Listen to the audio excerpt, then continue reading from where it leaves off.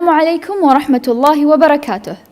Distinguished guests, teachers, members of the panel, and fellow students. On behalf of the Emirates Environmental Group, it is my pleasure to welcome you and thank you for joining us on this wonderful morning for the second day of the 20th Annual Inter-College Environmental Public Speaking Competition. My name is Masouma Jafar Ali. I am a student at the University of Sharjah and I am honored today to be your MC. Before we start, I would like to mention that the competition is broadcasted live on the EEG's channel on YouTube. Before we start, I would like to share some housekeeping notes. There are 2 emergency exits on the right and 1 on the left. There will not be a fire drill today, so if you hear the fire alarm, please exit the auditorium safely. There are prayer rooms available. Please ask EEG team for directions at prayer times. Kindly adhere to the markings on the seats and sit where allowed. The presenting teams are allowed to take their masks off while presenting. However, each team member has to stand where marked on the stage. I would like to request everyone to please rise for the national anthem of the United Arab Emirates.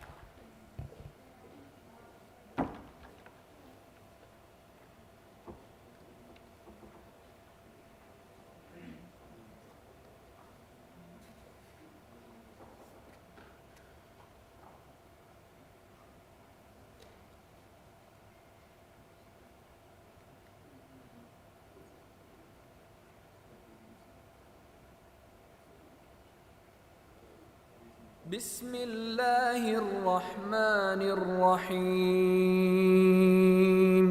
الرحمن علم القرآن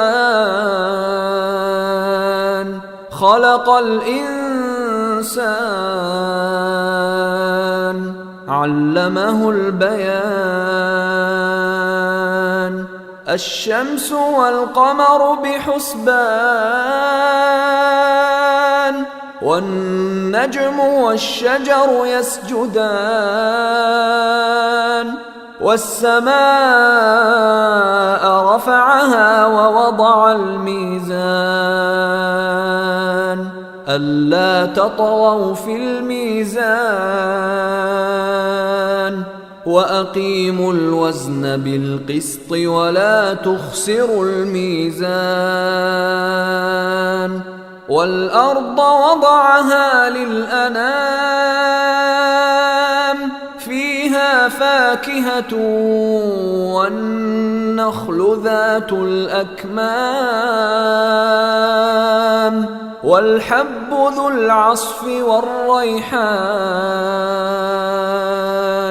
فبأي آلاء ربكما تكذبان. And now, please join me in welcoming the co-founder and chairperson of Emirates Environmental Group, Mrs. Habiba Al-Marashi, to give the opening address.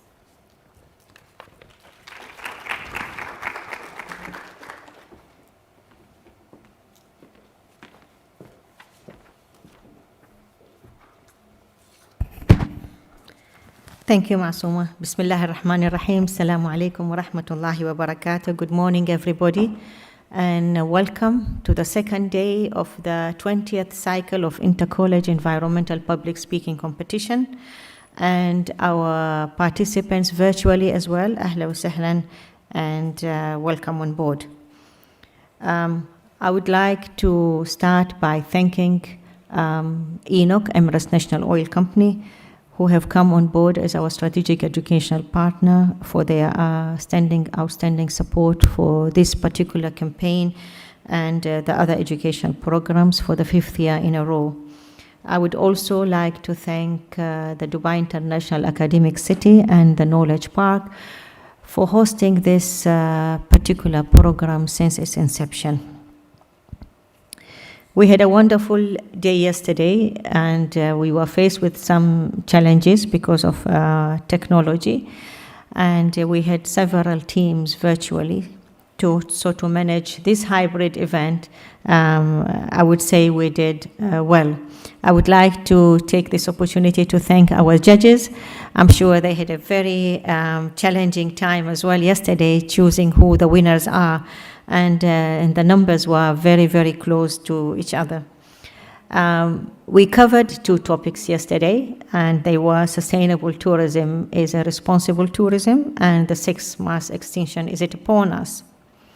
So for the first topic, we had American University of Sharjah as the winner, and on the second topic, we had the Zayed University, Dubai.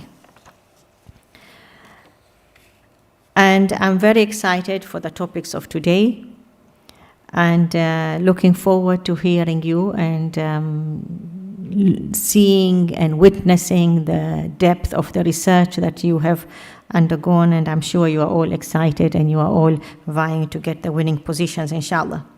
For us at Emirates Environmental Group, really, you are all winners, because the mere fact that you have gone through all this effort of putting together a good presentation, working together as a team remotely to get, with all the challenges of COVID-19 and what it poses on us. So thank you very much for the continued commitment. As I mentioned, this is the 20th year. It means we started this program in 2001, and we started it in the United Arab Emirates. As the years we moved, it kept on bringing and attracting more colleges and universities from the country. In 2006, we opened it up to the GCC level. And in 2012, we entered into a partnership with Environment Friends Society in Oman, and we rolled out a national competition there. In 2004, we opened it further out to all the Arab countries. And we have never been disappointed. Actually, it has enriched the experience very much, because we have the diversity of the teams participating from different countries, and they bring their different perspectives to the scenario. Today, we have teams coming from the United Arab Emirates. We have teams coming from the Kingdom of Jordan. We have from the State of Palestine, from Sultanate Oman, and from the Republic of Sudan. I'm very excited, and I look forward to hear you all, whether it is physical or virtual. Since 2016, we have started mapping all our programs with the 17 Sustainable Development Goals. And we try to ensure that we align them properly, and we try to cover these goals and to match them with the different programs that we have. So this year is no different, and the topics that we have put for you between yesterday and today really covers many goals. Amongst them, the most important is goal number 4, which is covering education. But then we have goal number 11, 12, 13, 14, 15, and 17. They all cover sustainable cities. They cover sustainable consumption and production. They cover climate action, life on land, life under the sea, as well as the effective partnership, which this is a living example of how we communicate and how we build those effective partnerships between the academic sector, between the NGO ourselves, and between the private sector, which is the ENOC, as well as the academians. So, Alhamdulillah Rabbil Alameen, we have managed to make very deeper inroads in this topic, and we have managed to cover many topics, as we say, in the area or sphere of sustainability. How do we choose the topics? I would like to focus on this issue. These are topics that are very well thought of, pondered upon, discussed, analyzed, and brought to you in the way that you see it. The students yourselves play a big role in choosing the topics. So today, during the course of the day, you will be given feedback forms, and we will highly appreciate it that you fill up, you take 5 minutes of your time and take it seriously and fill it up for us. So whatever topics that you have put as suggestions that you would like it to be covered in this platform, I promise you will be taken and it will be thematized and it will be analyzed and it will be shared with resourceful people within the network of Emirates Environmental Group. And then finally the topics will be chosen for the teams next year. So you will play an instrumental role for the topics that will be competed and discussed next year. And of course your teams will be there inshallah as well.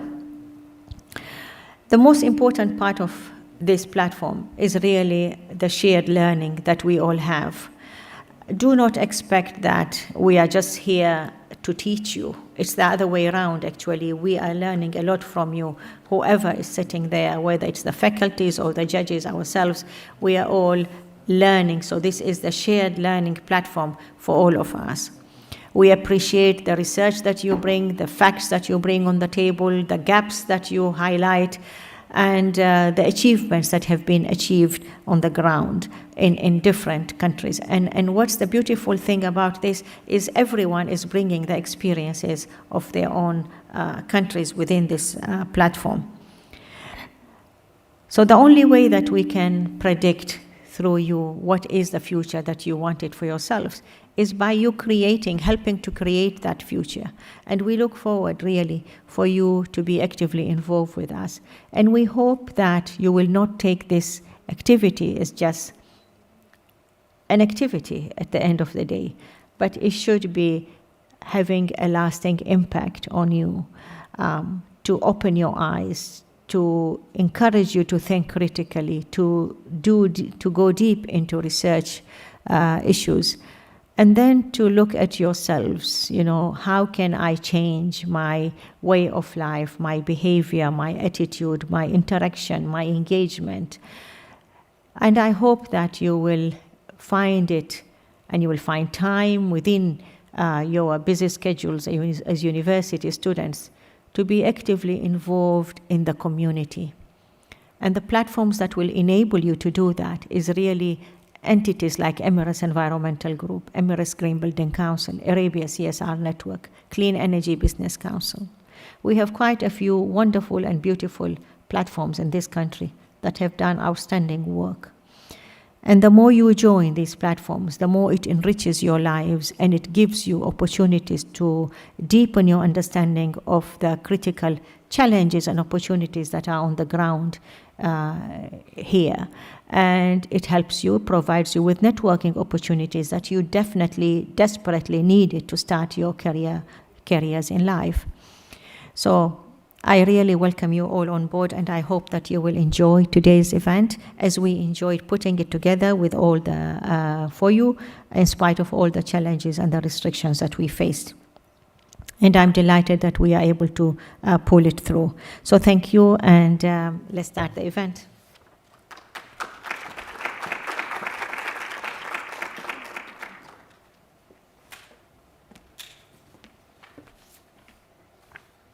Thank you, Mrs. Habiba, for the uplifting speech. And now, please allow me to welcome Ms. Hamda Al-Ma'soom from Emirates National Oil Company, ENOC, on the stage to share a welcoming note with the students.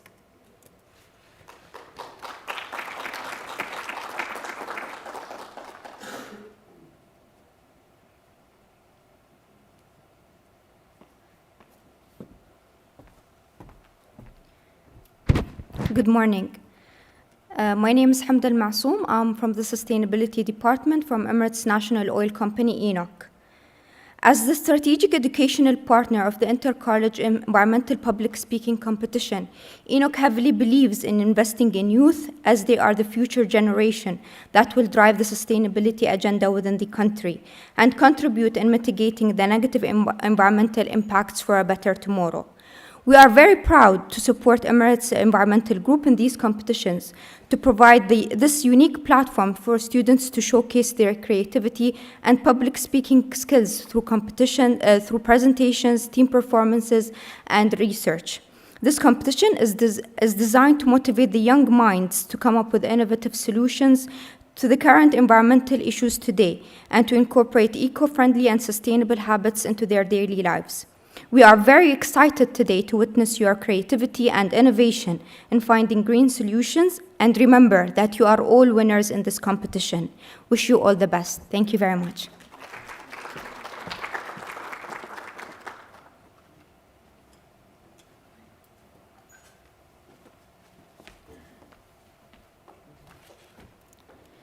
GEMS Modern Academy are an active member at Emirates Environmental Group. The school contributed an amazing original performances from their orchestra, singing and dancing teams. Coming next is a song by GEMS Modern Academy, Do It Now.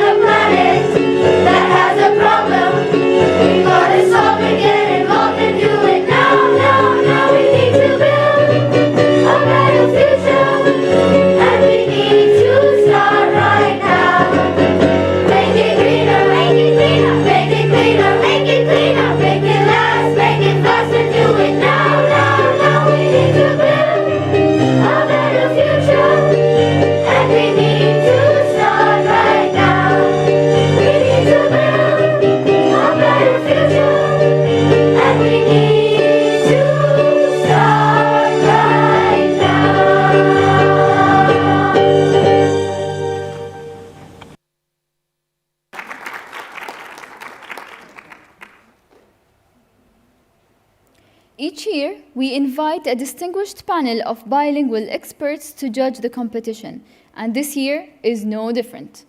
Dear judges, we would like to thank you for being here for the second day for the competition. Today we have with us Dr. Sbih Kisaf, Infrastructure Leader at Hyperloop Transportation Technologies, Mr. Mustafa Al-Anzi, Energy Operations Manager GCC at Johnson Controls, Ms. Hamda Al-Masoom, Corporate Social Responsibility Executive at ENOC, Ms. Ruba Abu Atiyya, Principal Environmental Consultant at Matt McDonald. The topics for the teams being assessed today are resource efficiency and climate change, actions required, biodiversity restoration, whose responsibility. Dear students, we are excited to see what you have prepared for us today. But before we move on to our presentations, I would like to share some important points to remember. The time given to each speaker will be exactly 10 minutes and not more. The speakers will hear 2 bells go off during their presentation. The first bell indicates that 8 minutes have passed, and the second bell indicates your time is up. Points will be deducted if the teams exceed the allotted time limit. Points will also be deducted if teams merely read from the paper. Please take a note of the agenda and the order in which you will be presenting, as we only have 1 minute in between each presentation. Please view our agenda for today, which is displayed in the lobby and in the live broadcast on YouTube. In order to ensure we are on schedule, we will need your support and cooperation. As the team before you goes on stage, please come down and sit in the front row to be ready. For the teams who are presenting virtually, please start sharing your screens and turn your cameras on once your team name is announced. Only the teams presenting should share their screens and switch their cameras on. There are a total of 50 points for the competition. Each judge will allocate points on the basis of clarity of speech, 10 points, originality of the ideas, 15 points, assessment of environmental impact and solutions, 15 points, presentation of research evidence, 10 points. We will have 3 intermissions during the event, which will be announced: the first for a mid-morning refreshment break for 20 minutes. The second one will be for the lunch break, which will be 45 minutes. The last break will be at the end of the presentations, and it will be for 30 minutes. This is the time that the judges will be deliberating on the scores and deciding the winning teams. I would like to request all participants to be aware of the time allotted to each team. So please, let's make an effort to stick to the schedule of the day. Before I call upon the first team, I would like to request everyone to be seated and refrain from going in and out between the speeches to avoid distractions to your fellow members. I would like to remind you to kindly switch off your mobile phones or alternatively put them on silent mode. I would draw your attention to respect the utilities so generously provided by Dubai Knowledge Park and ensure to maintain the cleanliness of facilities. Students, please wear your masks and name badges. During the course of the day, you will be given a feedback form. Please make sure to fill and hand it out in the registration desks in exchange for your certificates. It is really important for us to have your feedback from students and supervisors. For the teams participating virtually, an online feedback form will be sent to you after the event. Please note down the time of your presentations. These have been put on the notice boards outside the auditorium and are also put on the screen once the team starts presenting, and the next team needs to be ready to occupy the seats in the first row on my right-hand side.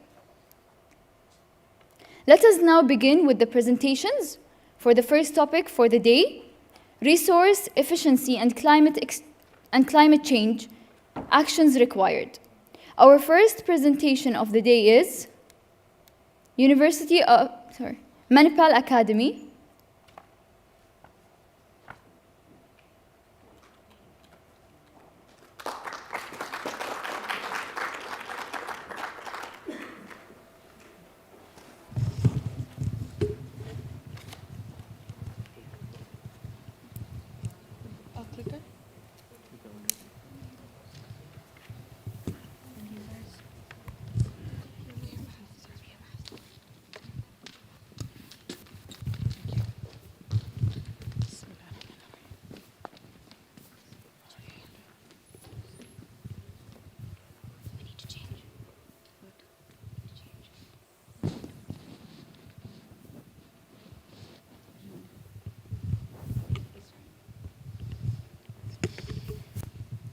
According to UNESCO, oceans are getting warmer, stormier, and more acidic, impacting the health of sensitive marine ecosystems such as coral reefs.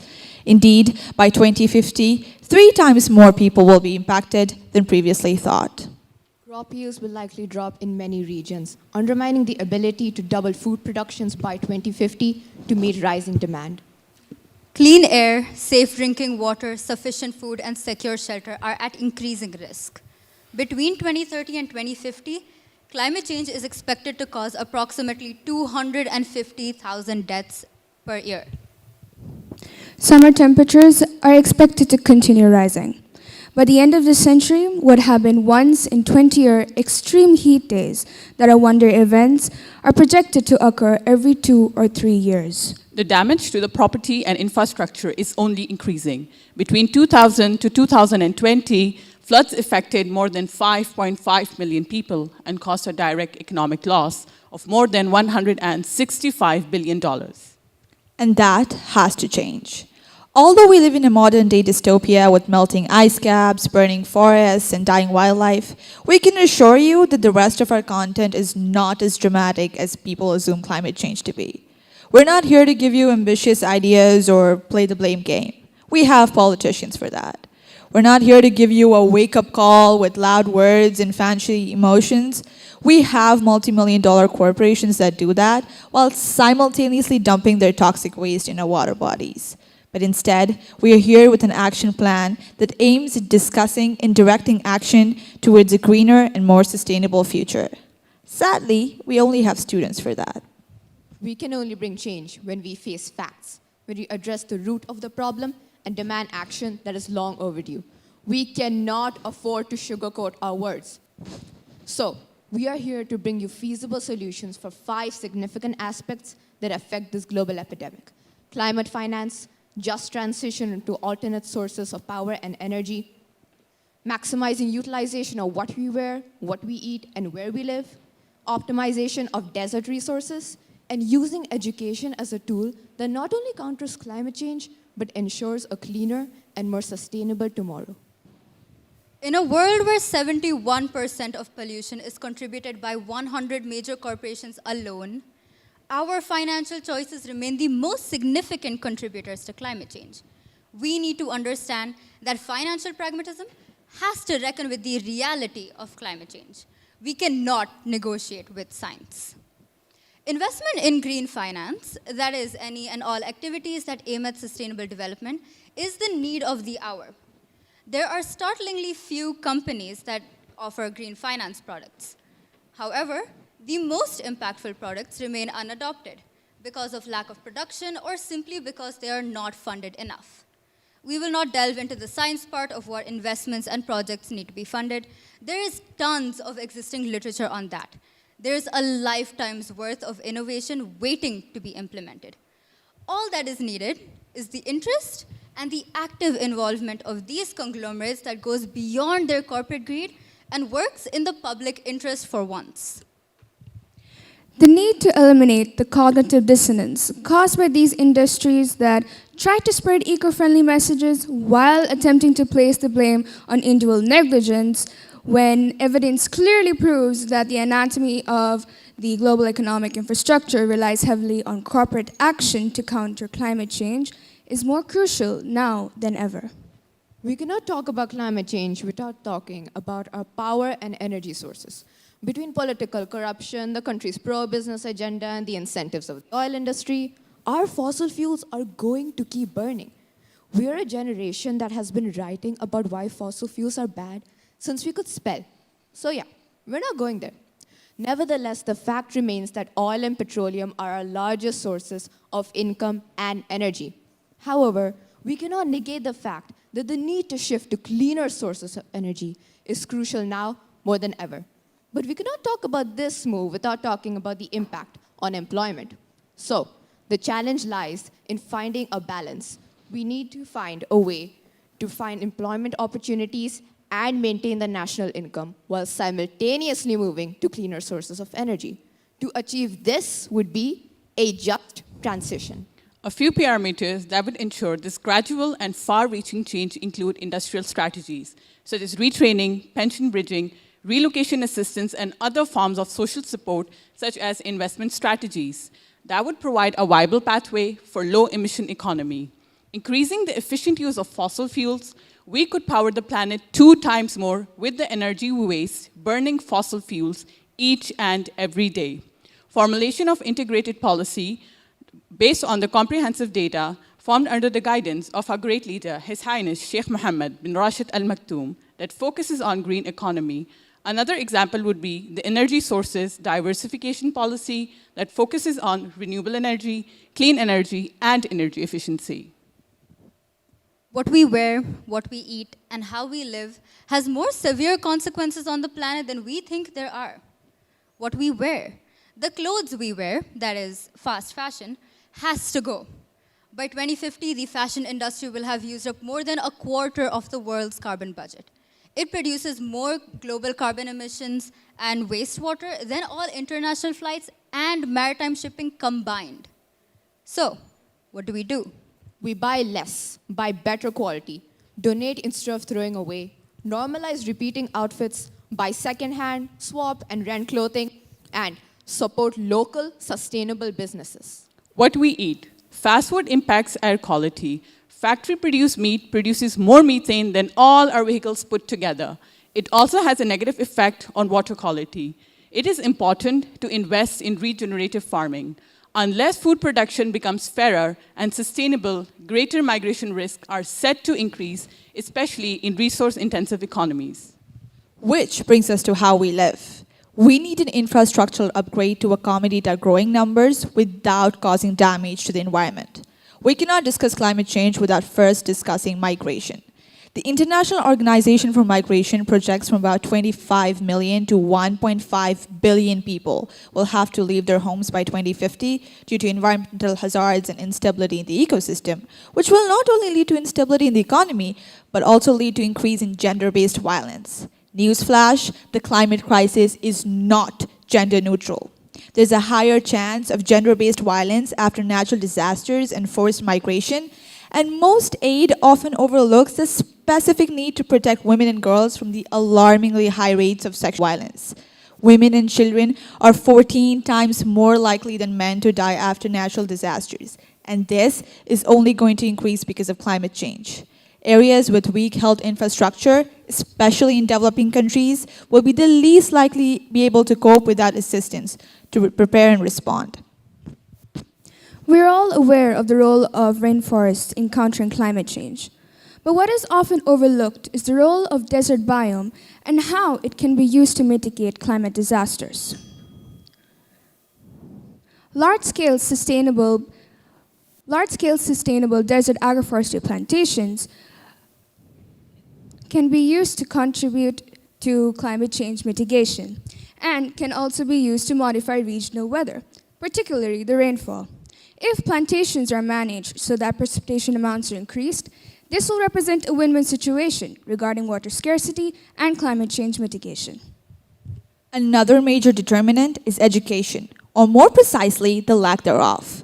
Multiple studies show that a considerable amount of working-class adults all over Asia have little to no climate awareness, and outwardly it may seem negligible. But a closer look shows that this oblivion in the voting public is the biggest influencer in lack of administrative policies, and this allows most governments to commit climate crimes while ignoring the plight of the poor. Newsflash, the climate crisis does not affect the rich and the poor the same. The weaker sections of the society are the most severely damaged despite being the last participant, because climate classism is real and is here to hurt. This ignorance in public leads to countries having almost mediocre to no climate policies, for they simply do not believe that this is a problem. And pardon me, but there is no easier way to say this. Denial is not policy. We can give you 1,000 ways to utilize the resources we already have. We can sit here in our air-conditioned rooms, sipping out of our single-use plastic bottles, discussing actions and policies all day long. But here's what no amount of discourse can teach us, and that is to care. All lip service and no actions won't make Jack a climate activist. Acta non verba, actions, not words. For our icebergs are going to keep melting, and our forests will keep burning, and our wildlife will keep dying until we pull out the big guns. As Iyal al-Bilad, it is our duty to use the most important resource in our inventory, empathy. And here, we rest our case.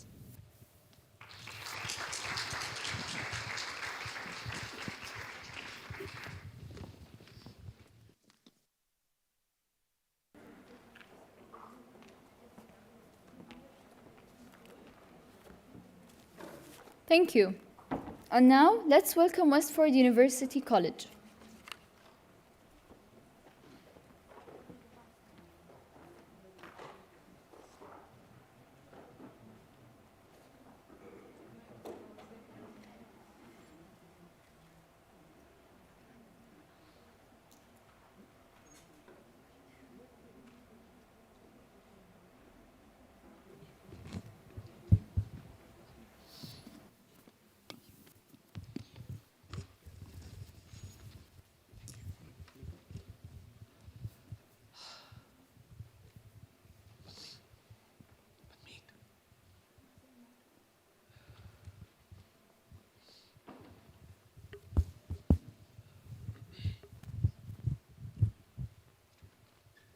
Have you ever thought about a life without water?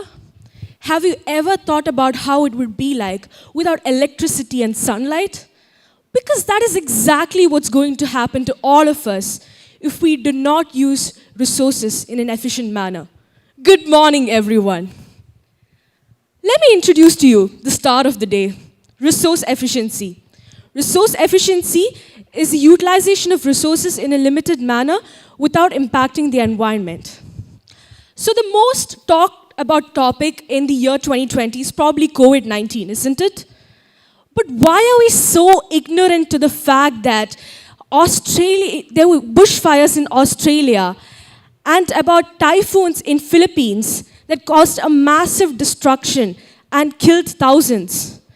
Why are we so blind to these obvious facts?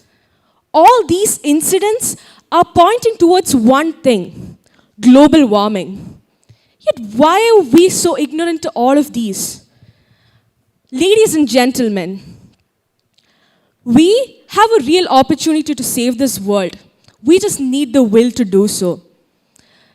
Here I present Shamroz to talk about climate change. Well, climate change is a set of patterns, weather patterns, which extends over time. If we talk about global warming, you could say it changes the temperature due to the CO2 release in the atmosphere.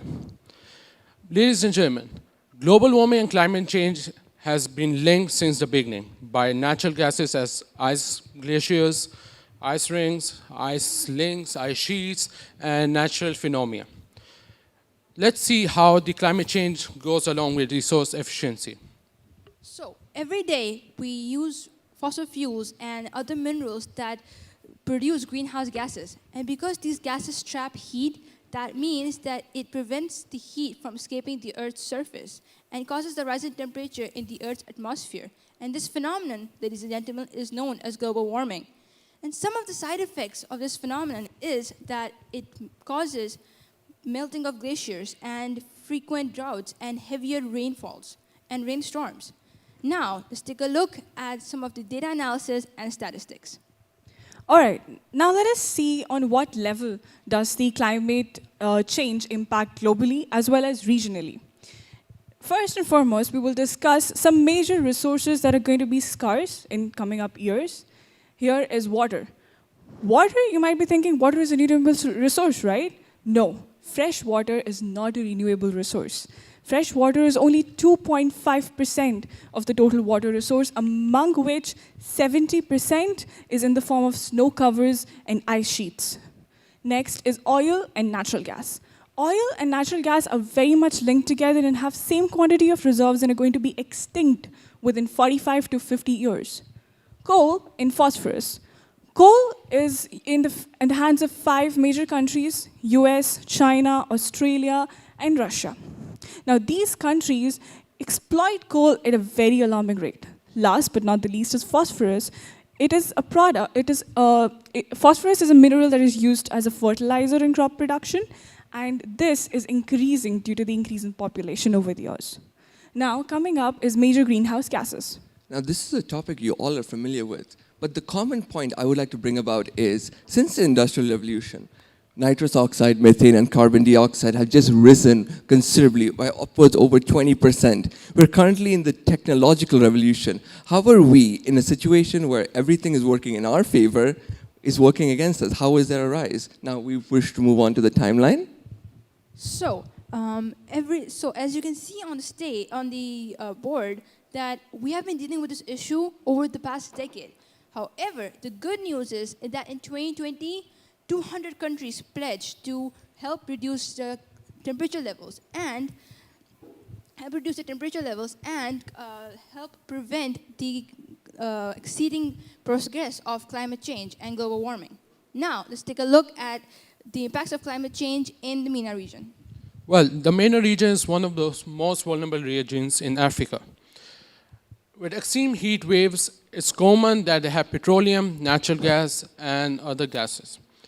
With its population about 2 billion people, it's common that why we chose MENA region is it has a high concentration of CO2, which is carbon dioxide, and it's affecting and it's extremely dangerous for the people and the environment. Now let's see what the MENA region has taken, what solution have they taken. Let's just take some time to appreciate all the efforts that the MENA region has already implemented, right? So the very first program that they implemented was a small grants program, also known as the GEF. The focal interest for the small grants program was into climate change and land degradation. And the second strategy that they adopted was the Arab Forum for Environment and Development, AFED. AFED is a non-profit organization, and they aim to educate awareness on sustainable development and environmental threats. The last but not the least is the Mediterranean Renewable Resources and Energy, the MEDREC. So the MEDREC aims to help pilot projects. It's a training center, and it is based in Jordan, and it helps in promoting sustainable development. Now moving on. All right, now we will discuss the initiatives taken by UAE, since the leaders in UAE are very much aware and very much worried about their country and their globe. These 4 initiatives are just some of the initiatives taken by UAE. The Change Initiative, where organizations sell ecological products. The other 3 initiatives are very much linked together, which is Etihad ESCO, Estidama, and switching to green concrete. Since UAE is known for its infrastructure, the leaders want to make the infrastructure sustainable and efficient enough. Now, we will see the solutions that are implemented by our team. All right. Since the UAE has been moving away from oil and natural resources dependency and moving into tourism, what better way than Greenway? Greenway is an application which uses augmented reality, imaging and sound, along with the algorithm of the Chinese postman problem, to make life considerably easier at your fingertip rather than in your backpack, eliminating the need for brochures, flyers, maps in malls, theme parks, events, such as the Expo. And the best part about this is, it's not only going to be used for the visitors coming to the Expo, it can be the first step to making a change in our day-to-day lives, making life easier, sustainable, and innovative. Now? The last solution that has been introduced by our team is cradle-to-cradle economy. Unlike cradle-to-grave economy, cradle-to-cradle is a cycle where a substance is born, it completes its life cycle, its technical nutrients or biological nutrients are broken down, and then it's created into a new substance. For example, you can see that there is a product, which is a washing machine.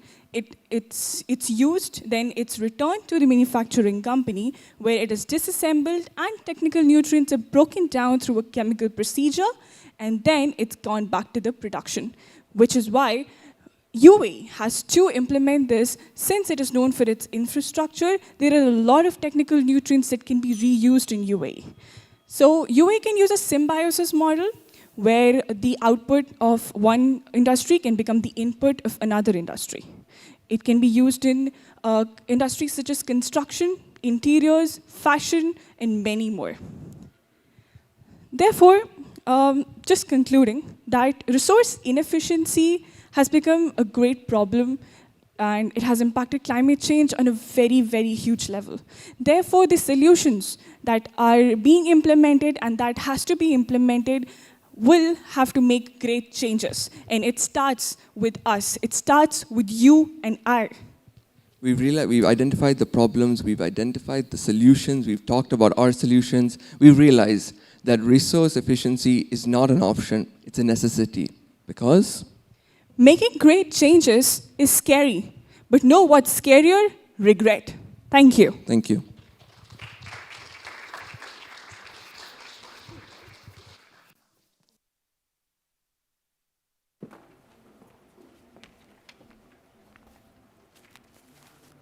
Thank you. A quick reminder to our students and teams. Please make sure to have a seat on the first row if you are next to present, and collect your mics from the left side of the stage before taking the stage. And now let's welcome together University of Bolton RAC Academic Center.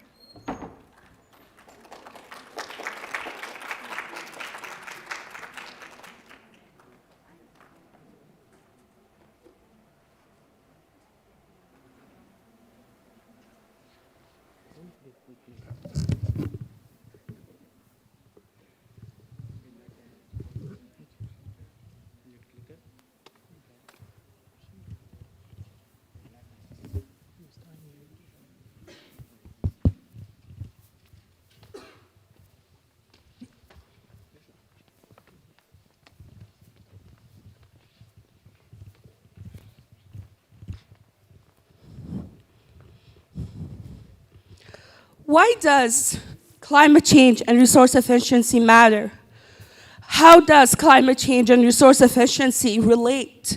First of all, what does resource efficiency and climate change means? Resource efficiency means using the Earth-limited resources in a sustainable manner.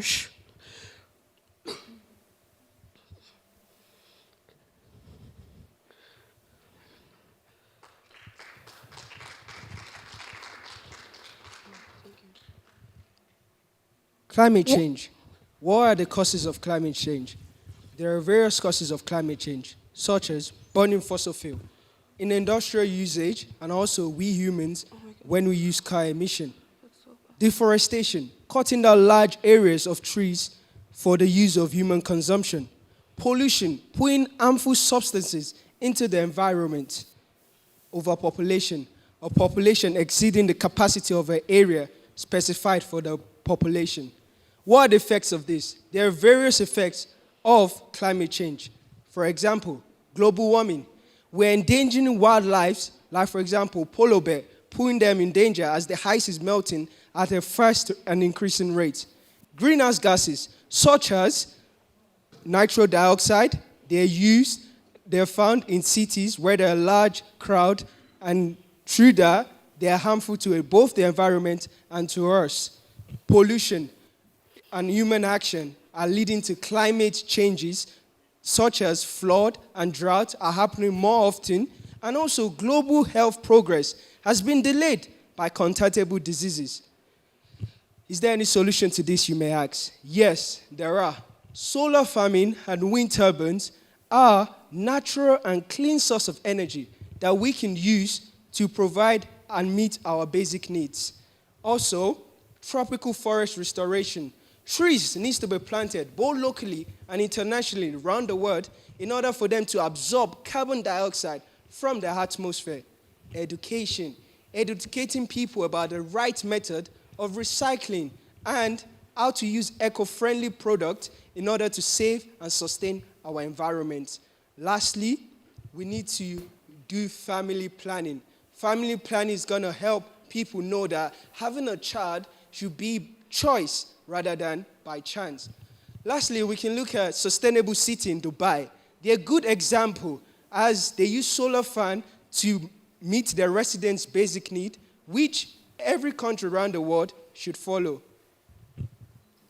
There are various strategies that have been put in place by UAE in order to maintain, to minimize the resources.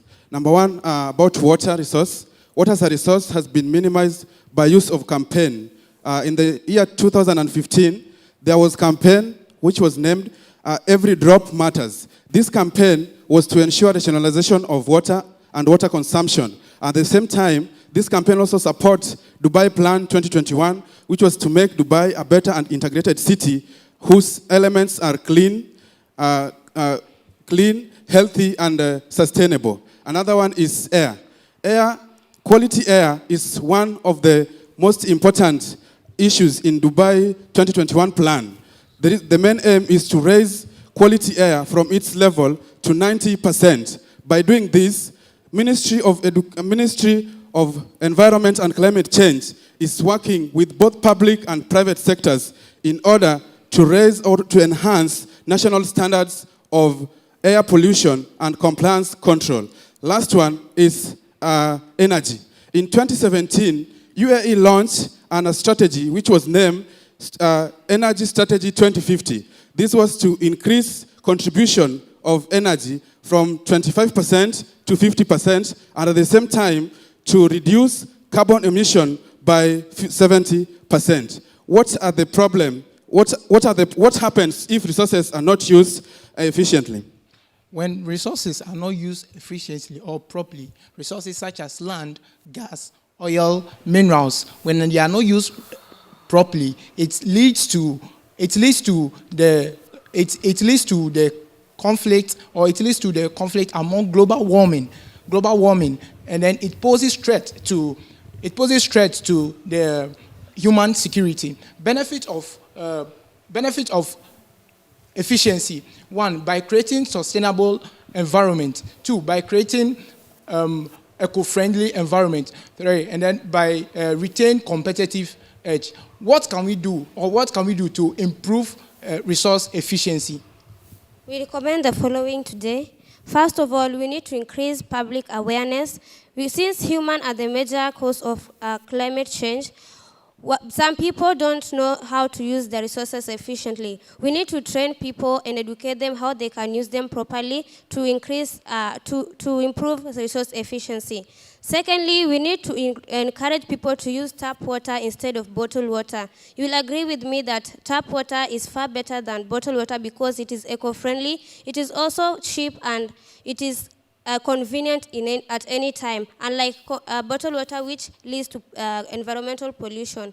Next, we can also encourage people to use public transport instead of private cars where it is not necessary. In a family where there is 10 people and all of them have cars, it will be inconvenient for them to use all the cars to go to the same destination. Instead, they can use public transport to reach their destination. This will help to reduce carbon emission in the air.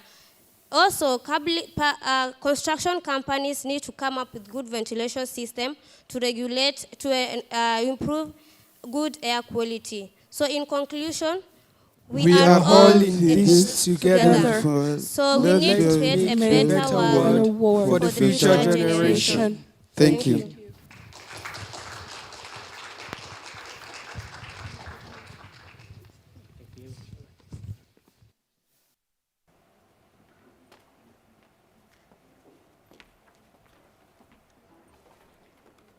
Thank you. Now, let's welcome together Rochester Institute of Technology in Dubai.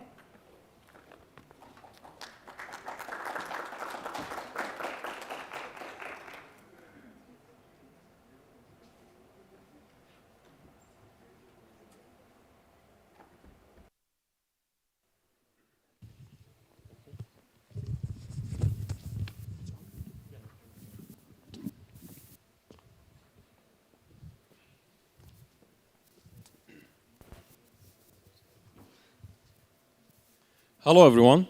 Today we are the team from RIT Dubai and we're going to be presenting the issue of resource efficiency and climate change. My name is Hassan, here is Marwan, Dennis, Aya and Zainab.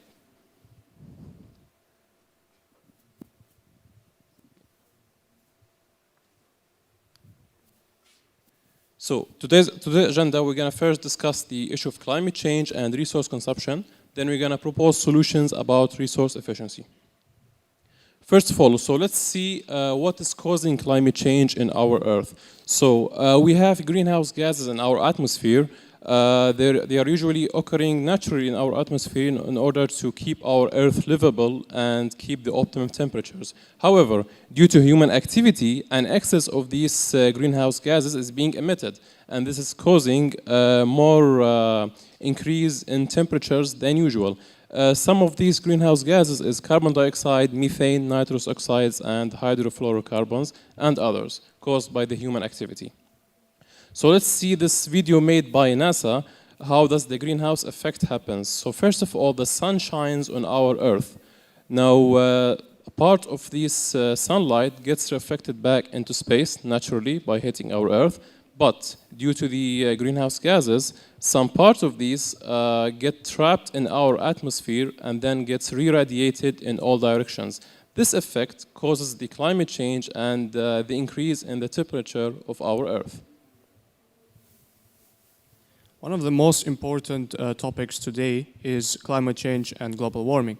Global warming is caused by toxic gases, as mentioned by Hassan.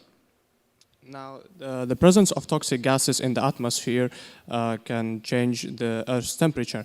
And right now, we're approaching an astonishing 1.5 degrees Celsius of rise in the temperature of the Earth. This triggers the water sea levels to rise, and cities such as Manhattan are soon going to be underwater. This is a problem, and we need to change. Now, what causes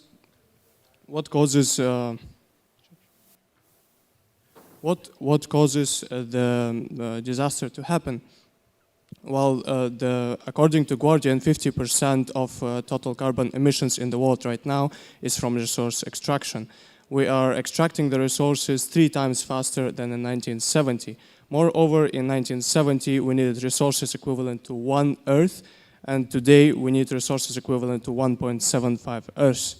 So we need to change, and we need to change now. Marwan is going to talk about the resource consumption now. We don't really have another planet to look out for. Once Earth is gone, then humanity is gone with it.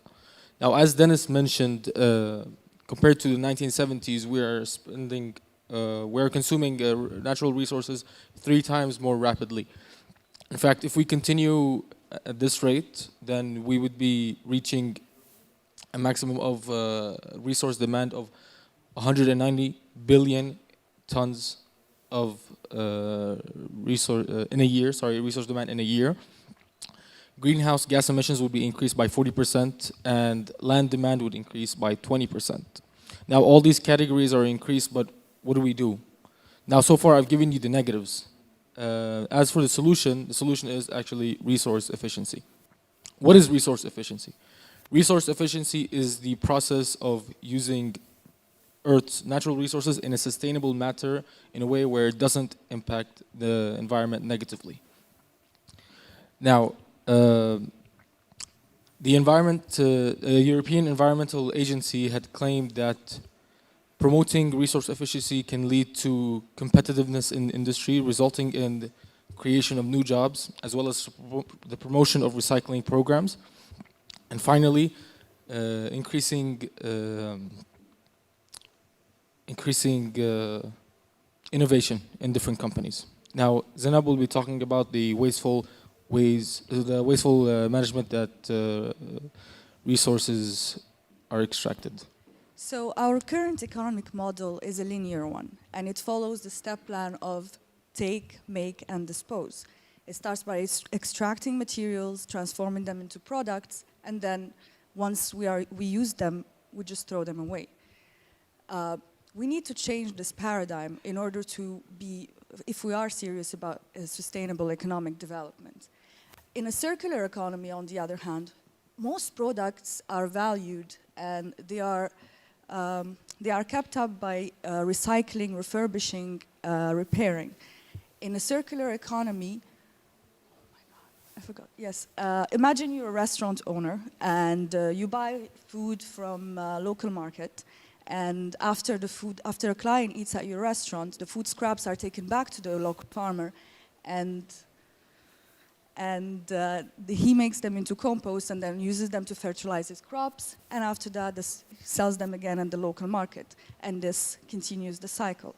This circular economy is based on the mean lean green strategy that helps build developments that lower demand for resources and build efficient structures and innovate in using renewable technologies.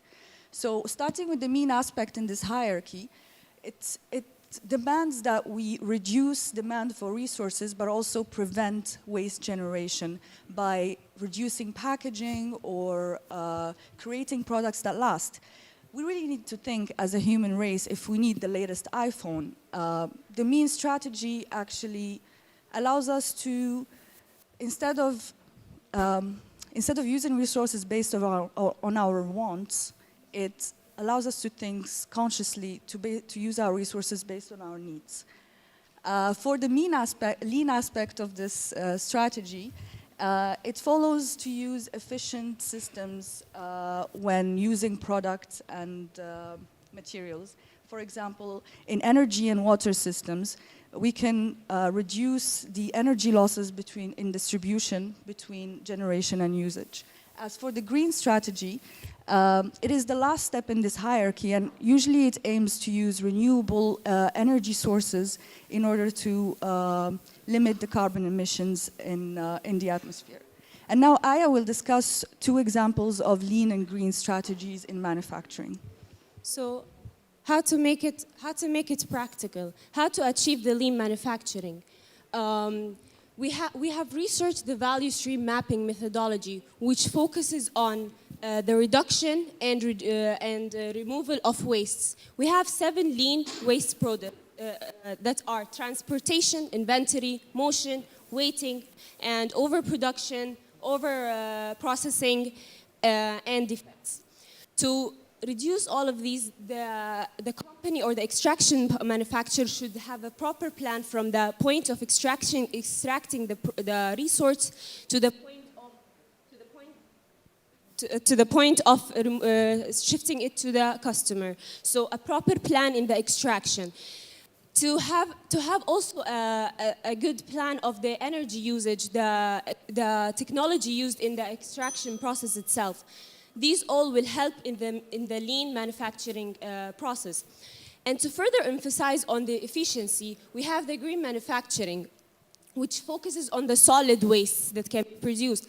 In extraction processes, we have waste products that comes from the ore, so impurities that are disposed in places we are not always tracking. So solid waste, hazard wastes, the air emitted, and all of these calculated wastes can be tracked down. So what to do with all of this?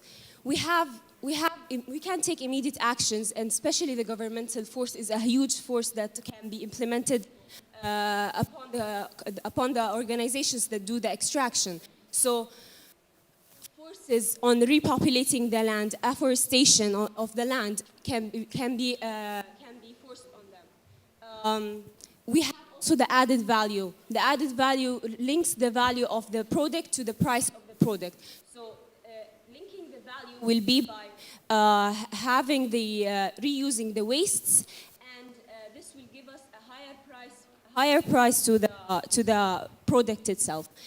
And with this, I would like to conclude our presentation, me and my team. And we all know that Earth is what we all have in common, so we need to give it so it can give us back. Thank you all.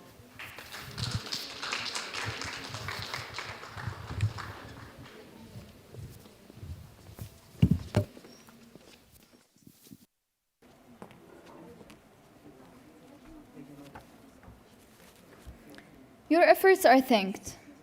Also, a quick reminder, students, please make sure to sit only where allowed and maintain social distancing, please.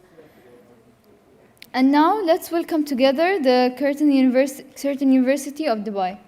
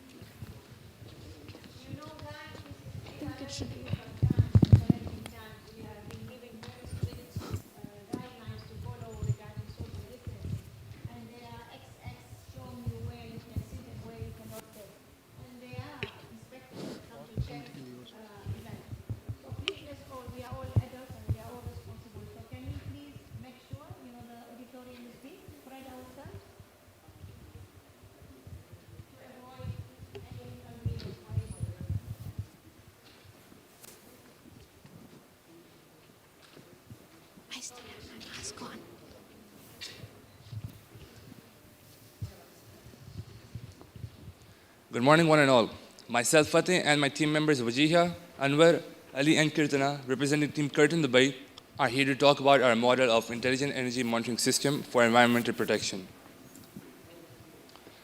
In our presentation, these will be the agendas we'll be covering up. The theme we have proposed for our following project is that the usage of electricity has been increasing over the years and will tend to increase even more in the forthcoming future. We have sensors installed in our watches, we have sensors at the gates, we have sensors which measure our body weight, our body temperature, and almost everything that makes use of technology has sensors. But have you ever thought, or have you ever questioned yourself of having sensors installed at the power meters at your house? Have you ever thought about energy efficiency and how the energy is being used at your house? We need to ask this question more frequently to ourselves for the conservation of electricity in our future ahead. We want the materials that we have today to make use of more clean energy and sustainable resources to improve the energy efficiency of the materials that we use. But how would we achieve this? We can achieve energy efficiency by obtaining the maximum possible energy efficiency, when energy efficiency is basically performing a task but with minimal energy required. And what benefit would this have? We can eliminate energy waste and reduce greenhouse gases effects by avoiding the loss of reactive power and reducing the power factor, when the smart IoT technology that we have used in our model would help us monitor the power losses. In Dubai, state of United Arab Emirates, in the commercial sector, we can see approximately 22 terawatt of electricity hours have been used. What does that mean? The more the use of electricity hours, the more the waste can occur because of the because of the devices that require AC current. There are a lot of problems associated with devices that use AC current, but we'll just stick to power factor correction and reactive power loss. And to build up our project, we had done a research on 30 literature review articles. And now, over to you, Ali. I'll be talking about the purpose of this project. The motivation behind this project is to increase the energy efficiency of electrical plants. The Intelligent Energy Monitoring, IEM for short, is a small and efficient device. It compares the power factor of the electrical plants and adjusts the power supply to save energy where possible by supplying only the required amount. The purpose of this project is to save and reduce as much energy as possible without causing any discomfort to the consumers or the electrical plant. It aims to remove manual monitoring and human error in the energy supply. With the IEM, there will be no need to constantly monitor constantly calculate the power supply, as the IEM will be nearly completely automated and it will calculate the power factor by itself. And it will also adjust the energy supply by itself. There will also be an app which we'll be able to download. This app will show you the performance of the IEM, and it'll allow you to check out the power factor without actually having to visit the electrical plant. Now, this project is extremely small. Like, it's very tiny. It's not very hard to make, but it has a lot of users. Now, it will also help electrical companies by helping reduce costs for them. And it'll help doing that by reducing the number of staff required to actually manage this electrical plant. I'll be passing it on to Kirtana. So before understanding the application of power factor improvement, let's look at the concept of it. So we can see that actual power is the power which is consumed by the load, and the reactive power is the power which is initially stored in the form of electrostatic or magnetic field and creates losses. So the power factor is the ratio between the true power and the apparent power. So let's take a quick look at this example right here, which is of a simple motor. So the first part of the diagram, we can see that the lag between voltage and current is more, which means the wastage is more. But if you look at the second part of the diagram, when the power factor correction is done, the lag between voltage and current is less, which means the wastage is less. To understand this more clearly, let's take a look at this diagram. The common thing between both parts of the diagram is that the power supply and load is common. But the difference is that in the first part of the diagram, we can see the total power consumption is 100 kVA, but the true power consumption is just 80 kilowatts, which means that 20 kVA is a loss. But that can be compensated by adding capacitor bank on the load side so that the reactor power loss is compensated so that the true power is equal to the total power consumption. This happens in many devices that we use in everyday life, which require alternative current. So, practically, how does this work? So, our team, together in our university, built and tested this project. So, we can see here, the Arduino in the center is our main device, which is programmed to calculate the power factor without any human interference. So, we have a power cord which is connected to a transformer, which is a step-down transformer from 240 to 15 volts, and it is also connected to a bridge rectifier circuit, which is connected to the relay, which you can see right there. So our load sends the current and voltage values through a current sensor and a voltage sensor to the Arduino, and the zero crossings between them are calculated. So that value is initially displayed right there in the LCD, which we can see, and it is also transferred through a IoT module, which is a Zigbee device, which we can see right there on the top, second. So all the data is transferred and stored in a cloud, which is an app called ThingView, where a user or an operator can watch the data continuously. And whenever the power factor value is less than 0.85 or 0.9, which are the standards set by DEVA, it alerts the operator through the app, as well as it abruptly switches on the capacitor banks so that no one has to sit there in the power plant and switch on the capacitor banks. In this way, we'll be able to save reactor power loss. So how are we doing it without no humans? We are using a several node channel, which is interfaced with Arduino and the IoT module. It does three simple things. One is remotely monitor and also gather the alarm data whenever power factor values are not up to the point. And also it collects the database of all the power factor correction done. In this way, this data can be used to schedule the loading pattern, as well as it can be used for future analysis. There are a lot of benefits of this project. We are able to save energy by power factor correction, and we are also involving AI and intelligent systems to do a job with no human intervention. And we are also constantly storing this data in a cloud, and it can be used for future prototype development and also for future analysis. Over to you, Anwar. We can understand our project more clearly, identifying its strengths, weaknesses, opportunities, and threats. It can give us detailed prediction and analysis of each node that can be classified and used for further research and future implementation. In each moment, it is capable of delivering the explicit measurement of power delivered and consumption, which is really helpful to maintain the electricity all over the day. And actually, we developed this project for industry purpose. Also, we can implement it in our house or in any other platform. To get the electricity 24/7 continuously, reducing the power losses, we implemented here capacitor banks, which is, really should be switched on and off according to the given signal from the loose side. This is also regulated using capacitor, using microcontroller and other communication technologies, including Zigbee. So although it is a good idea, but here is something we need to care about. It can fail during the slow time of internet because of lagging in data transmission. Along with this, it may inject an excess reactive power more than this, and, but this kind of malfunction will be rare. And for harmonics that can be generated because of voltage hikes, we can avoid them using proper switching, but filters can lead to an additional cost. So this is the time to concentrate on our project's economic, legal, technical, and scheduling consideration. It will give us, it will share all the data with the utility, and authority may advise the consumers for their inefficient usage of electricity. And along with this, they can take decisions for load shedding, billing, and fining.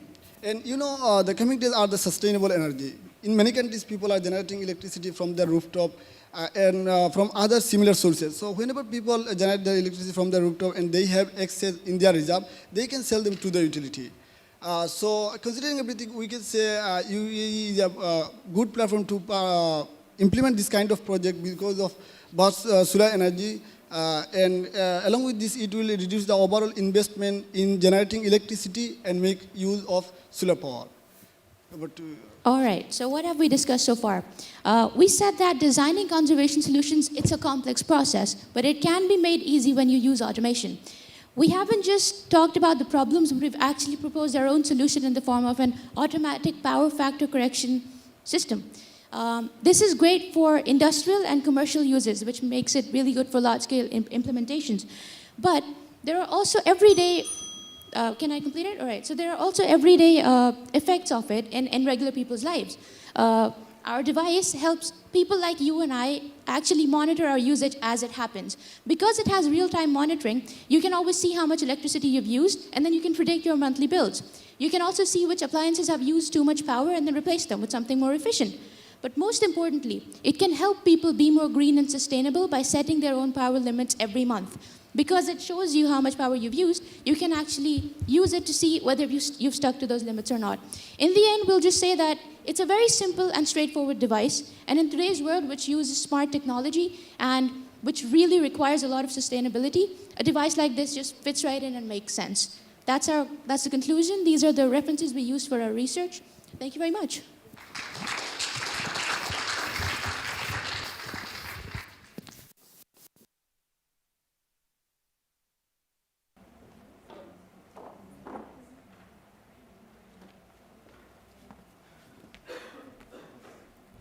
Thank you. And now, let's all welcome American University of Sharjah, who will be virtually joining us.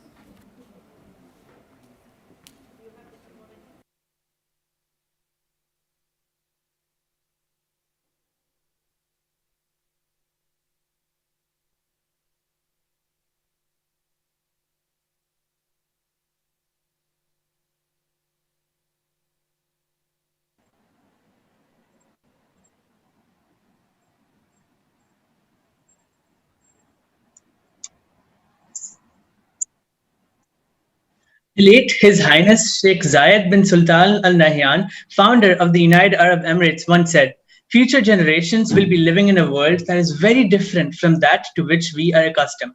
It is essential that we prepare ourselves and our children for that new world." And in the next 1 minute, I'll be running you through the tip of the iceberg of what that new world means. Global average temperatures have risen by about... I hear myself.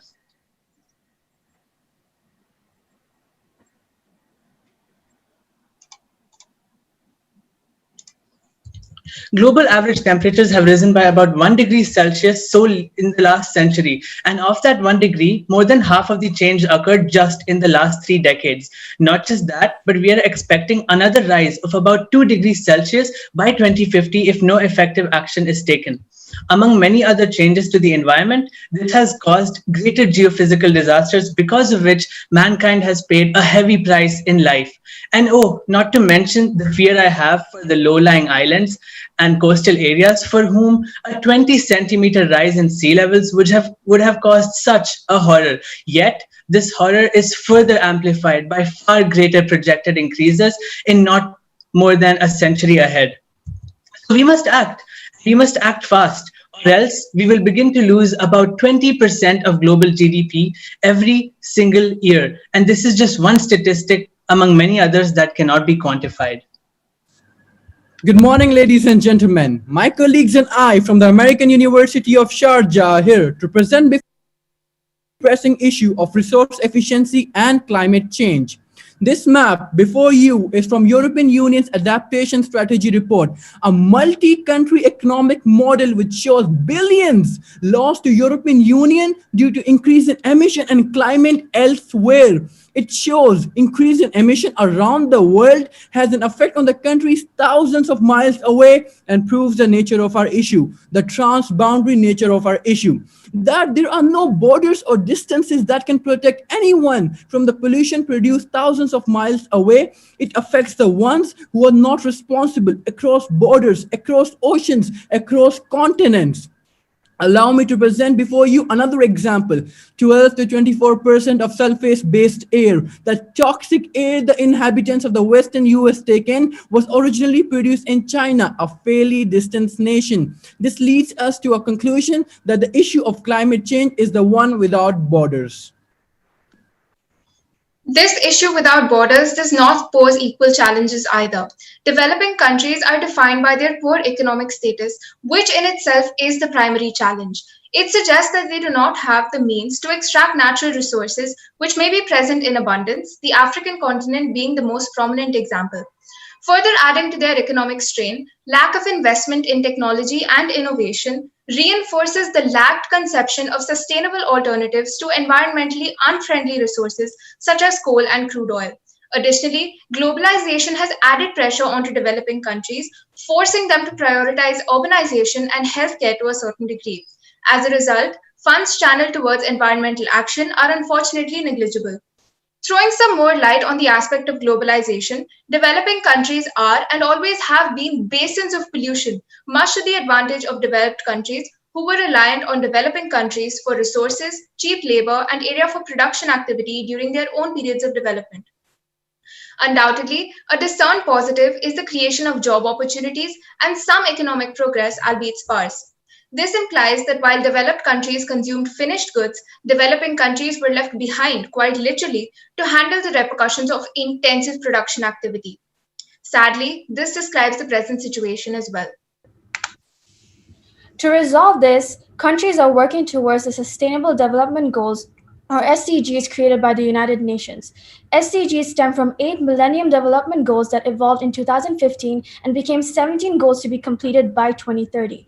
This was because more issues had to be addressed where people around the world can fulfill their potential in prosperity and equality while assessing our impact on nature so present and future generations can be efficiently supported. When we work towards these goals, we work towards climate change, and we work towards a world with affordable, clean energy that can, for example, allow quality education and good health to spread in communities. So UAE has heard these concerns and is actively working towards it. Being the only country to have a ministry dedicated solely for climate change and the environment, many organizations made SDGs their priority. The UAE Food Bank addresses zero hunger, UAE Water Aid addresses clean water and sanitation, while the Emirates Environmental Group addresses clean energy, sustainable communities, and climate action. But all these goals come with a price. Priorities have to be created to ensure that there is more global participation so our world can develop with SDGs in mind and battle climate change that is closing in fast. This battle can be done with climate goals to ensure a harmonious coexistence, such as the WHO rules and specific trade obligations to protect the environment. The IEA reports that billions of dollars go to the renewable energy sector, and these subsidies became a major source for trade. There are taxes on imported goods such as steel, where the amount of tax depends on the amount of emission CO2. Where the amount, many square lines were converted to open water, and if this rise continues, the economic front will be affected. An example of that, Venezuela's infrastructure will be completely destroyed. Therefore, the convention calls for all policies to be cost-effective. Climate change is damaging. It affects agriculture and public health. It increases risk. It increases diseases, and it puts them under risk of death due to the extreme climate events. Modern sustainable technology costs a lot and is not available for all countries. It's urgent to develop methods that address the needs and concerns of diverse sectors and regions and interests. As a summary, the International Center for Trade has made it clear that climate change will affect trade policy. Ladies and gentlemen, what is the solution for that? Here comes the turn of suggestions. A main suggestion is accountability. It's a tool to battle against climate change to understand how serious the problem is. For sure, there are many treaties being agreed on, such as the Kyoto Protocol that represents the first global commitment and the target of 2030, while Europe wants to be CO2 neutral by 2050. It's important to ratify these treaties, which show their cooperation and consistency in changing the situation. In face of climate change, the poorest are the ones who are suffering from the issue of inequality with respect to the impacts of climate change. It's time for the highest income countries to lead the way and step up by drastic contraction of consumption levels. Well-designed policies will start to lower the cost of achieving stringent and rounded targets while slowly increasing government revenue. Governments can help this by implementing policy intervention that can also help countries abide by the Paris Agreement. The amount of material and energy used for manufacturing and operating a product and its ability to recycle put a constraint on material efficiency. Current policies overly focus on how to get rid of material rather than life cycle greenhouse gas reduction. For example, material efficient strategies could reduce greenhouse gas emissions in residential buildings by 80 to 100% by 2050 using policies such as routine assessments and green public procurement, where there is more intensive use of recycled content and material efficient strategies.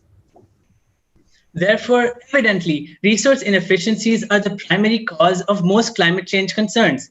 The most common concepts associated with resource efficiency are itself and material efficiency, along with sustainable material management. These terms, in a nutshell, revolve around the concepts of wiser usage, lifetime extension, and the 3R, the reuse, reduce, recycle concept. Sustainable material management and the circular economy are what define how productively resources are being used and for how long their value is retained before they are turned into waste. The bottom line is minimal resources are used, minimal waste is generated, but maximum output is given out. So all of these solutions need to be best implemented in the field of material production and construction because of the impact they have, as we can understand from this graph. So wrapped with effective policy intervention, the problem can be alleviated swiftly. Now, as we look for approaches to diminish the impact of the issue that we have at hand today, we move towards technology, something that has the ultimate potential and the ultimate power to do so. Machine learning and AI can be integrated together to perform automated monitoring and detection of parameters such as climate change. Moreover, technology can be used to predict future scenarios before government gives permits to large international organizations. In addition to that, we turn towards energy efficient products. And most importantly, we use technology to spread awareness to the ones who produce emission, to the ones who contribute in increase of temperature. We bring awareness to you, to me, to us, to the people of this planet. Countries have debated back and forth on how to combat climate change for several decades now. While producing significant accords and agreeing on the science behind climate change, governments generally diverge on who is most responsible. What we truly need is solid action-based commitment. Implementing each and every clause of strategized climate action is the need of the hour.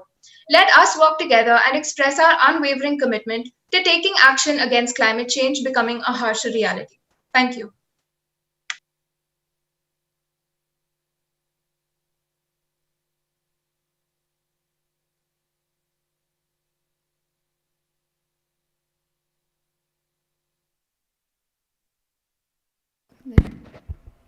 Thank you to the American University of Sharjah's team. And now it's turn for Heriot Watt University to take the stage.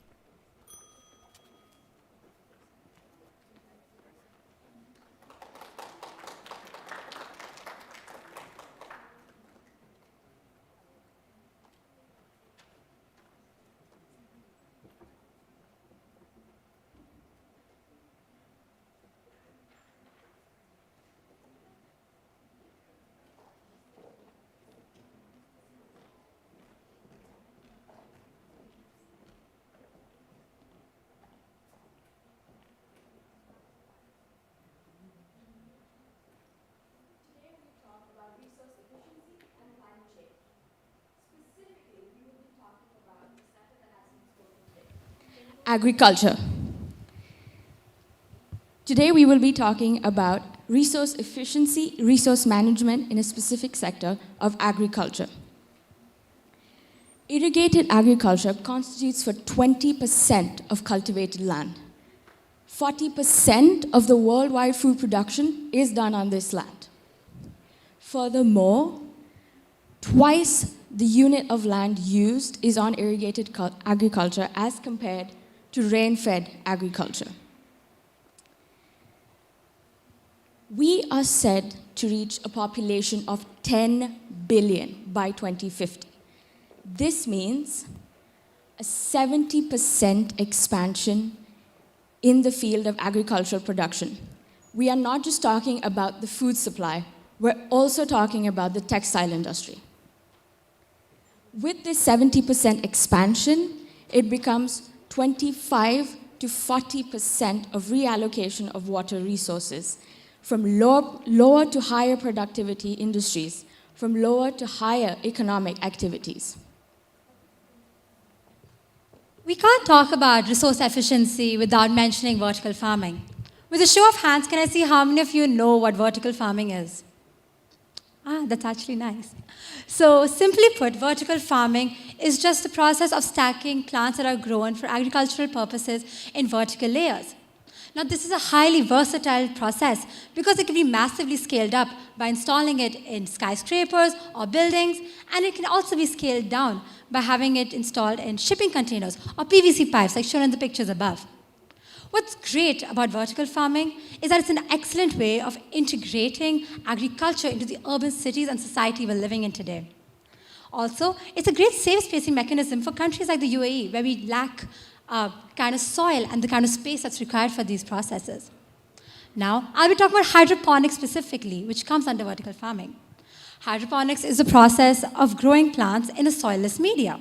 So the water that is fed to the plants is infused with the nutrients it requires and is periodically oxygenated and is recirculated within the system. This is an excellent technique because the yield you get is practically organic because no pesticides or insecticides are used. Furthermore, we save on a 90% of water. That's right, ladies and gentlemen. We use 90% less water than what you would expect in traditional farming methods. Additionally, half the time is taken in producing these materials. Since these plants and this type of agriculture is done in a conducive environment that is required and appropriate for these plants, the process can be sped up by 2 times. And finally, there's a higher increase in oxygen levels in cities. Due to the concentration of agriculture within cities, it increases the oxygen levels and helps combat the issue of carbon emissions that take place. So, with hydroponics, you're saving space, you're saving time, and you're saving water. We now move on to the process of aquaponics. Aquaponics is a combination of aquaculture, that is fish farming, and hydroponics like she mentioned before. A brief description on how the process works.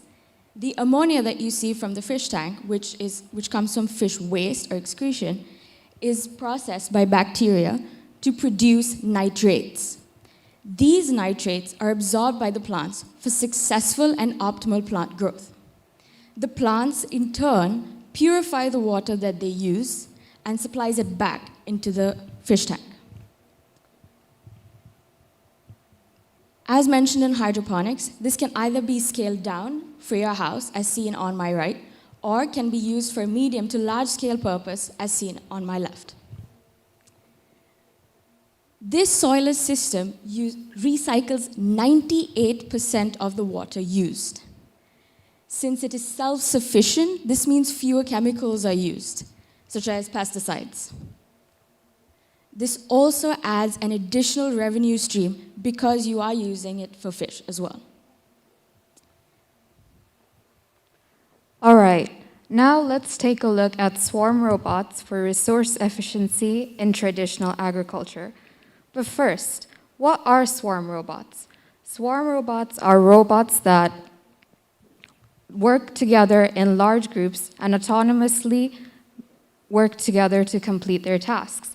They are relatively simple in design, which means that they can be produced quite inexpensively.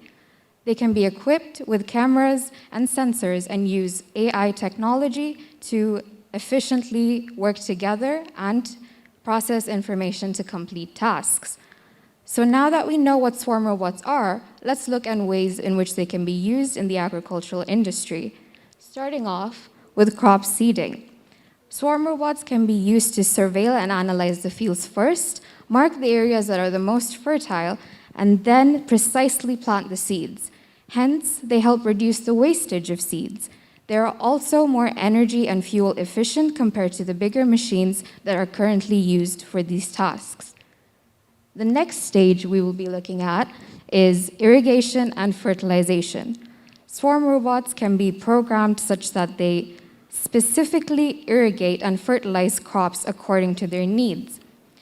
In this way, we can reduce the water wastage and also prevent the overuse of fertilizers. These processes are done through the comprehensive monitoring and analysis of the crops. The data collected can also be used to plan and allocate any other resources required by the crops, resources like weedicides and pesticides. Swarm robots can precisely apply pesticides to the crops that require it, thereby preventing the overuse of pesticides. They can also be designed in such a way that they precisely remove the weeds from the soil, which is better for the overall soil health. And finally, let's look at how they can be used for harvesting. Swarm robots can be programmed with AI image recognition to specifically and selectively harvest the crops that are already fully grown. This is better as the size of the yields can be increased and the crop wastage can be reduced. In general, swarm robots are preferred for these sorts of applications as they are capable of working together as a group as opposed to just alone. And since they work in larger groups, they have higher redundancy, meaning that even if a couple of robots fail, the rest of the swarm can still continue and finish the task. In conclusion, today we have provided you with 3 methods. And the reason we've done this is because different cities and different countries have different factors that come into play. We give small to medium scale projects with hydroponics and aquaponics. And for larger scale projects with countries that have the space and the soil and other factors that can actually help with traditional farming methods, we've proposed swarm robots.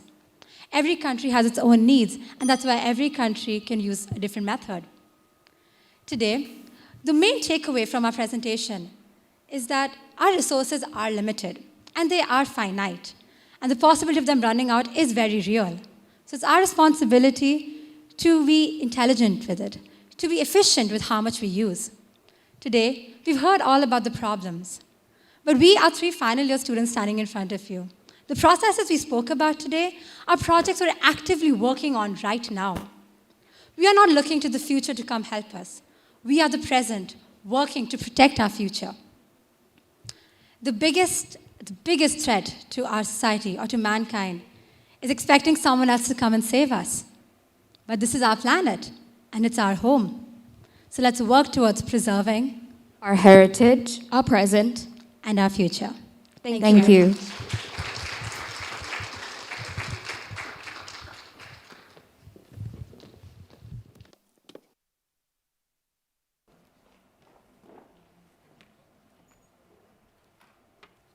All your efforts are appreciated. And now, let's welcome the last team from for our first set of presenters from Gulf Medical University.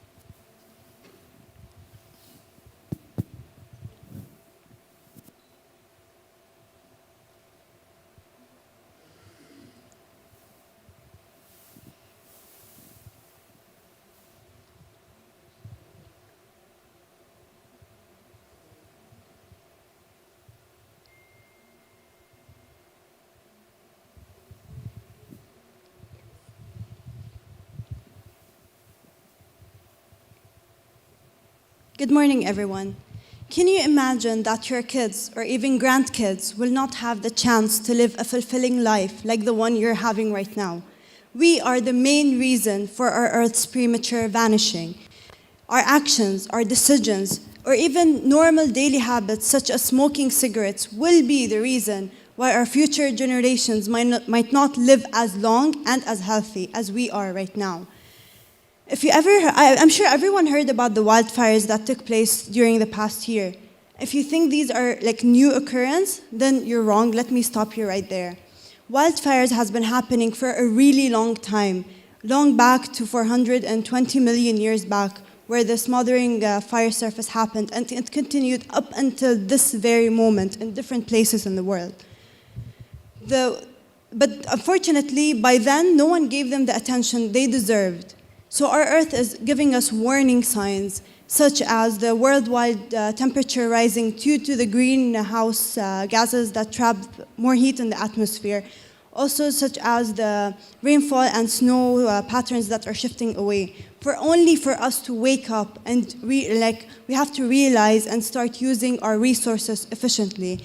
We need to get up and do a proper act. not for only like for everyone.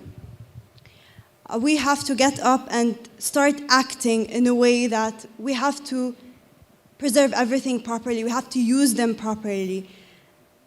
For us to get up, we have to wake up, find out first what's the cause. We have to fix it to prevent further damage. We have to educate ourselves first, then we educate others. For us to not only live alone, we can't be selfish and just enjoy this life, and then when we die, we don't care what others people would face later on. We need to not be selfish. We need to take in consideration the other generations. We need to have an act, a proper, strong act, to stop what's happening, not only for us, for me, for you, for even our small, precious animals that we might not care about, but everyone matters. Wildfires are classified as either natural occurring or human caused.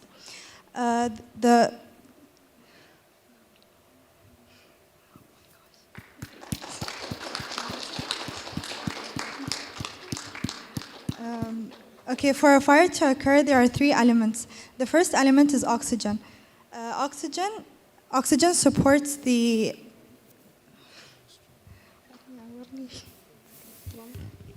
first element is heat. Heat is... I'll continue. All right, so with everything that the world has provided us with, how have we responded? During the last couple of decades, we have been fortunate enough to witness the colossal conquest of technological advancements and industrialization. Through technology, we have set the stage up for globalization. However, this globalization does not come without its consequences.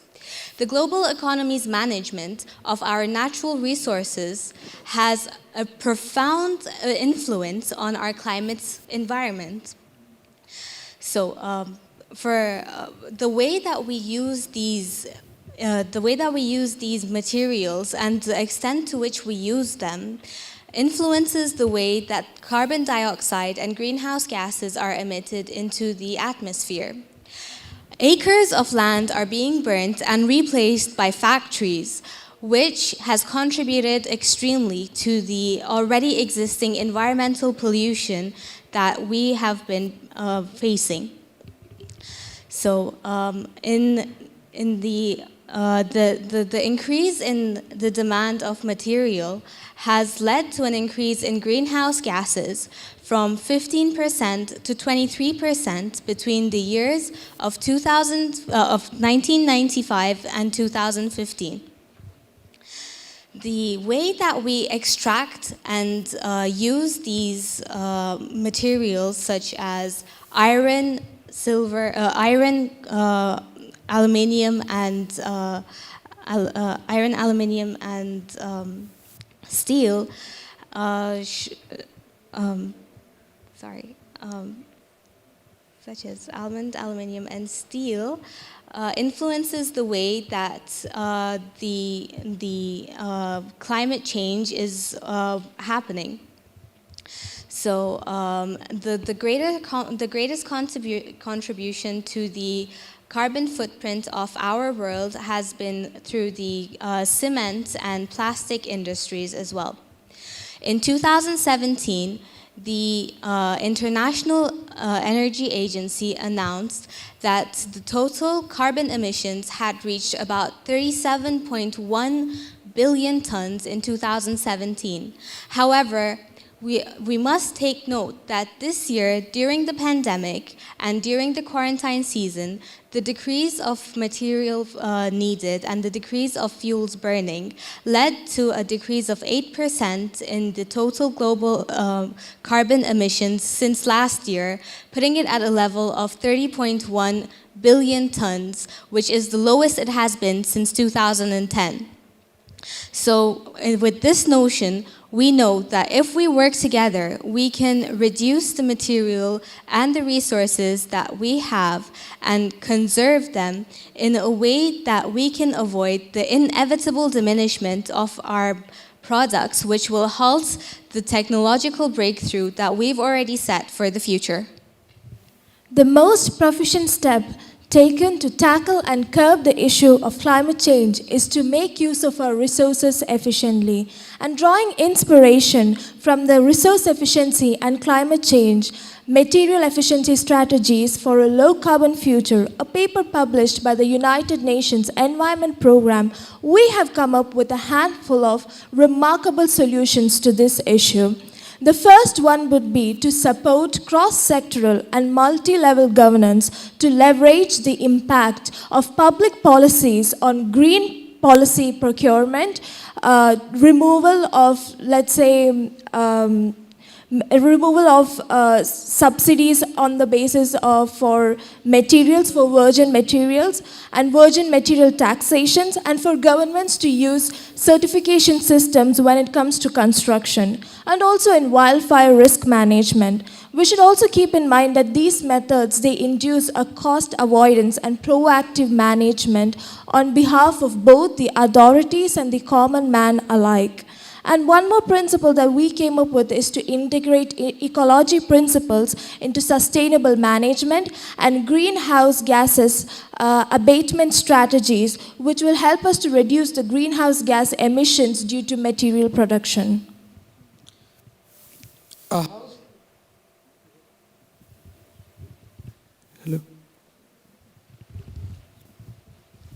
A house you can rebuild, a bridge you can restring, a washed out road you can fill in, but there is nothing you can do about a tree but mourn, rightly quoted by Louise Rich. Forest burning has been an issue that has led to a lot of problems. The rise in the global warming has been due to forest burning. That is because of the smoke and carbon that has been produced by the that has been produced by these fires into the atmosphere that leads to longer and harsher droughts. Another issue is the exploitation of mineral resources. Exploitation of mineral resources at a rapid pace to meet the thriving needs of human civilization has caused a lot of problems, a lot of environmental problems. One such problem being the increase in the global carbon emissions. But if there is a problem, there is always a solution. Solutions such as stopping deforestation, as it is the leading cause to the exploitation of flora and fauna. To choose your transportation wisely. Cars are the biggest contributors to climate change. 82% emissions from all of transportations come from cars. One way we can reduce this is by refraining from harsh braking and rapid acceleration, and this can cut down our fuel consumption by 40%. These are staggering numbers. And the most important solution is to bring a change in our mentality, to think that this nature is a God's gift to us humans, and it is our duty to protect it so that all life on earth can stay happy and healthy. I would like to conclude my speech by asking, what's the use of these massive buildings, these attractions, if we won't have a tolerable planet to put them on? Thank you.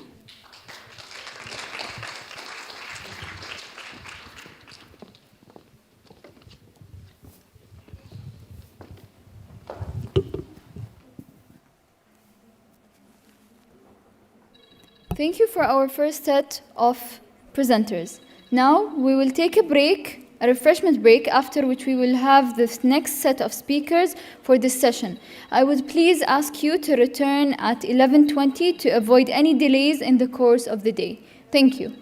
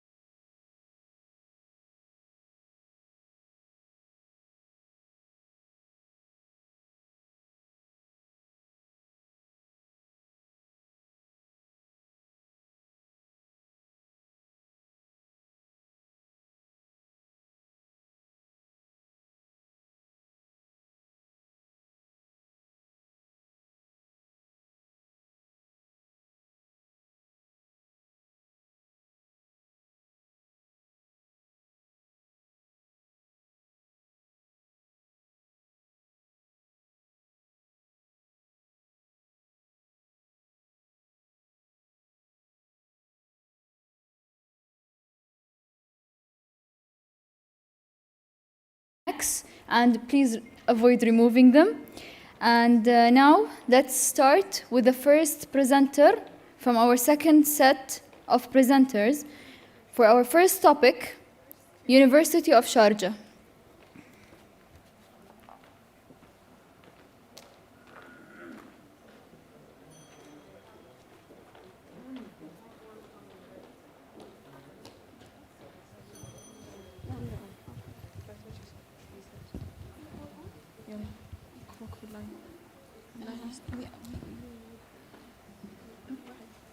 No, we're gonna follow like our order. It's fine, just looking. بس okay. انت قدامي وخلاص. It's fine, we organize from there. وعد and you and okay. About the change of the screen, somebody one is going to do it over the bus. I don't know.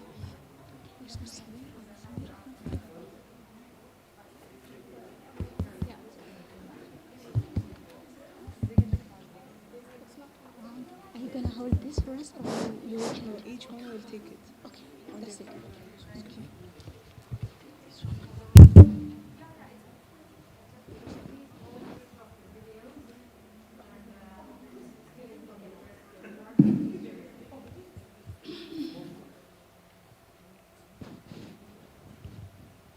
Examiners, I wonder why this planet looks so dull.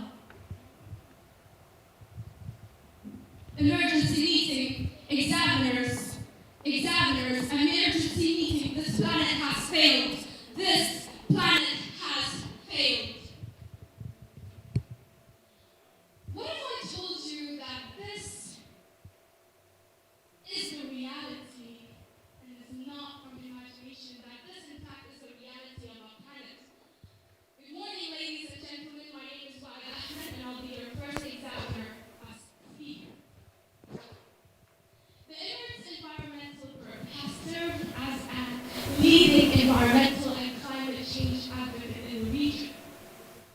Through competitions and engaging discussion panels such as which is based on increasing the quality and quantity of inputs and decreasing the byproducts. Now, we will be incorporating the topic of resource efficiency with climate change, which is caused by the CO2 emissions. Now, can you believe that 80% of CO2 emissions is due to material production? Material production such as metals, construction minerals, and plastics. Now, the UN Environment Program over here, we can see that they have initiated multiple strategies in order to tackle this issue. I will be focusing on material efficiency. The 2 points that I'll be talking about is by the use of sustainably harvested wood and designing buildings with these materials. Now, this is an example of a sustainable city here in the UAE. And this design was obviously designed by designers and architects in which they are university graduates. Now, because university graduates were firstly students, so my point here is that with eco-designs, students, designers, and architects should be encouraged to be having, taking the idea of using material, sustainably harvested material, and incorporate it to their designs.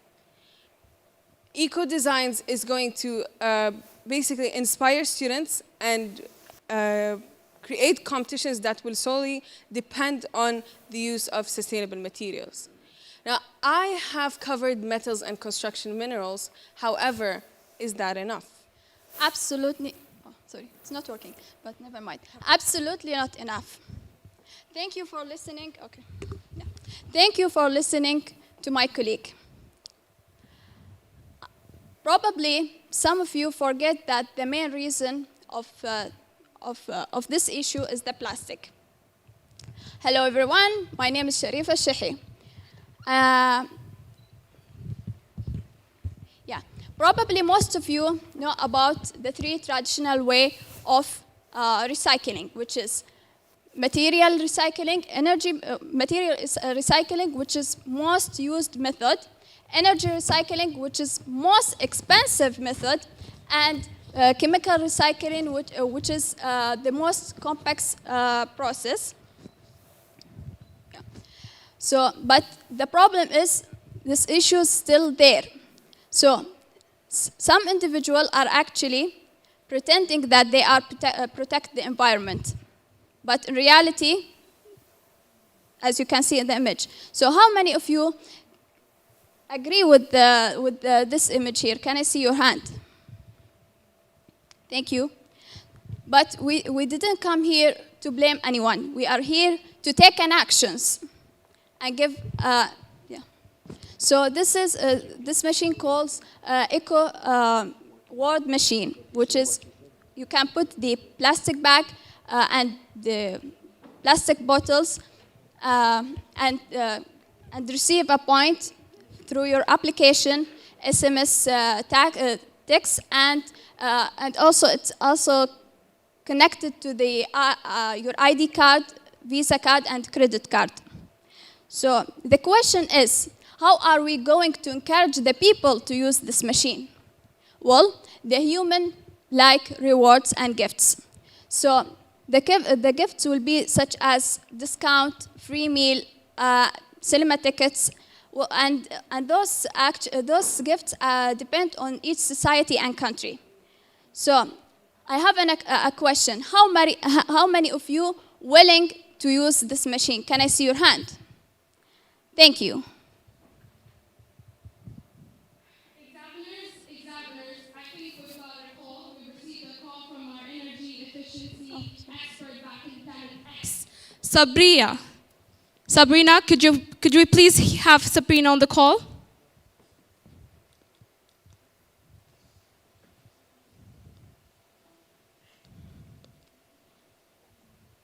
I think the signal in Planet X is quite low, isn't it?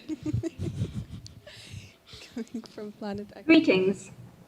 So you may already be aware that energy can neither be created nor be destroyed, but we need to think about how the production and consumption of energy is leading to the destruction of planet Earth.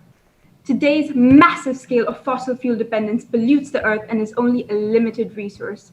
Our first step is to maximize our use of renewable energy resources such as biogas, geothermal, wind, and solar. I am extremely proud to say that the UAE has already made major strides in the shift to solar energy, with the world's largest solar plant being built in Abu Dhabi. The image on your right may appear to be an ordinary piece of glass, but scientists have invented transparent solar cells that can turn virtually any glass sheet or window into a solar panel, including your smartphone. Our step 2 is to minimize energy consumption. In a world where cities consume 80% of the total energy, smart cities can be designed with energy efficiency in mind, with the installation of automated lighting, use of electronic transport, and development of smart buildings that utilize district cooling systems. Cooling represents 70% of the peak electricity load in the GCC. District cooling provides a method to send cold energy to multiple buildings located within the region of a centralized cooling plant. This eliminates the need for big individual chillers in every building and only requiring 2 or 3 big capacity chillers to send cold energy to multiple buildings. Together, renewable energy and energy efficiency can greatly reduce our fossil fuel dependence and help provide a greener Earth for our future. Thank you for listening.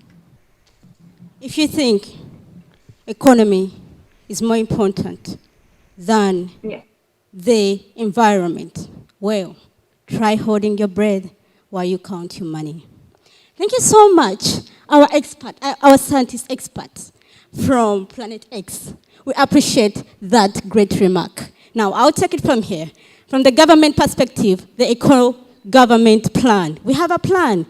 Yeah, the plan is involving policies, and these policies that are being provided for us, they are tackling mitigation or material efficiency in a way that in the end means we're going to have greenhouse gas emission impact in the community.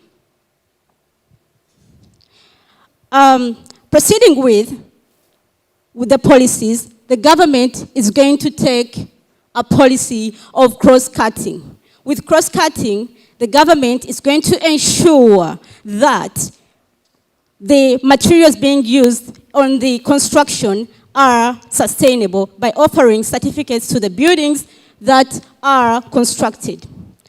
Together with that, the government has another policy, which is the use of circular economy. Now, in the circular economy, the government is going to ensure that the companies or the producers are remanufacturing the products we use rather than producing more products. That, in the end, will sustain the use of excessive material and at the same time help us use our material sustainably.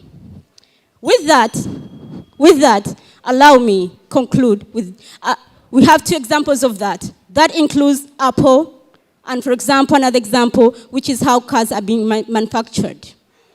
I would like to conclude with a great eco quote that says, this planet that we are on, we should always remember it. We are not inheriting it from our ancestors. We are actually borrowing it from our children. Thank you.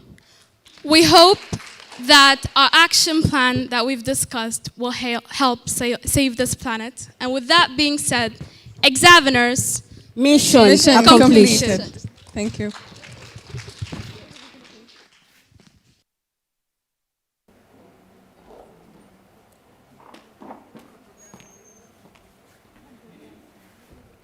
Team of UIS, your efforts are highly appreciated and thanked. And now let me just inform you that our next teams will be joining us virtually. So the next team will be SP Jain of a School of Global Management in Dubai. Let's please welcome them.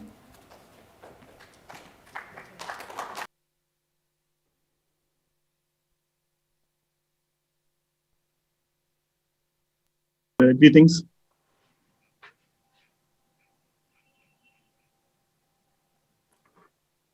Thank you very much. When world leaders adopted the 2030 Agenda for Sustainable Development, they recognized that the social and the economic development depends on the sustainable management of our planet's natural resources. Resource efficiency refers to the ability to create more goods or services and human well-being with less inputs of natural resources. So, how does the APAC as a region become fair in terms of resource usage and efficiency? The region accounts for more than 50% of global material resource consumption, but produces only about 32% of world's economic output, making it one of the most resource-intensive regions. It takes approximately double the quantity of material resources as input to produce each dollar of GDP in the region when compared to the rest of the world. Hence, there's a huge opportunity to improve resource efficiency in the region. But why APAC case studies? Now, analytical work show that there is a strong relationship between resource efficiency gains and progress made in Human Development Index. Without significant improvements, resource efficiency achieving global climate targets envisioned by Paris Agreement will be difficult and substantially more expensive. To achieve it, we need a macro level and a sectoral level policy interventions. Macro level policy pathways involve integrating resource efficiency targets with national development agendas and creating and enabling a regulatory and a fiscal environment to incentivize resource efficient economic development. Taxation and fiscal measures such as fossil fuel subsidy reforms, in combination with innovative financing mechanisms such as green bonds, can accelerate the transition to resource efficiency. At a sector level, resource efficiency targets need to be manifested. Scientific, technological, and innovation capacities need to be channeled towards resource efficiency. Effective waste management practices and promoting lifestyle changes will allow the recovery of valuable resources. Collaboration among government, industries, and public is always a gateway to achieve more.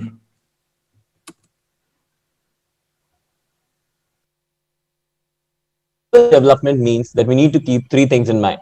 Number one, climate environment. When we emit harmful greenhouse gases such as CO2, we clog the atmosphere.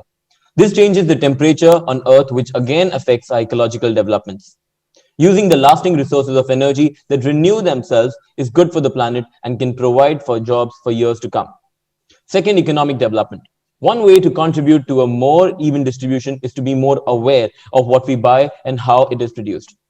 A football travels the entire world before Lionel Messi hits the winning goal.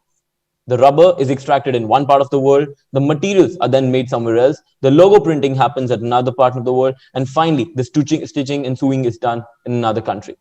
A single football is more cosmopolitan in nature than Messi himself. Finally, social progress. We humans are not only the part of this ecosystem, but also an important resource to the world. In order to be the best version of ourselves, there are certain things that must be kept in order, like having equal opportunities to education, safety, food, and medicine. Let me share a real-world example. Experts predict that in 30 years, there will be more plastic in our oceans than fishes. One study even estimates that 90% of the seabirds have consumed some form of plastic waste. Adidas, in order to counter this, has turned its strategy to a more eco-friendly approach. Their goal is to turn marine pollution into sportswear.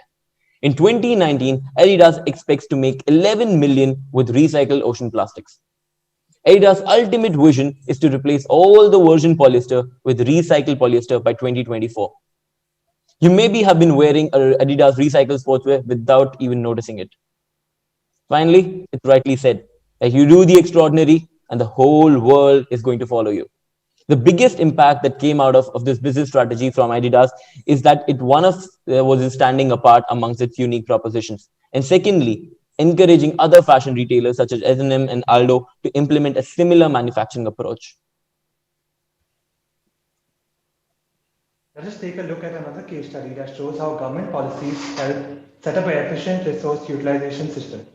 In 1997, Japan government set up a subsidy system to promote eco-towns in Japan to tackle the problem of waste generation and the shortage of landfill sites. 26 eco-towns were set up with an aim to reduce waste going to the landfills. These eco-towns were set up with a philosophy of industrial symbiosis, in which waste from one industrial process is used as a valuable input in another. Local policies were formed for the industries. In Kitakyushu, public and private organizations collaborated to finalize and commercialize waste-reducing initiatives.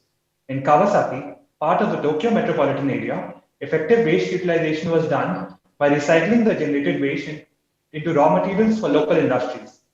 Even though the program ended in 2006, local governments still subsidize individual initiatives. A thriving recycling industry has been set up. 95 waste facilities developed in 26 eco-towns have been established with a combined capacity of nearly 2 million tons of waste per year. Research showed that for every government-subsidized recycling plant, 1.5 plants were built by the private sector without subsidy. Resource productivity rose by 20% between 2000 and 2006. Though there were several factors that contributed to the success, the most important was a clear policy framework. This ideology was replicated in other parts of the world. Zinfa Group of Industries, cluster of various process plants with aluminum production at its core, established 11 industrial symbiosis links, reducing the carbon emissions by 11%. Let's have a look at some of the actions required to achieve our resource efficiency objectives. Resource efficiency is expected to reduce natural resource usage by 28% and greenhouse gas emissions by up to 20% by the year 2050. However, this would require a conscious shift in both individual as well as industry-wide consumption habits and trends. It is imperative for organizations to embrace a data-centric approach to their carbon footprint, and remote work must be embraced as much as possible to reduce the commute associated with professional life, thus improving productivity, reducing vehicular costs and emissions. Also, e-vehicle adoption must be incentivized and standardized to prevent further vehicle-related pollution. The need for paper and stationery must be eliminated as much as possible, with e-verification, QR scanning, and technology like Google Lens making the need for physical printouts increasingly obsolete. The impact of water scarcity is often underplayed.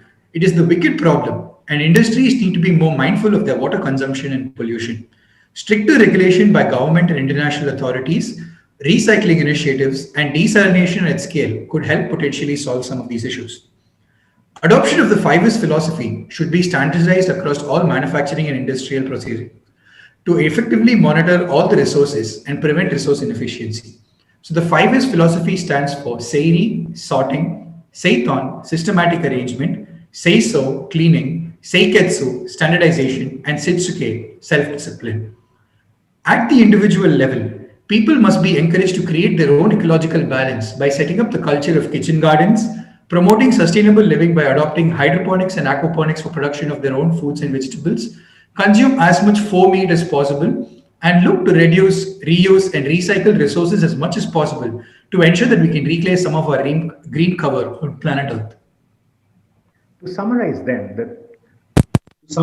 the three key takeaways from this presentation are: the number one, the first step towards any actionable agenda is to develop cognizance of the fact, to agree to accept that not all is right, that there are fundamental issues that need to be addressed and requires us to channelize our efforts towards a careful consideration, developing a blueprint and working towards the necessary initiatives with regards to the matter at hand. Number two, as with any idea related to change, especially for the better, that is, it is encouraging to see that we humans, not just individually, but more importantly, collectively, are already taking baby steps towards a more sustainable future. And number three, it's human tendency to be optimally conscious when they are forced to a point of no return. And this behavioral pattern is significant and is likely to not only decelerate the inefficiency burdens upon planet Earth, but also spur to accelerate quality and quantity of initiatives for a brighter future. The reversal of resource depletion, coupled with research development of resource efficacy models, exploring and exploiting alternate sources of energy is the way forward. If the human race is to thrive and not just survive, it's no more a question of but when and how soon and to what extent awareness can be furthered. The concept can perhaps be highlighted with the following statement: either you do it, full stop. For as is true in many things and critical issues tied to the very sustainability of ecosystems and hence of Earth, oftentimes there is no or. On behalf of the SPGen School of Global Management team, Rishabh, Arjun, Shrey, Ashwin, and I, Shoaib, thank all of you, not only for your patient hearing, but more importantly, in anticipation of your expected support for all of you to co-create this wonderful future. Thank you.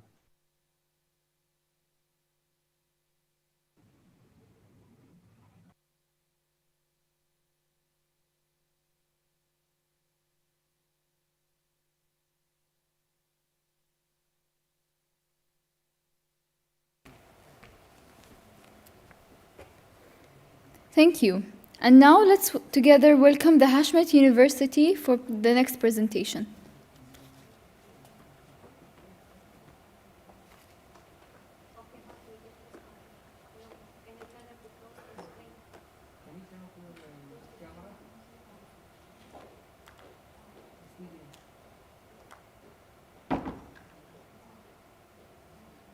Hashmet University.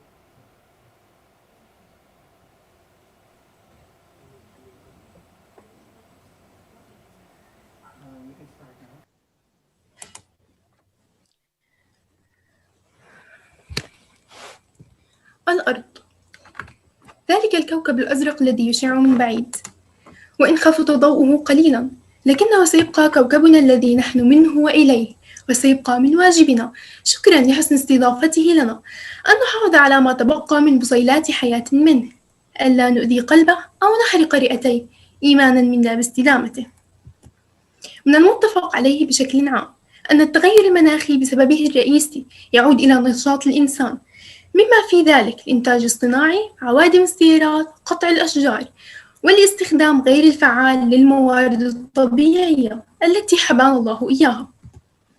فالموارد الطبيعية هي كل ما تؤمنه الطبيعة من مخزونات وخامات طبيعية يستلزمها بقاء الإنسان ويستخدمها لبناء حضارته. ومن الملاحظ في الآونة الأخيرة أن الموارد الطبيعية تتراجع نتيجة للاستغلال المفرط أو الإهمال من قبل الإنسان، ونتيجة لتصرفات الإنسان الغير مدروسة والغير متزنة، فإنه في الآونة الأخيرة قد تزايدت انبعاثات غاز ثاني أكسيد الكربون والميثان وأكسيد النيتروز وغيرها من الغازات الدفيئة في الجو، بحسب الهيئة الحكومية المعنية بتغير المناخ. وإذا ما استمر الاتجاه الراهن في انبعاث هذه الغازات فإنه سوف تزداد درجات الحرارة على الأرض بحلول عام 2030 درجة مئوية واحدة ودرجتين مئويتين بنهاية القرن القادم. وللتغير المناخي آثار مباشرة وغير مباشرة على جميع القطاعات، ويمكن فهم تأثيرات التغير المناخي على الزراعة والمزارعين إذا ما درسنا تأثيرات المناخ على المطر وعلى الطقس.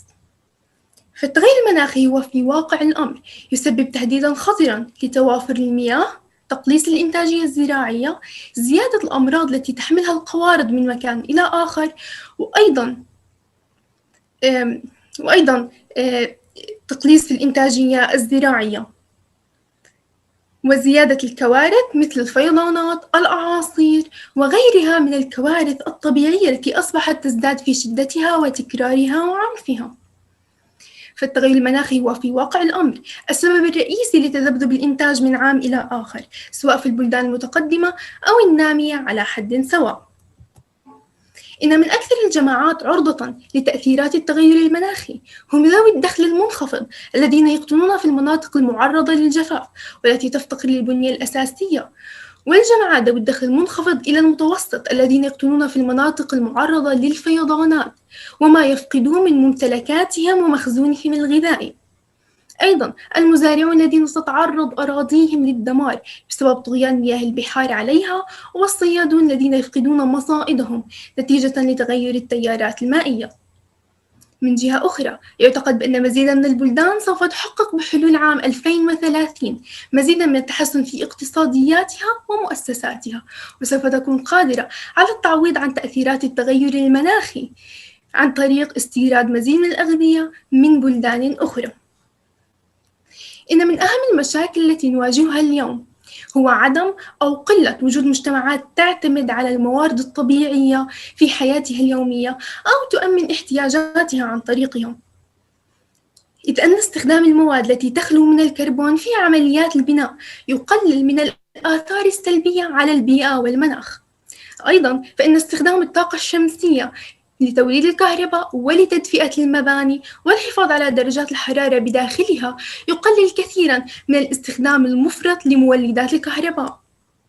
أيضاً فإن إيجاد مجتمعات سكانية تعتمد على الغطاء النباتي بشكل أساسي يقلل من الفروقات الكبيرة في درجات الحرارة، وأيضاً يساعد في تنقية الهواء ويمنع من انجراف التربة.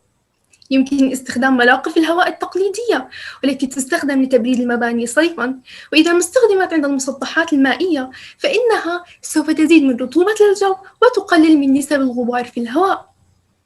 أيضاً يمكن استخدام مصائد مياه الأمطار، وهي من إحدى الطرق التقليدية التي تستخدم لتجميع مياه الأمطار للشرب، لري النباتات، ولتغذية المسطحات المائية الصناعية. كما يمكن للمزارعين استخدام آليات التكيف التي من شأنها أن تواكب تأثيرات التغير المناخي على البيئة، كاستخدام أنواع المحاصيل المقاومة للجفاف أو الملوحة، أو استخدام موارد المياه على نحو أكفأ، والتحسين في إدارة الآفات. كما يمكن أن تشمل التغييرات في الأنماط الزراعية كتقليص استخدام الأسمدة وتطوير إدارة إنتاج الأرز، تحسين الأعلاف، وإدارة فضلات الماشية على نحو أفضل. يمكن للزراعة أن تسهم بصورة إيجابية في تخفيض امتصاص الكربون عن طريق استخدام أساليب أفضل في إدارة الأراضي، مثل تحسين الأسمدة، إدارة المياه، مكافحة التعرية، وتحويل الأراضي المحصولية في البلدان الصناعية إلى غابات دائمة، وحرث التربة بشكل دوري لصيانتها وتهويتها. هكذا ستصبح الزراعة بالوعة رئيسية للكربون، ولا ننسى إسهامها الكبير في الغازات الدفيئة. فما هي الحلول؟ إن من أهم الحلول هو العمل على بناء ودعم لجان لمناقشة وتمويل الخسائر والأضرار إلى جانب التكنولوجيا وبناء القدرات. لا بد من الإلغاء التدريجي للآليات المرنة لبروتوكول كيوتو. لما لا نشاطر العديدين الذين يعملون في مجال التغير المناخي بعدم الاعتراف بوحدات انبعاث كيوتو؟ تنفيذ المادة 6 من اتفاق باريس، والتي تتضمن أن تتجنب جميع الأطراف جميع أشكال الاحتساب المزدوج في تخفيض الانبعاثات المنقولة دولياً.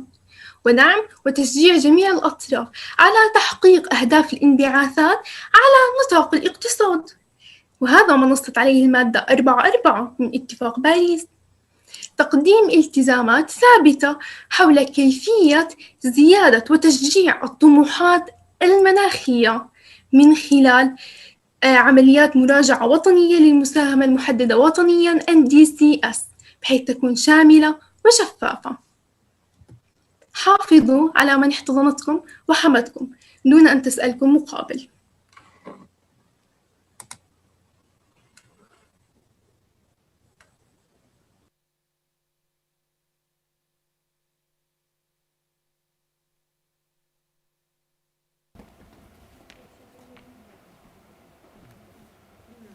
Next, we will welcome the World Islamic Sciences and Education University to present their presentation.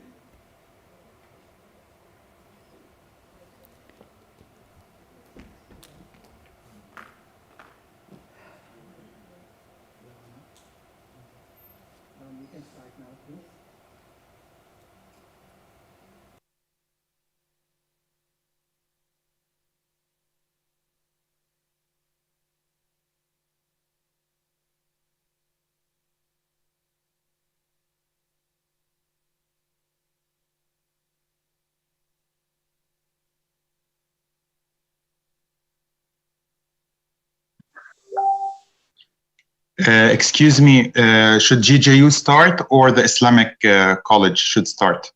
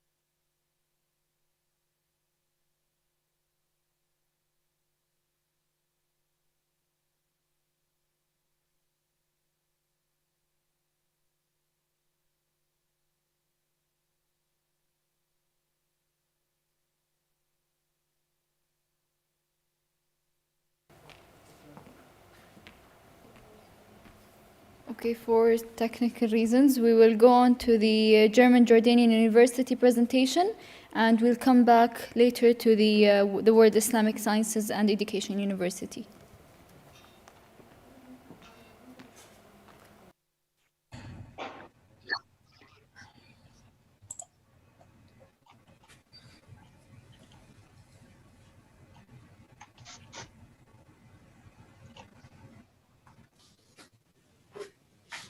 Right. Tell us when we should start. All right. Honorable jurors, distinguished guests, and amazing staff. Thank you for your time. We are from German Jordanian University, and actually the past month, Jordan witnessed a huge election for the parliament. And me and my colleagues, we asked ourselves, what is happening with the banners? And then we discovered that they just get dumped into the garbage bins, and we asked ourselves, what can we do about it?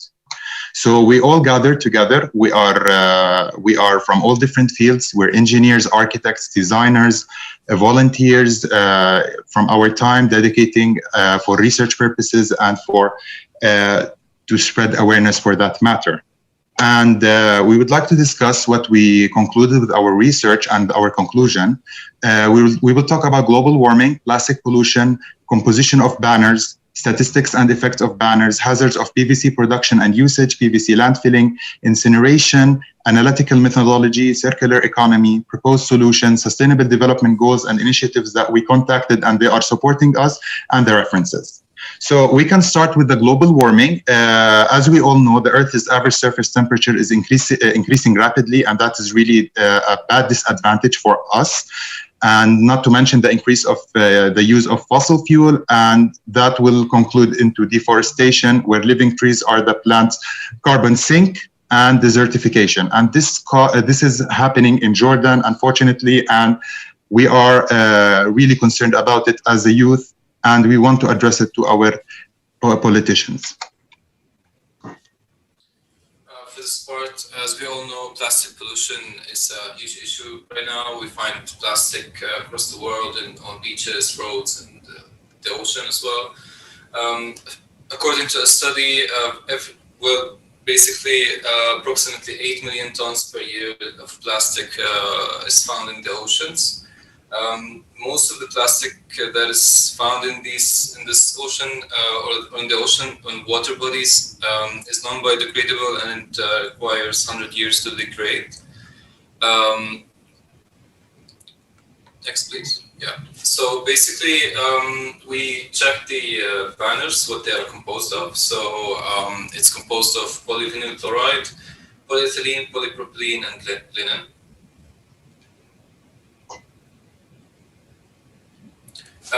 So according to the statistics that we found, so the PVC has four expectancy or life expectancy, and the material that political banners is made of is expected to be maximum 2 years, and basically the political time frame is mostly used for like a month. So in this way, we can see how harmful for the environment it is, because it would end up in the dump sites.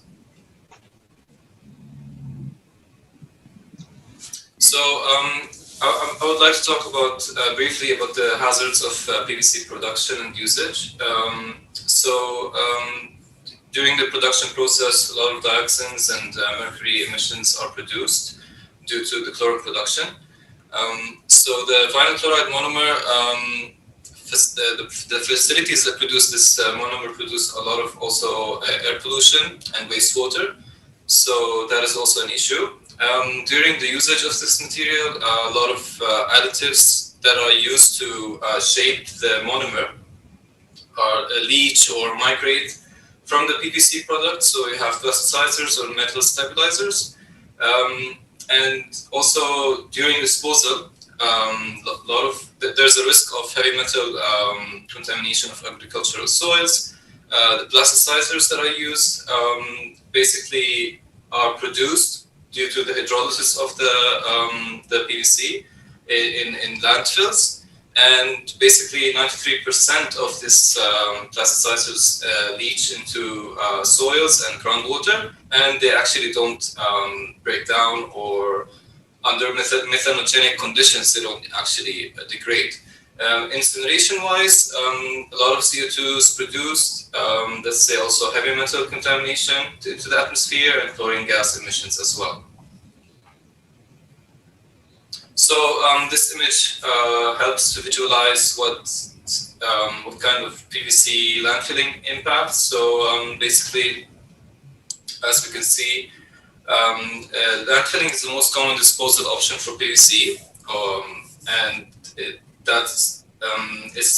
also is part of the disposal stage of PVC life cycle. But the problem is that it is resistant under soil conditions and landfill conditions as well. So the incineration part is also quite problematic, because, as I said earlier, a lot of heavy metals are produced, such as cadmium, lead, also phthalates or the plasticizers also are emitted into the atmosphere. Dioxins, which are carcinogenic as well, so we can breathe those the dioxins. So yeah, it's a direct link to human health hazards. And last, for the analytical methodology, we checked what kind of ways we can analyze the material.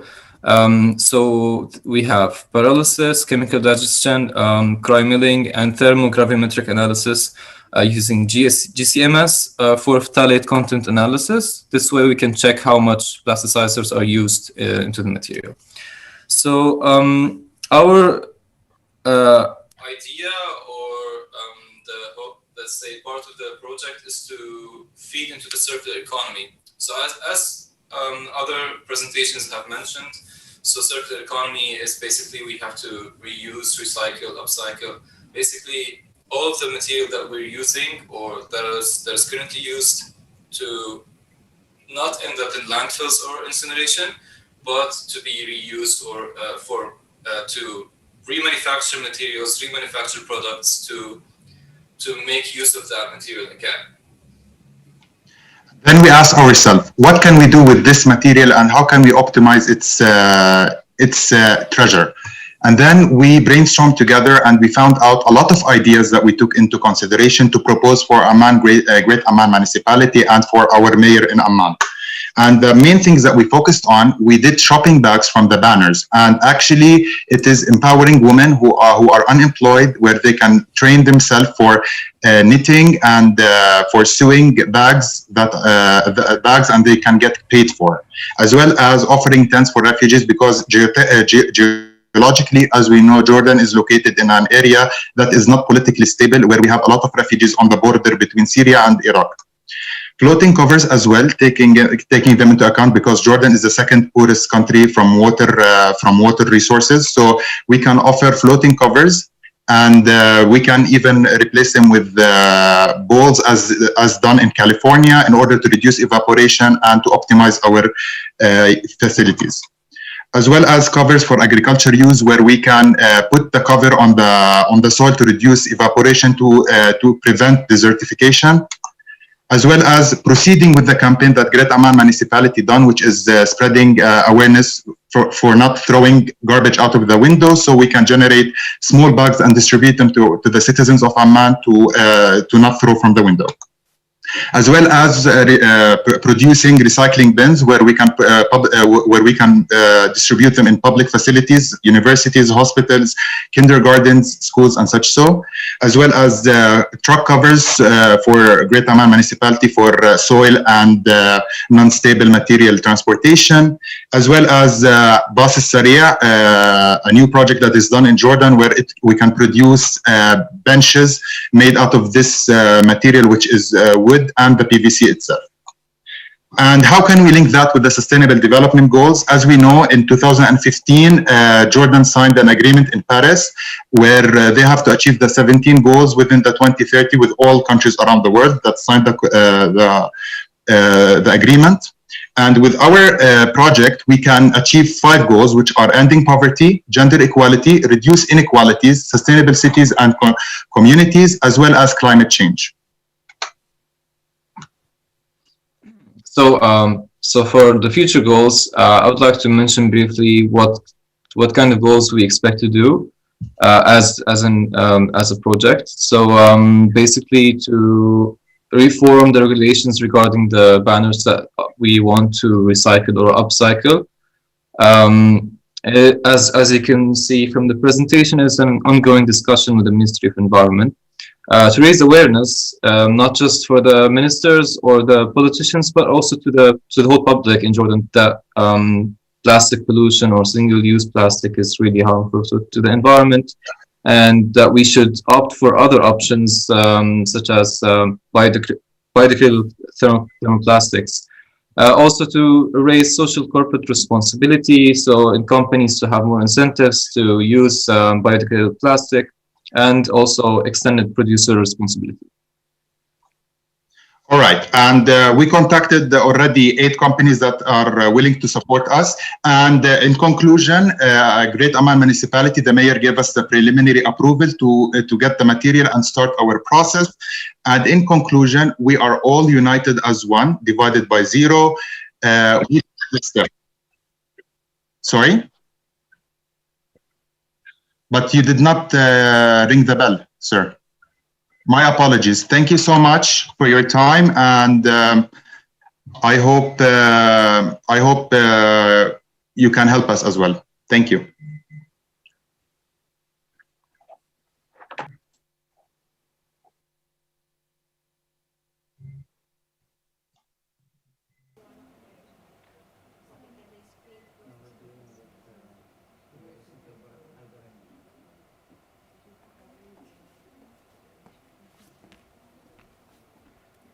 And now we move on to the University of Al Brahimi presentation. Please welcome them.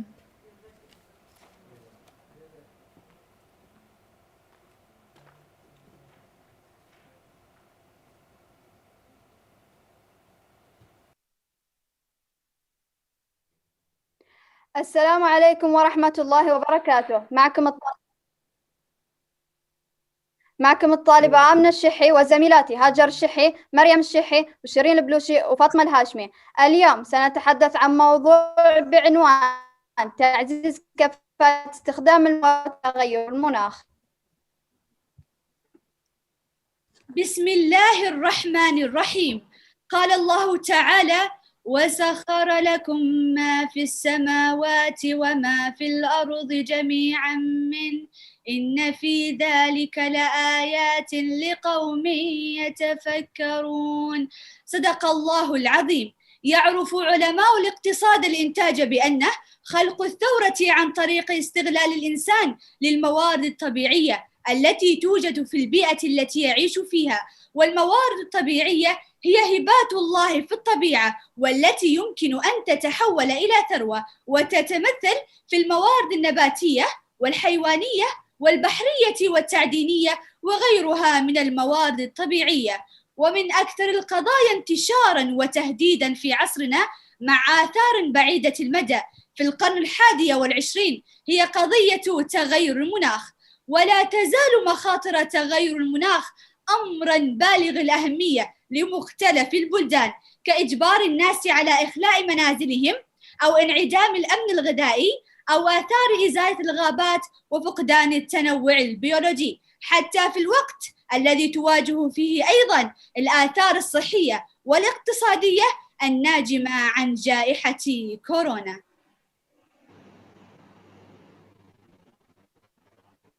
لقد تسبب التغير في المناخ في حدوث تغيرات خطيرة، وربما تكون دائمة في حالة كوكبنا البيولوجية والفسيولوجية والنظم البيئية، وهي كالتالي: ظاهرة الاحترار العالمي، وهي التي تؤدي إلى زيادة عنف الأعاصير والأمطار والفيضانات، مما يؤدي إلى زيادة عدد الوفيات، وكما هو متوقع في العام 2050 زيادة عدد اللاجئين إلى 1 مليار لاجئ بسبب المناخ. ثانياً، نضوء طبقة الأوزون، وهو كما نعلم جميعاً تكون ثقب في طبقة الأوزون. ثالثاً، فقدان التنوع الحيوي، وهو عبارة عن انخفاض التنوع البيولوجي داخل النظام البيئي. رابعاً، انتشار الأمراض المعدية كالجدري والطاعون. خامساً، الاحتباس الحراري، وهو زيادة درجة الحرارة مع زيادة بعض الغازات الأخرى. سادساً، الخسائر الاقتصادية أيضاً تعتبر من نتائج التغير المناخي، لأنها تدمر السلسلة الغذائية والموارد الاقتصادية.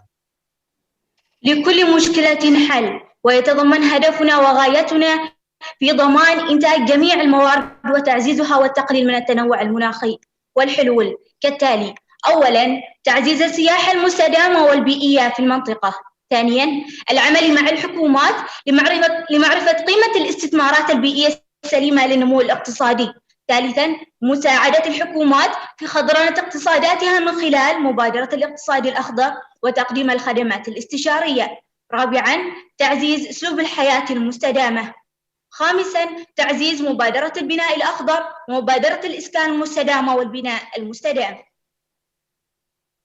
وهناك حلول أخرى، وهي: سادساً، تعزيز الإدارة السليمة للنفايات الإلكترونية. سابعاً، المساعدة في تعميم كفاءة استخدام الموارد البيئية.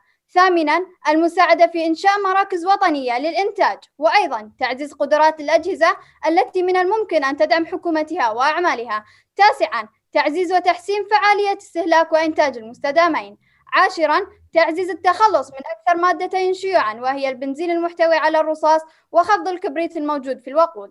11. تعزيز النقل المستدام كوسيلة للنمو الأخضر والاقتصاد منخفض الكربون.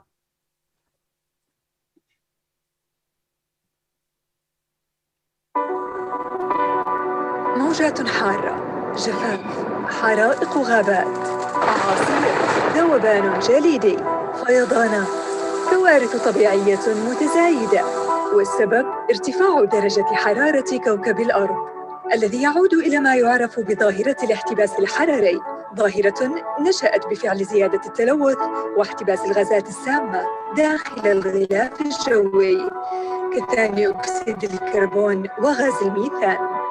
الظاهرة تسمح بمرور أشعة الشمس إلى الأرض، لكنها لا تسمح بخروج الحرارة الزائدة تماماً كالصوبة الزجاجية. دراسة معهد ماكس بلانك الألماني كشفت أن منطقة الشرق الأوسط وشمال أفريقيا سترتفع درجة الحرارة فيها إلى الضعفين، والأسوأ سيحل بمنطقة الخليج، ستصبح غير صالحة للعيش بسبب ما يعرف بدرجة الحرارة الرطبة، أي ارتفاع رطوبة الجو وحرارته معاً.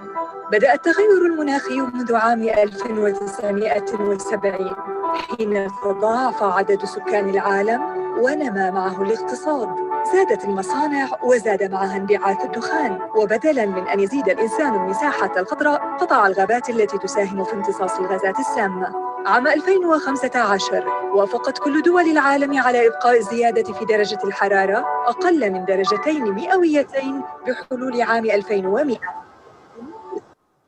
الكربون بنسبة كبيرة سيزيد الحرارة بمعدل درجات مئوية الذي سيؤدي بدوره إلى كوارث طبيعية هائلة. كيف يمكننا كأفراد يمكننا إعادة تدوير الأشياء واستخدامها بدلاً من التخلص منها نهائياً؟ تقليل استخدامنا لوسائل النقل التي تنبعث منها الغازات السامة، ترشيد استهلاكنا للطاقة، تقليل استهلاك الأكياس البلاستيكية، أكل كمية أقل من اللحوم في وجباتنا اليومية. كل هذه حلول تمكننا من تقليل ارتفاع درجة حرارة كوكبنا.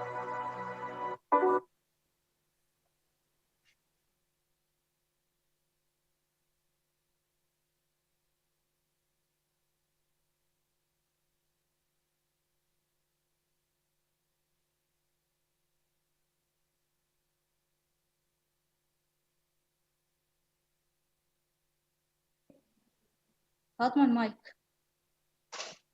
فاطمة المايك. المايك ما يشتغل.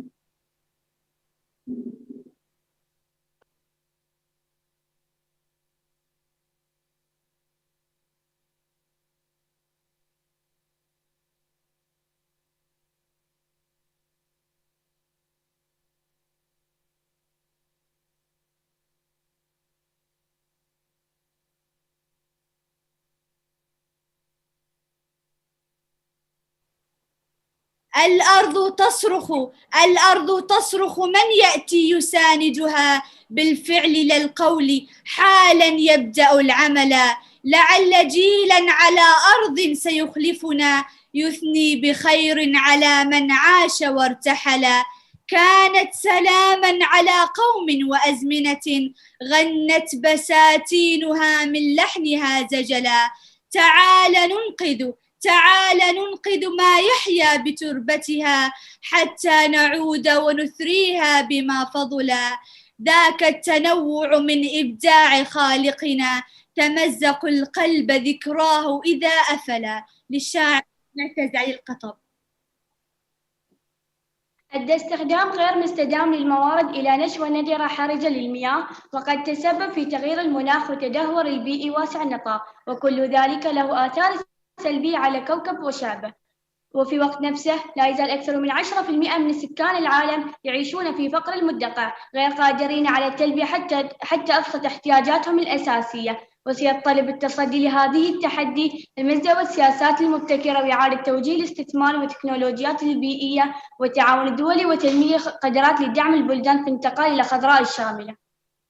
أمرنا سبحانه وتعالى أن نتعامل مع البيئة من منطلق أنها ملكية عامة ويجب المحافظة عليها من ثروات وموارد ومكونات، ويدعونا إلى إدارتها إدارة رشيدة. قال تعالى: ولا تفسدوا في الأرض بعد إصلاحها وادعوه خوفا وطمعا إن رحمة الله قريب من المحسنين. وقال تعالى: ومن يبدل نعمة الله من بعد ما جاءت فإن الله شديد العقاب. صدق الله العظيم. وذلك لأن من أنعم الله عليه بنعمة دينية أو دنيوية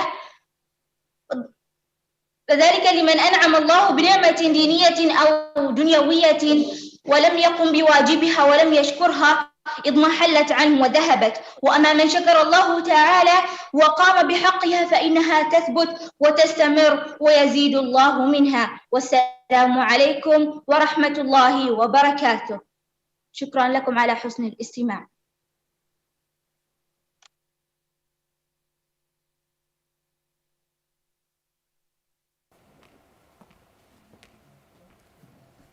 جهودكم مشكورة.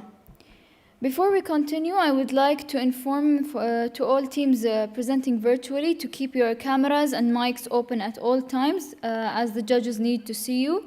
And please remember that we have only 10 minutes to present. And now we go for the presentation with the National Ribat University.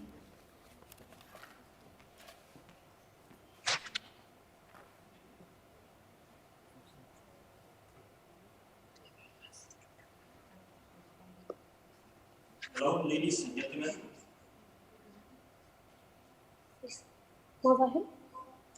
Hello, ladies and gentlemen, esteemed judges, my colleagues from different universities. I'm Mohammed Mustafa Kamal from National Ribat University, and today we'll be taking you through the proposed program as an action against climate change and to ensure resources efficiency. Sudan is a country that is known in which with many resources, especially agricultural and animal resources. And to manage these resources in a more efficient and pro-environmental way, we use the biomass technological development approach. The first phase of this program is to spread the culture of alternative energy and biomass waste management to communities through workshops and seminars to deliver to the everyday citizen a simple idea of alternative energies in a more interactive way through interactive workshops and experiments, which will eventually raise awareness towards the environment and will shed light with alternative energy solutions. Moving on to phase 2, I'll leave you with my colleague, Yael Mamoun.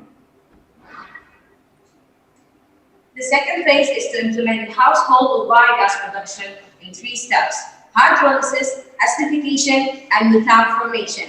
It will enhance the overall energy and conserve the natural resources.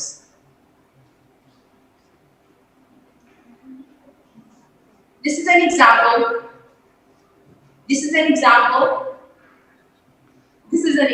of a biogas digester in which it has different plant, it has different natural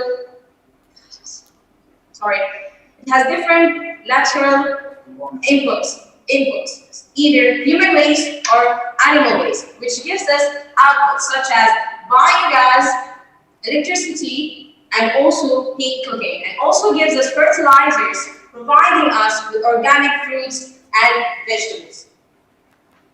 Note that the CO2 produced from this procedure is not the known CO2, because the carbon in this procedure is fixed. It doesn't belong to the greenhouse gas. It also reduces the methane emissions 21 times than the CO2. Moving on to the types of biogas municipal plant. We have the family scale, the for agriculture and Monroe biogas digestion, and we have the large scale.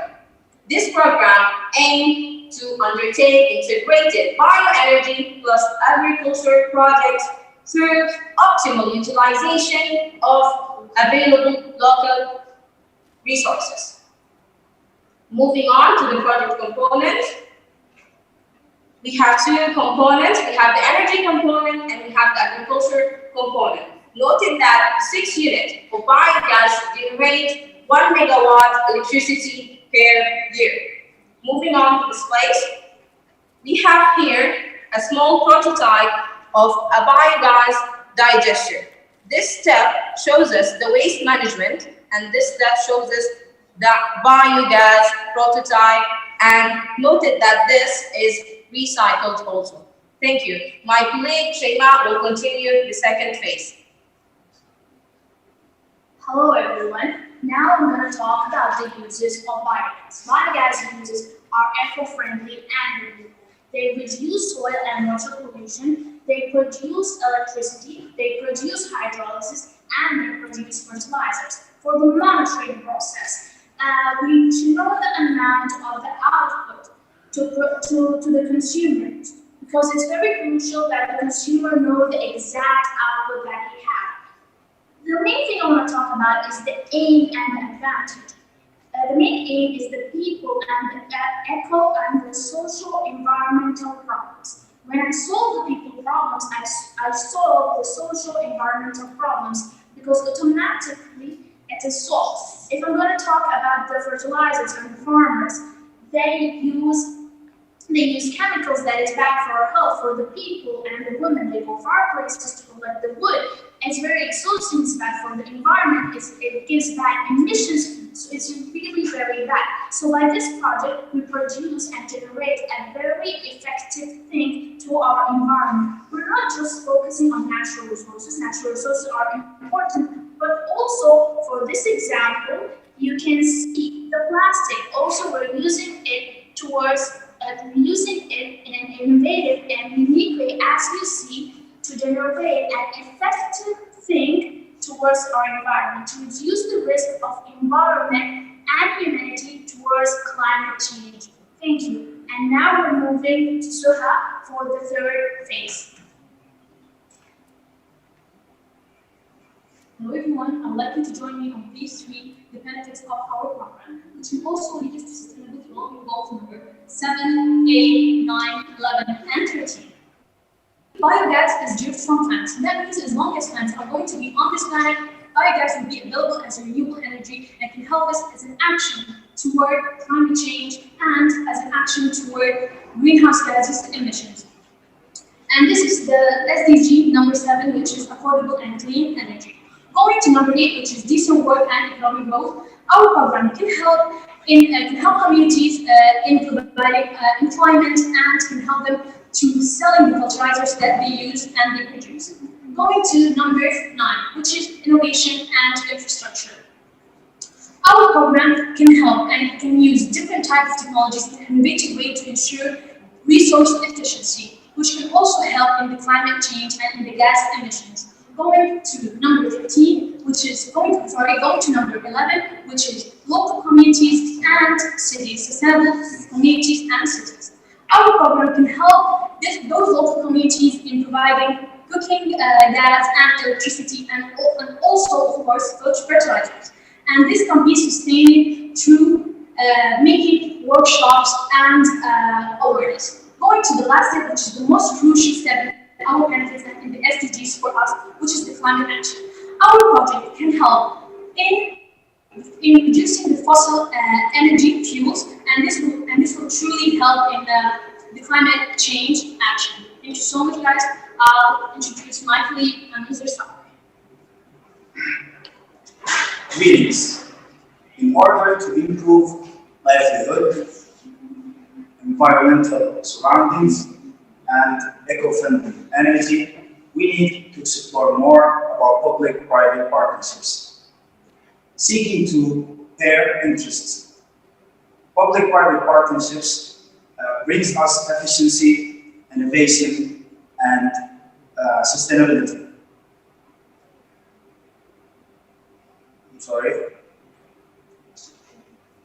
The engagement of biomass, the engagement of biomass development benefits us as a clean, renewable, and naturally produced, and also underutilized energy solution instead of fossil fuels expenses. It is argued that without hard budget, there is no efficiency going to improve. That's why new institutional innovations are required to channel the vast pool of alternative energy solutions. Also, scaling up these kinds of programs will let us meet the social objectives and the public opinion. It appears to be a win-win solution. So instead of arguing about a particular view of quality, investigate more about what do we know and what can we proceed to earn and learn more. In conclusion, the main advantage of public-private partnerships approaches is to ensure public policy and to ensure public policy about sustainability of development. Also, to let state concentrate on its own competences instead of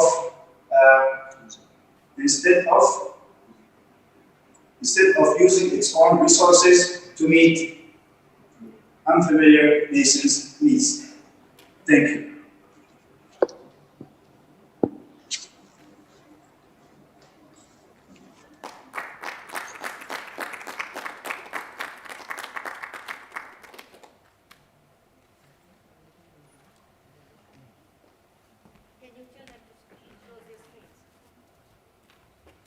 Thank you to the students of National Rabat University. And now, with our last presentation for the first topic from the American University in the Emirates.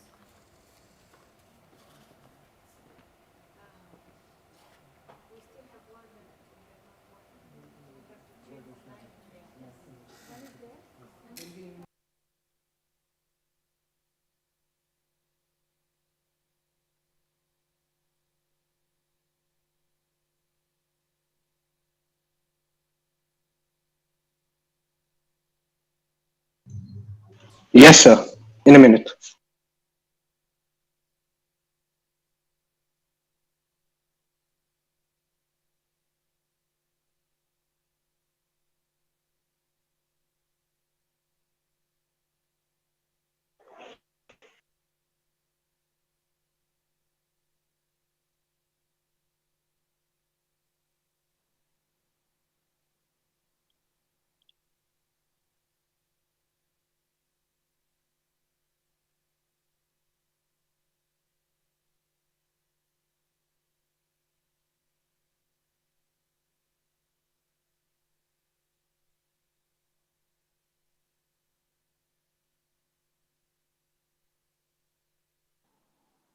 Hussam, you are muted.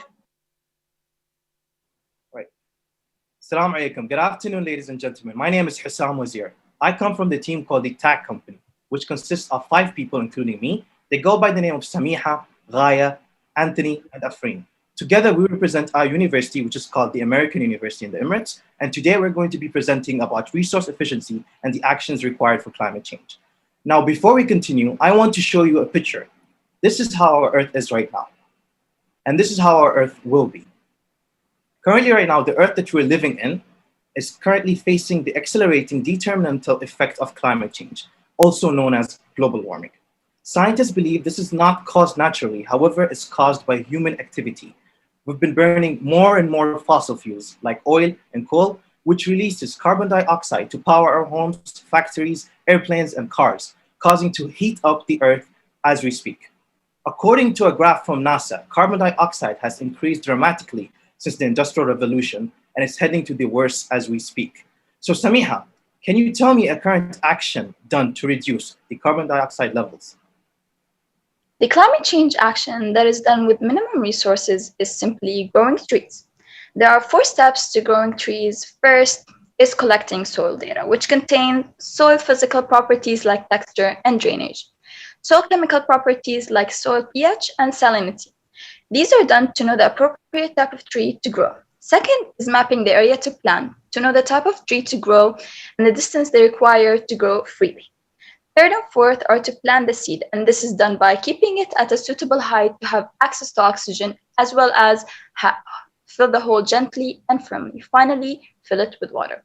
Now I'm going to be talking about the benefits, the three pillars to sustainability that keep a balance and stability between all important factors, which are economic, environmental, and social dynamics. The major economic benefits are more long-term jobs and social for the society, also creating a positive reputation and local pride, since it would increase tourism. The environmental major benefits are bigger CO2 sink, which leads to a cleaner air, in addition to having a better environment for the wildlife. The major social benefits are increasing long-term jobs, with improving mental health and immunity, which can lead to a better outcome at work and creating a happy society.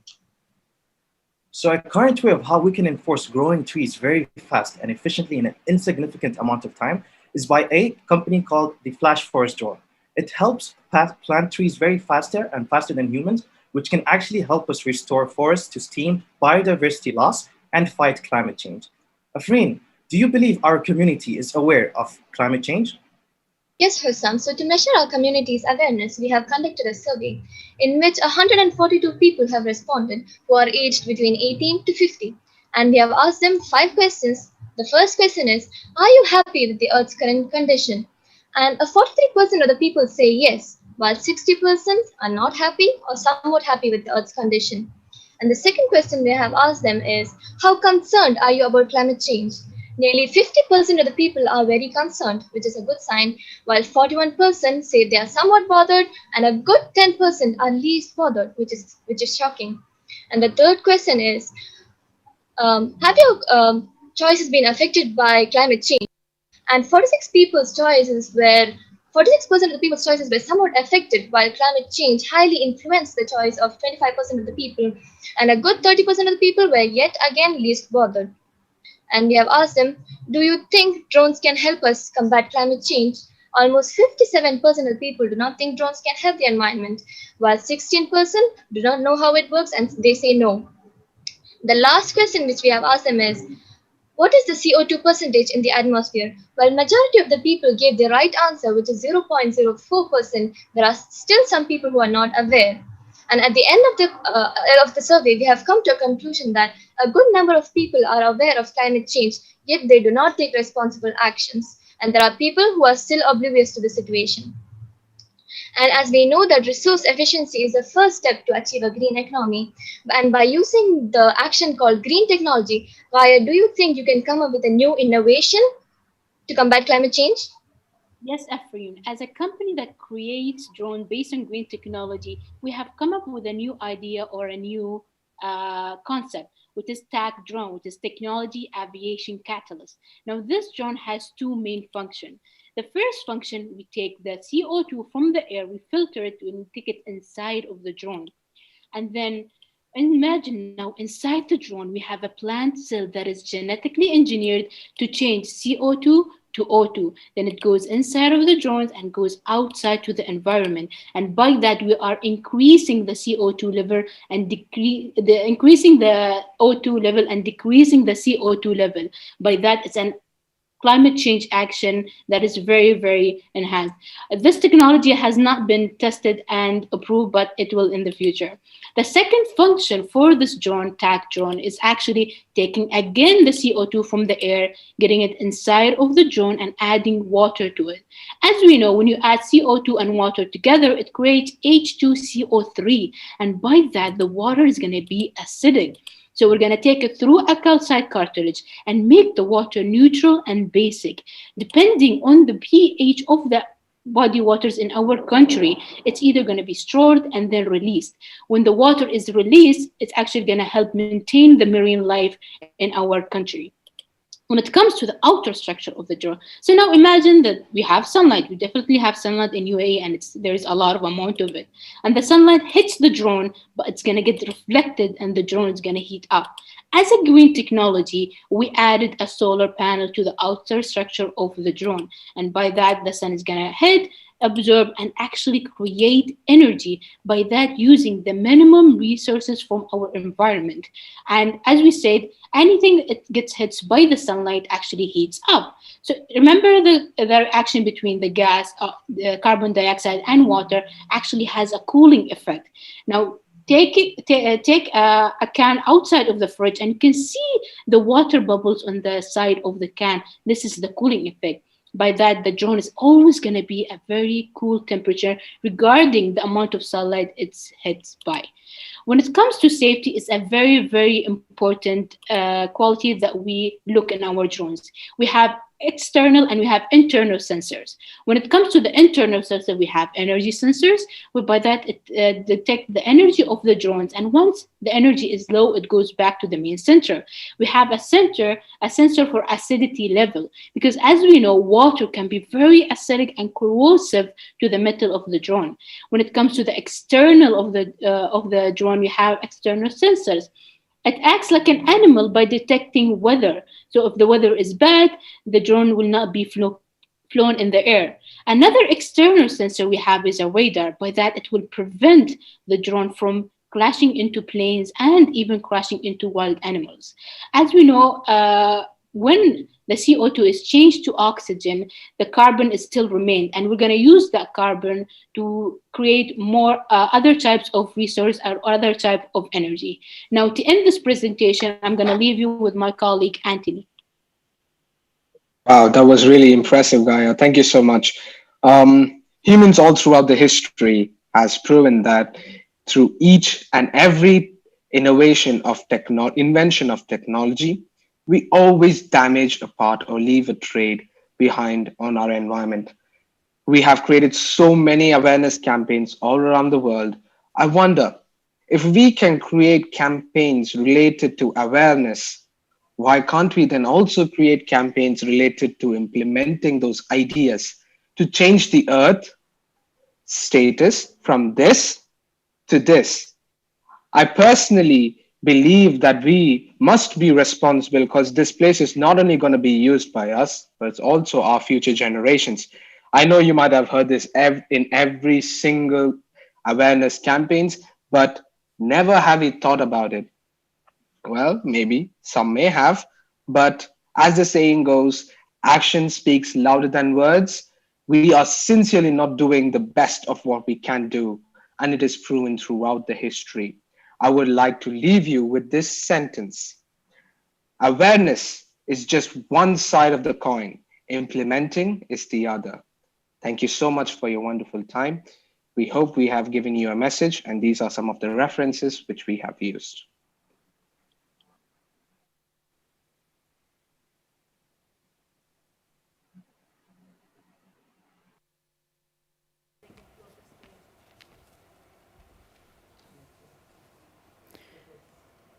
Okay, due to some technology errors, we weren't able to listen to the word Islamic Science and Education University, so we will give them a chance now.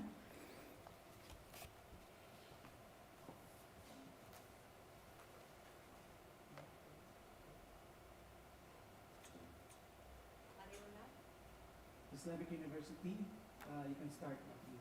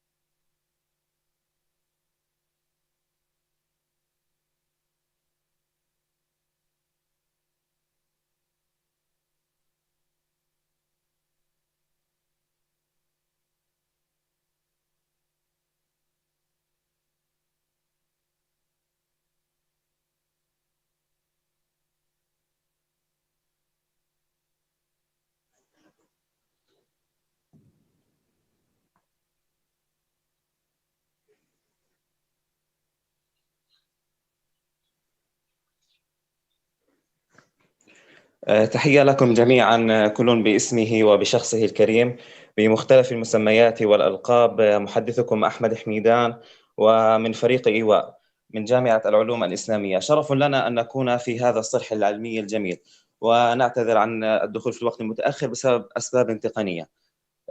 كيف نعزز استخدام كفاءة الموارد، وكيف نقلل الآثار السلبية للتغير المناخي، وهل من حلول كل هذا وأكثر؟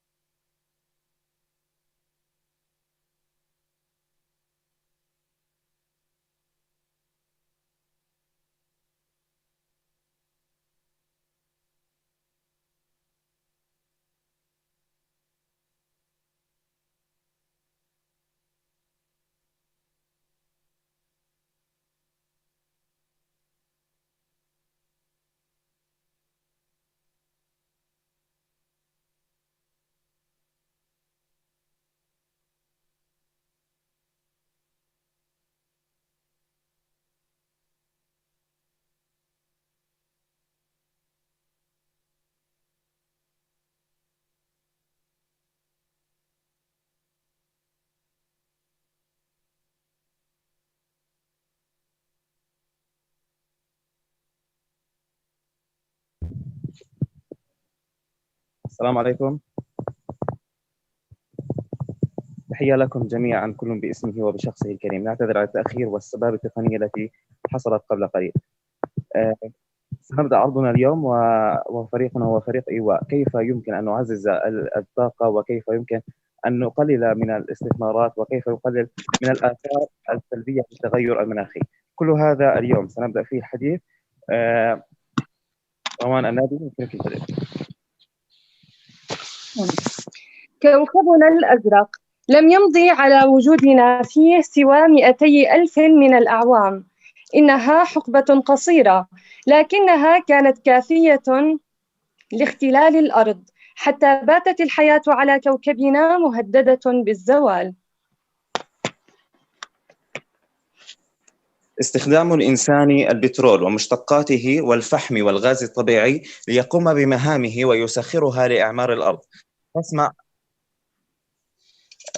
I'm sorry, but the network is bad here. So can I continue without camera? Yes. استخدام الإنسان البترول ومشتقاته والفحم والغاز الطبيعي ليقوم بمهامه ويسخرها لإعمار الأرض. فاسمع أيها الإنسان وشاهد بتمعن ما خلفه الاستخدام المكثف للطاقة التقليدية، وما سببه من أضرار بالغة على الإنسان والبيئة وجميع الكائنات الحية.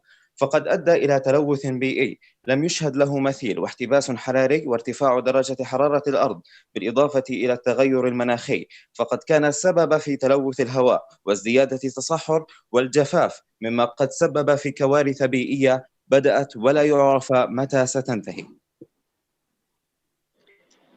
فجاءت فكرة الطاقة التقليدية نستعيد بها ميلاد الأرض.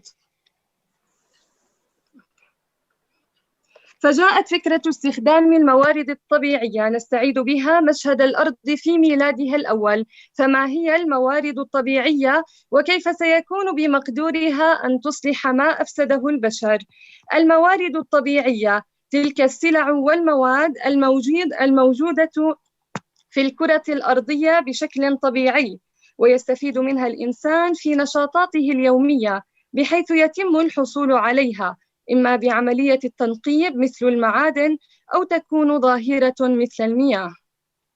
زيادة كفاءة استخدام الطاقة واستخدام الموارد المتجددة هي الوسيلة المثلى لتعود الحياة للأرض ونحد من تأثيرات التغير المناخي. والطاقة المتجددة المستمدة من الموارد الطبيعية لا تخلف آثاراً ضارة على الطبيعة والإنسان، وتنتج من الرياح والشمس والمياه وحركة الأمواج والأشجار المنتجة للزيوت. تستخدم الطرق التي تعتمد على الرياح من خلال توربينات ضخمة تعمل على تحويل طاقة الرياح إلى طاقة كهربائية. يمكن استخدام حقول الرياح في أغراض أخرى مثل الزراعة أو الرعي، ويمكن وضع التوربينات فوق المباني ويتم إنتاج الطاقة بواسطة محركات ذات 3 أذرع توضع على قمة أبراج طويلة. أما عن الطاقة الشمسية فتستخدم للتسخين بشكل مباشر أو ضمن عمليات تحويل ميكانيكي لحركة أو لطاقة كهربائية باستخدام ألواح الخلايا الضوئية، بالإضافة إلى استخدام التصميمات المعمارية التي قد تعتمد على استغلال الطاقة الشمسية، وقد أثبتت فعاليتها في حل أكثر مشاكل العالم إلحاحاً اليوم. وقد تستخدم في التقطير والتطهير والتسخين المياه والطهي باستخدام الطاقة الشمسية، وتعد أسطح المباني المكان الأمثل لوضع الخلايا الشمسية. أما عن الطاقة المائية فيمكن الاستفادة منها في مجالات عدة مثل التنقل بالسفن واستخدام النواعير في طحن الحبوب وضخ المياه لري المزروعات، عدا عن استخدامها في توليد الطاقة الكهربائية باستخدام السدود المائية وظاهرتي المد والجزر في المناطق القريبة من المسطحات المائية. أما عن التربة فعلينا تجنب اتباع أساليب الزراعة السيئة، بالإضافة إلى عدم تكرار زراعة نفس النوع المحصول بنفس المكان، وزراعة أنواع متعددة من المحاصيل على المنحدرات، وذلك للتقليل من آثار تآكل التربة الناتج عن انحدار المياه، وعدم اتباع أسلوب الحصاد الجائر والذي يؤثر سلباً على التربة.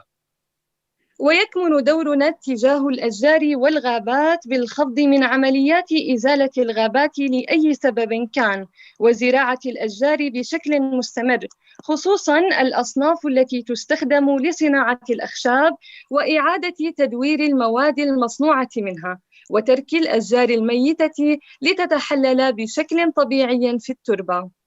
فما هي الحلول؟ تشجيع ودعم الاتجاه نحو الطاقة المتجددة، وتوعية المواطنين ودمجهم في خطة مواجهة التغير المناخي، بالإضافة إلى زراعة الأشجار في كل الأحياء وحول المدن.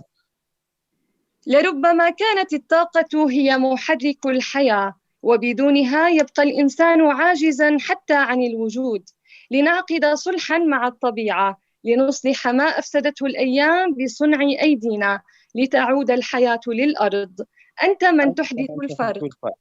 بادر بأن تكون فرداً من صناع الجيل الأخضر، وساهم في إعمار الأرض وإحلال السلام على موجوداته. أيها السادة والسيدات، إيواء بذرة سنعتني بها حتى تغدو حدائق. يشرفنا ما قدمناه وما زلنا في تقديم الأفضل. كان معكم أحمد حميدان، روان الناديم من الأردن. إيواء كن صاحب قرار. شكرا لاستماعكم جميعا، ونعتذر ما حدث من أخطاء فهي كانت بأسباب تقنية، وإنه لفخر جميل جدا أن نكون ضمن هذا الصرح العلمي الجميل. شكرا لكم.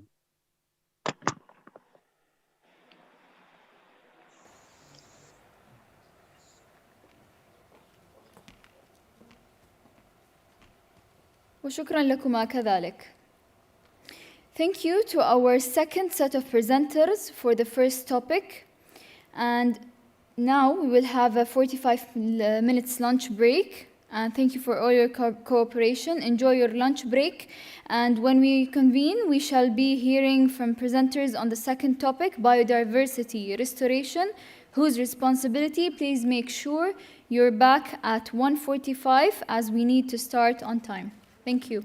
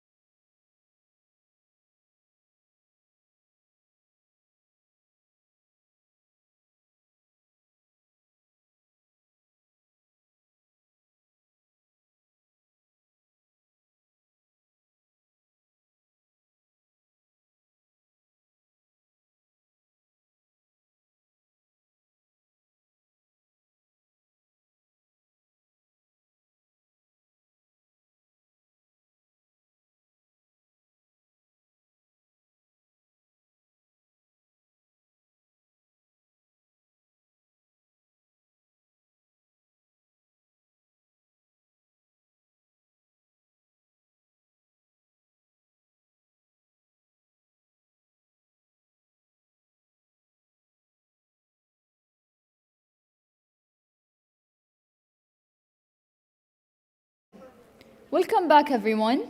I hope you enjoyed your meal, which was generously provided by Abel and Co.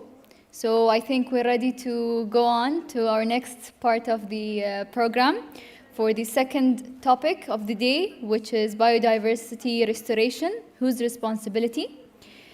Before starting, I would please ask you to fill the feedback forms handed to you by the AEG team and drop them back at the registration desk in exchange for your certificates.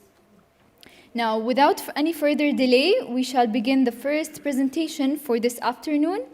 Please take a second to check that your phones are on silent mode. Let's get settled and remain in your seats during the program. I would like to remind students that we have 10 minutes for each presentation. There are 2 bells that will go on. The first bell indicates that 8 minutes have gone, and the second bell indicates your time is up. Now, let's start with our first team for the topic, Emirates Aviation University. Please welcome them.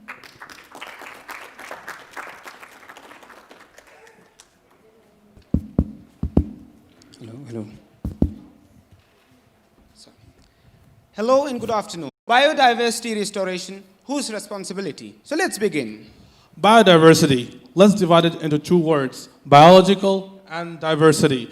Biological has anything to do with life and nature. Diversity is the variety and variation in any system.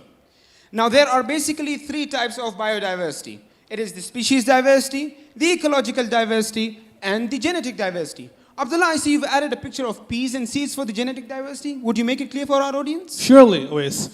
See, genetic diversity is the variety or the variousness in the quality of the living organism. Physical quality it can be, as you can see in the seeds, they're from the same family, but however, they differ in their qualities, such as shape, size, and etc. I would like to give you, ladies and gentlemen, 3 minutes to actually look at this communities. Your time starts now. Well, that's it. Uwais, go ahead. Well, I think you said 3 minutes. Well, we have 2 communities here, community 1, community 2, both having 4 species. This means that the species richness is present in both the communities. However, community 2 can be seen to have abundance of species A. This means that the species evenness is only present in community 1. So in your opinion, which of these 2 communities reflect better species diversity? Well, it may seem it is community 2, but in fact it is community 1 because of the presence of species richness as well as evenness. Well, Abdullah, go ahead and explain the ecological diversity. So ecological diversity is the variation in the ecosystem or habitats of different organisms. In this picture, we have the mountains, we have the desert ecosystem, we have the green grassland, and we also have the marine ecosystem. Make it clear for our audience which of these are present in this country. Well, in the United Arab Emirates, we have the desert ecosystem, which acts as a habitat to many wild animals. We have the marine ecosystem, which is the habitation to many sea species. And finally, we have the mountainous terrain, which is present in the northern part of the country. You remember when we had visited Jebel Jais on first day of university? It was an amazing place, and I would recommend that to all of you. Well, now there is something very interesting to notice here. There is a sector or industry that is impacting all these diversities, and that is? The UAE transport sector. We have the aviation transport, we have the marine transport, and we also have the land transport. Well, okay. But Abdullah, why are you holding the transport sector responsible? I have statistical data to prove it, Uwais. If you can see the pie chart, 15% of the UAE's GDP comes from the aviation sector alone. It's a lot, isn't it? It is a big number. And you can see the bar chart from 2009 all the way up to 2012. There's a linear growth in the land transport sector. It means that they are growing the most, and I think we should hold them responsible for restoring our biodiversity. Well, coming to the adverse effects of ship, the anchoring of the ship. These are heavy anchors. When they're released onto the seabed, they destroy the coral reefs present there. Secondly, we have the oil, the spillage of oil from the ships. This could be as a result of crude oil surge, accidents, or many more. Whether intentional or unintentional, they destroy the habitat for many sea species. Well, finally, we have the navigation. So we see sonar waves that are being released to the seabed, which the ships uses to measure the depth of the sea. Now we know that the many sea species such as the dolphins, they communicate in sound waves with frequencies that are not heard by us. Now these sonar waves, they interfere with the sound waves of these sea species and they disturb and impact their communication. Well, Abdullah, we've done the ships, now come to the cars. Exactly. All of you have cars, and this is what their future is, actually. They're going to end up in a scrapyard, and this is going to affect our desert ecosystem. Then we have the carbon dioxide emission from the car. We are going to discuss the effects of carbon dioxide emission from cars in later slides. Okay. We are from the aviation industry, and I think we have a greater impact on the biodiversity of UAE. I have seen a map. Always explain it. Well, we have the national and the international airports present in the country. Something very interesting to notice here is that many of these airports are built on the shoreline, on the coast. This means that the Persian Gulf on the left and the Indian Ocean on the right were dried up to construct these big airports. Sure. And then we have the pie chart. It actually shows us the carbon dioxide emission for each type of aircraft. We have the A380 from Etihad, and we have the Boeing 777 from Emirates. Unfortunately, these two are the most favored type of aircraft, and also they're used by our airliners the most. Emirates That means and that Etihad. our aviation industry is actually impacting the biodiversity the most. Well, coming to the effects of carbon dioxide on our environment. Increasing level of carbon dioxide increases temperature, which in turn increases the level of humidity. Now, it increases also the stress on the plants. Although we have studied that the carbon dioxide is taken in by the plants, however, they also require nitrogen. And increasing level of carbon dioxide means that the nitrogen in the air decreases. This causes the withering of the plants. Another of the effects of increase of carbon dioxide level is, as mentioned by my colleague Owais, that it increases sea temperature up to 35 degrees. And then due to that, the concentration of salt in the sea increases up to 700 parts per million, which affects 500 different species of fish present in UAE. It's a great number. It is. These are some of the beautiful marine ecosystem that we are impacting due to our growth. Our activities. Well, Abdullah, I think we've done enough of accusations, so now let's jump into the solution. So what have you got for us? Surely. I have a solution of the green airport concept in which me and my colleague are going to present it in two different steps. The first one, Owais, please go ahead. The first picture, known to everyone, recycling. Recycling of water.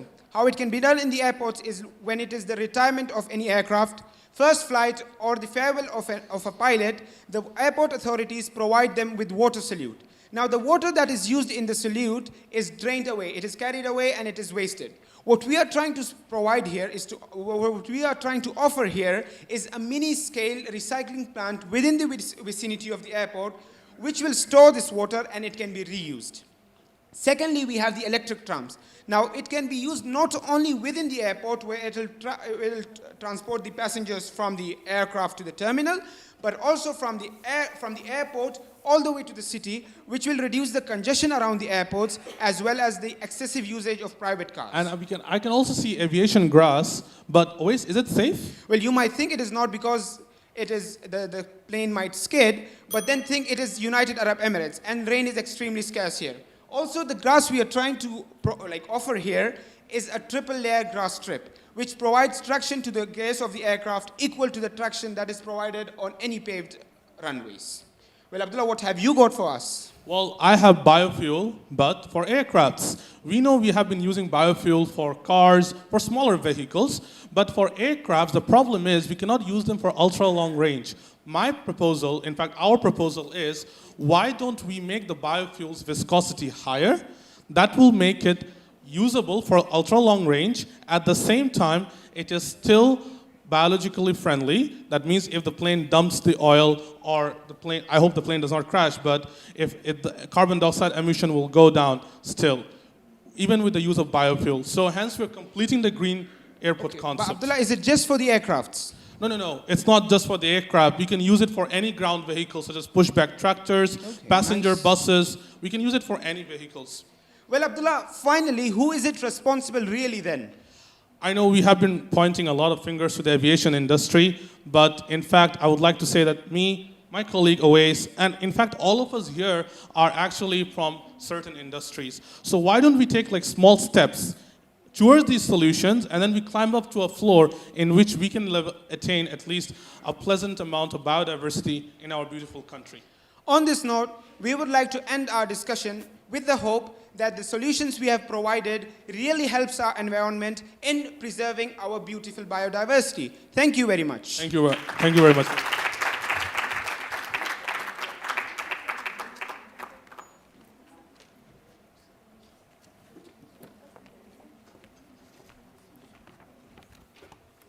Your efforts are highly appreciated.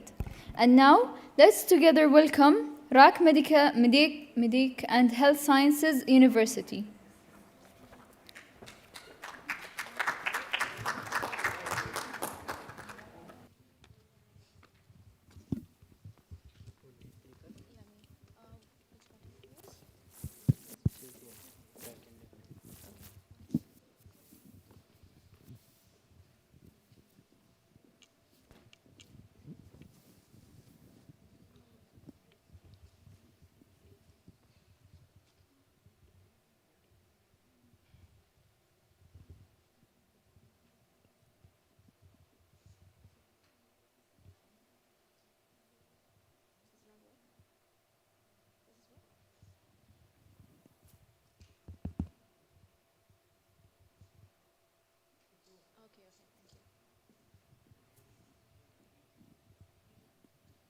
The rustling sound of the leaves.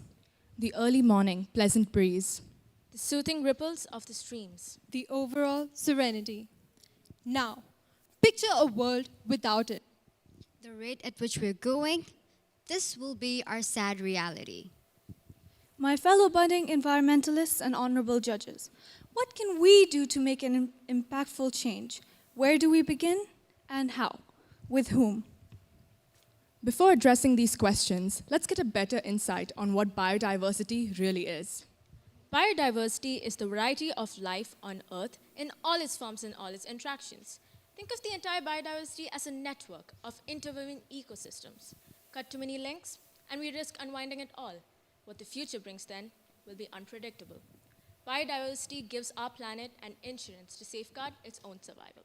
To get a better understanding on how vital biodiversity really is, let's take an example. Think of pollination. Seems like a pretty normal process, right? Just bees moving pollen from one plant to another. Now, what if the critical pollinators were to become extinct? What would happen? Pollination wouldn't occur, neither would fertilization. Thus, there would be a decline in the plant population. The herbivores dependent on these plants would perish, and the carnivores would follow shortly after. This would disrupt the entire food chain and destroy the delicate balance of life. Believe it or not, loss of biodiversity is 1,000 times higher now than it was before humans dominated this planet. Still aren't convinced? Let's talk numbers. More than 50% of the vertebrate abundance has been lost in the past 50 years. The mass of insects is falling by 2.5% a year. Hence, loss of interactions between species can lead to a domino effect. The WWF Biennial Report in 2014 showed that between 1970 and 2010, the planet had lost about 52% of its biodiversity. Additionally, it was also shown that there was a loss of 76% of freshwater wildlife and 39% of both terrestrial and marine wildlife. So, who's the real culprit? Some of the natural causes of loss of biodiversity are floods, droughts, forest fires, earthquakes, epidemics, etc. Aside from these natural causes, we must also consider how humanity is currently burning the library of life. Habitats have been destroyed in favor of agriculture, forestry, fishing, urbanization, and manufacturing. Habitat loss has greatly reduced species richness, which leads to ecological imbalance. Moreover, humans have exploited plant and animal species for short-term benefits such as food, clothing, etc. And when this need turns to greed, it leads to overexploitation. Introduction of alien species have hampered with the native species. Furthermore, anthropogenic activities have caused pollution on a large scale, which have directly or indirectly affected the biodiversity. Unfortunately, mankind has not overlooked this pressing issue and has initiated a strategy to revive what was once lost through biodiversity restoration. Biodiversity restoration, in layman terminology, is bringing life back to lost species or damaged ecosystems that have degraded over time. It is the primary option by which we can increase biodiversity by manipulating human-altered ecosystems. In this day and age, this is vital for economic growth.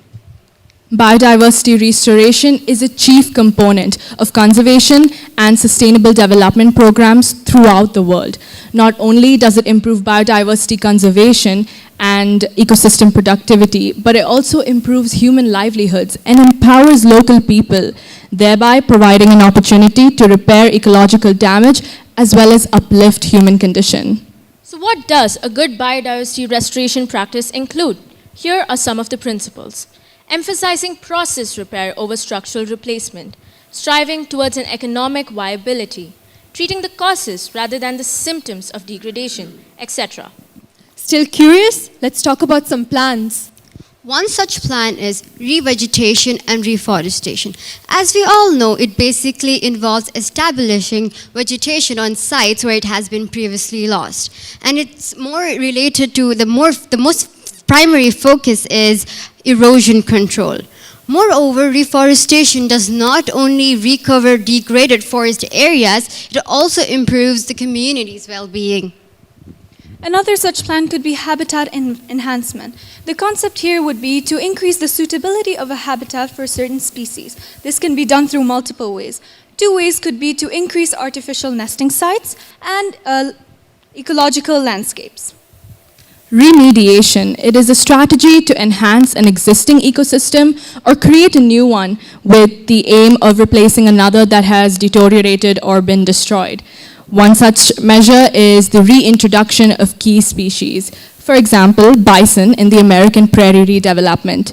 This will prevent the collapse of the respective ecosystem and instead revitalize it. Another measure is restoring connectivity. This involves the exchange of genetic information across the landscape to ensure healthy genetic diversity. And this is done by creating corridors of habitat between restored ecosystems. Now let's look into some initiatives taken by renowned organizations and countries. The USAID supports biodiversity conservation methods across national boundaries. It implements at improving wetland biodiversity, managing natural resources, reducing carbon emissions, etc. The IUCN had launched the Bond Challenge, which is a global effort to bring 150 million hectares of degraded landscapes to restoration by the end of 2020. Rewilding Europe, an NGO, has released a new initiative. This is called the Circle of Life. It helps us look at carcasses in a different way. Now, as we all know, carcasses and dead animals are usually repulsive to humans. However, they can be a very important source for other species. In Sweden, the Pite and Rani River associations have been working on river restoration. Lateral dams have been removed, thereby restoring spawning areas for migratory fish and reconnecting tributaries of these rivers. Similar projects have been done in Danube Delta and Oder Delta to reconnect the Danube lakes with the main river. Even UAE has taken several measures to aid in biodiversity restoration, some of which are establishing natural reserves for the preservation of endangered flora and fauna, organizing a fund, namely the Mohammed bin Zayed Fund, for species conservation, which supports programs across the world, setting up protection centers for endangered animals, cultivation of coral reefs, etc. Due to their success, they have been able to increase forest areas, increase natural reserves, and bring back endangered species such as the Arabian oryx back into its natural habitat. So now the question arises, who's really responsible for this restoration? Is it just the concerned authorities, or is it a collective effort? That's right. It's not just them. It's you and me both. It's us. Just as tiny ripples form big waves, our individual efforts will lead to a big change. The primary goal would be to identify the tipping point at which biodiversity loss turns into an ecological collapse. Implementing measures that would prevent this transition is by itself an efficient way to aid in biodiversity restoration. We had previously pinpointed the major causes of loss of biodiversity, which has given us a better insight in devising innovative schemes. We have also come across numerous national initiatives launched by different countries, which revolved around a large scale of ecological renovation, and that has brought a positive impact on the state of biodiversity. Apart from the previously mentioned schemes, government could allow 1 month for public participation. This could be through several ways, such as trending competitions, events, walkathons, etc. So the main aim over here would be to increase awareness, lead to environmental change, and therefore indirectly lead to biodiversity restoration as well.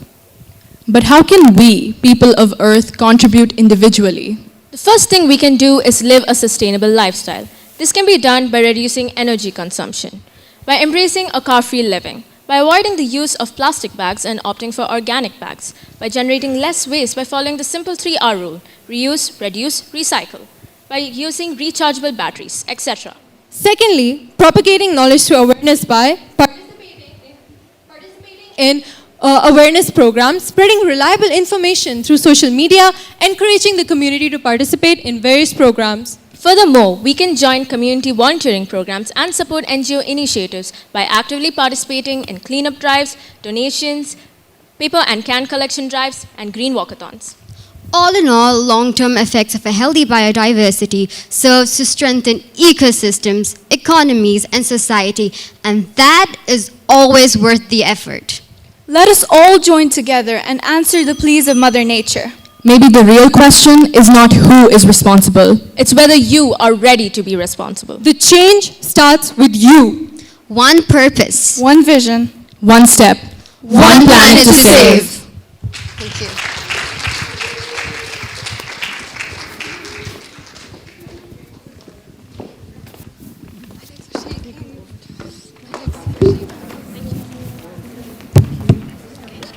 Thank you, girls. And now, let's put our hands together for the second time for University of Sharjah, but this time the presentation will be presented virtually. Thank you.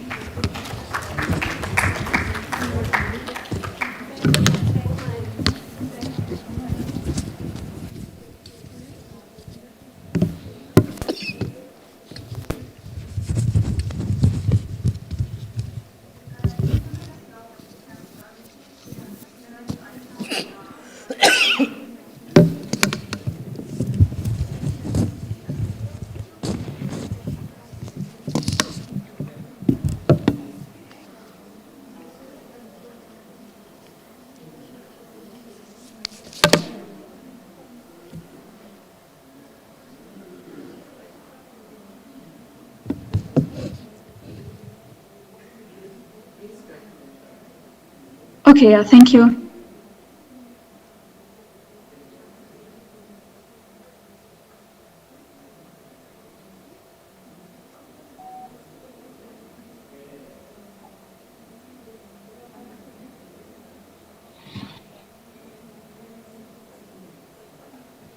Shama, you can start, Okay.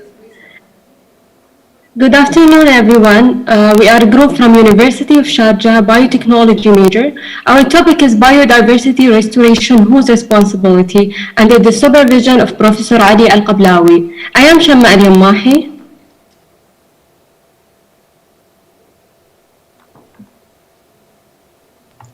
I am Sara Sabri. I am Ali Al-Mahrouzi. Mani Fadal. Okay. Every day we are losing great animals from our planet, and by the time I finished my talk, one species would have been killed. How did we get here, and when did things go so wrong? Do people really aware of that? What we did here, data collected before 1 month to test 63 people, both educated and non-educated. The results showed 38% they are not sure about what biodiversity is. And here, 79% they believe that all human beings are responsible for biodiversity, which is a very good sign. And here, the most important point, 80%, they agree that biodiversity is considered as an important issue that deserves our attention. So, what is biodiversity? It is the variety of all life can be found on Earth. Biodiversity is considered to exist at 3 different levels. These are genetic, species, and ecosystem. The genetic diversity is the variation in genes within and between species. Species diversity, for example, a tiger and cat are different species. Ecosystem diversity, like having forest, tundra, and grassland in one area. Biodiversity provides a wide range of services. Firstly, ecosystem services, including soil formation and pollution breakdown. Secondly, biological services, including food, clothing, and energy. The socio-cultural services that include the inspiration and sense that the place could give to a human soil.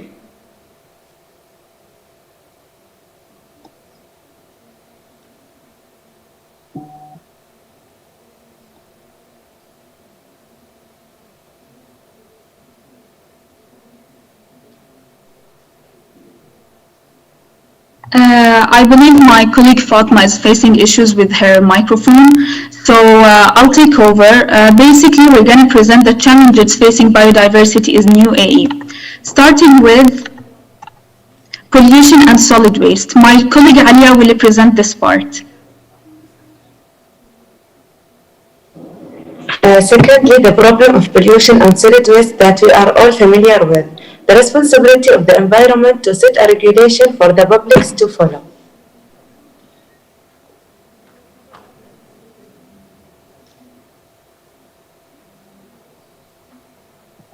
The third challenge that faced biodiversity in UAE is crop crumbling, lead to change in soil properties and vegetation composition, and consequently affect the ecological functions and services of desert landscape. So who is responsible? Government set regulation and awareness for public, define certain races for car racing and driving in deserts. Public should follow the regulation. The fourth challenge is invasive species. Prosopis cinerea al-Ghaf is a native species to the dry and arid regions such as UAE. Prosopis juliflora al-Ghawaf is an exotic species that has been introduced to the artificial forest in UAE. So what is the problem? After introducing al-Ghawaf, it started escaping from the artificial forest and started invading and killing native species such as al-Ghaf. As we can see here, the Asandi area has been covered by al-Ghawaf. Also here we can see how al-Ghawaf misuses al-Ghaf's generosity. The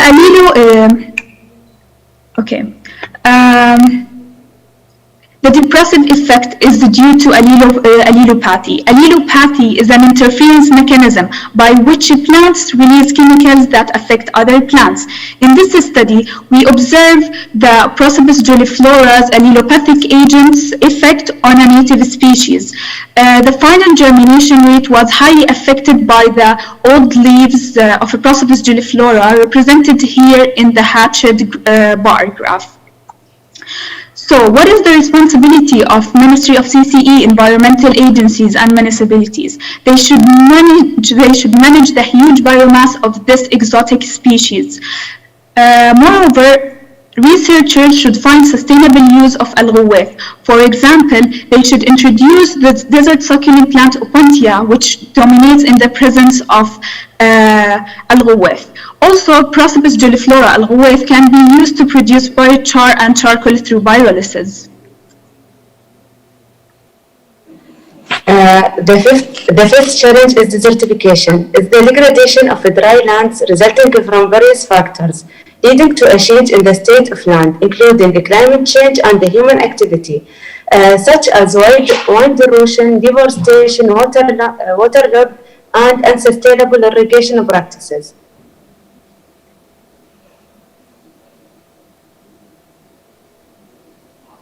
Desertification is a recurrent phenomenon in UAE due to its location within the arid west, and as the desert forms 80% of the area of the UAE. Many initiatives were implemented to combat desertification in the UAE. Firstly, the National Environmental Educational Bee Awareness Strategies, which focuses on educating the youth and increasing awarenesses within the Emirati community. Second, the UAE National Climate Change. The UAE National Climate Change Plan, with the focus is to ensure that national policies, strategies have integrated climate change measures that adhere to global recommendations. Third, the Dubai Desert Conservation Resorts.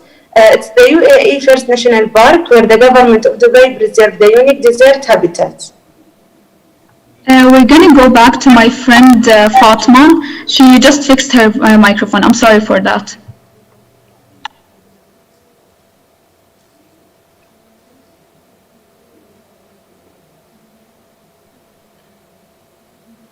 Overgrazing. Grazing is a big problem facing biodiversity in United Arab Emirates. It generally describes a type of feeding in which a herbivore feeds on plants and also other multicellular autotrophs. There is an increasing of grazing animals in UAE, and this can lead to deterioration of the plant cover and reducing biodiversity. The most grazing animal seriously affect biodiversity, especially in UAE, is camels. You can see in this figure, overgrazing of camel resulted in complete deterioration of desert vegetation of UAE. In this video as well, goats graze on the plants. I took this video in Ras Al Khaimah, especially in Al Ma'mura. One of the most important causes of biodiversity deterioration that related to grazing is overstocking, which means putting animals in the desert more than what the desert produces, and this can affect the removal of vegetation cover. Overgrazing deteriorates biodiversity. On the other hand, complete protection may deteriorate biodiversity as well. Grazing management is very important, and it can be a solution for this challenge. Moderate grazing enhances biodiversity. Here, as you can see, governments, researchers, and livestock owners can be responsible for overgrazing in UAE. As I said, management can be a solution for overgrazing, and this can happen by providing food alternative or import more dry feeds for animals by the government itself. Researchers can calculate the grazing carrying capacity for the desert rangeland. And awareness for the livestock owners, and they should absolutely follow the rules.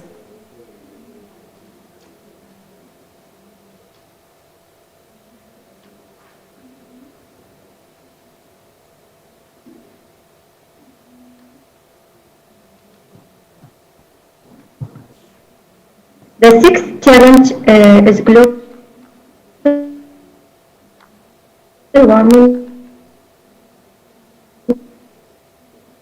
It's a serious natural phenomenon responsible for greenhouse effect and ozone layer depletion. So when the temperature increases, the most important group of birds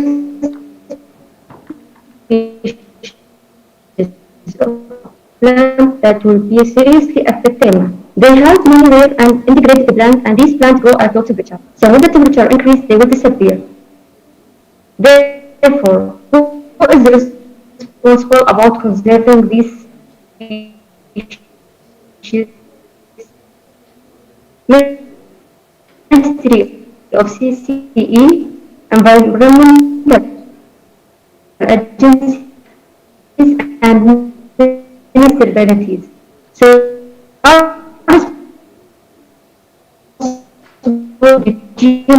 bank that stores seed to preserve genetic diversity, establish material area in certain micro like gorge places or high places that cannot reach temperature. So plants in this area should be conserved in protected area like national parks, sanctuaries. Also, Wadi al-Hulu in Sharjah,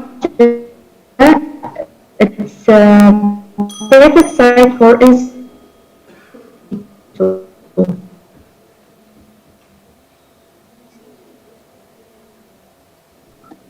On 7 July 2020, President His Highness Sheikh Khalifa bin Zayed has issued Law Number 11 to regulate grazing in Abu Dhabi and preserve natural rangelands. The new law stipulates that grazing area must be 2 kilometers away from natural reserves, also prevent overgrazing and protect the environment from desertification and ensure no further loss of native wildlands.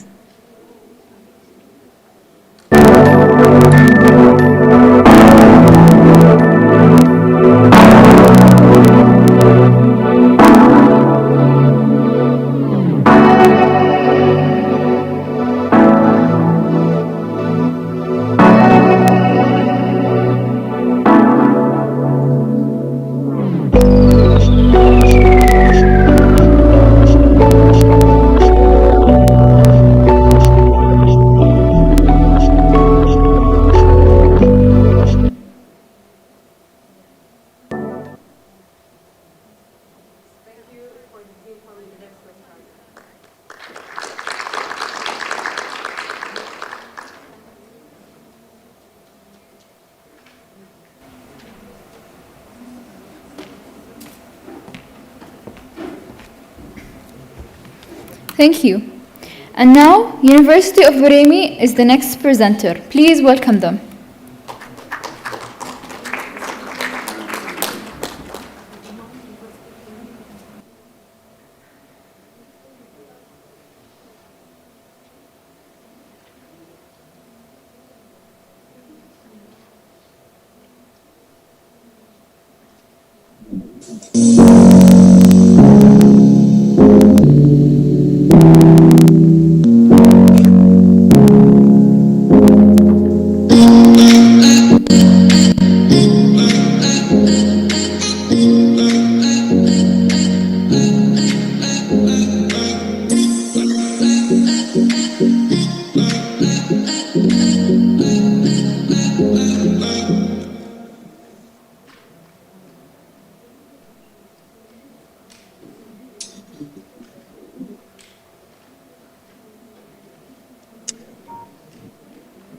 بسم الله الرحمن والسلام على أشرف الأنبياء والمرسلين سيدنا محمد أجمعين.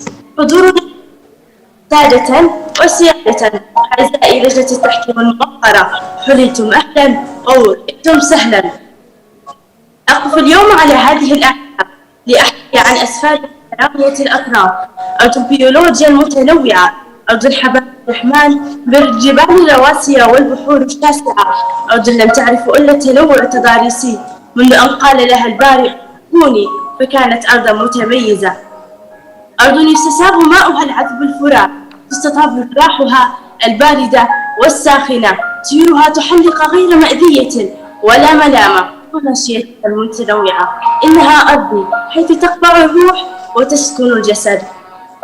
كانت أرض جميلة ذات صورة بهية حتى جاء المخربون من البشر وأسالوا دموع ردائها الأخضر لنسلط نظرنا اليوم على أكثر داعم للبشرية، أكثر داعم على هذا الكوكب، والذي هو التنوع البيولوجي، وبمصطلح آخر التنوع الحيائي، والذي شمل مختلف نواحي الحياة الطبيعية والجينية للنباتات والحيوانات. ولنتعرف أكثر على أنواعه ننتقل إلى زميلتي آية.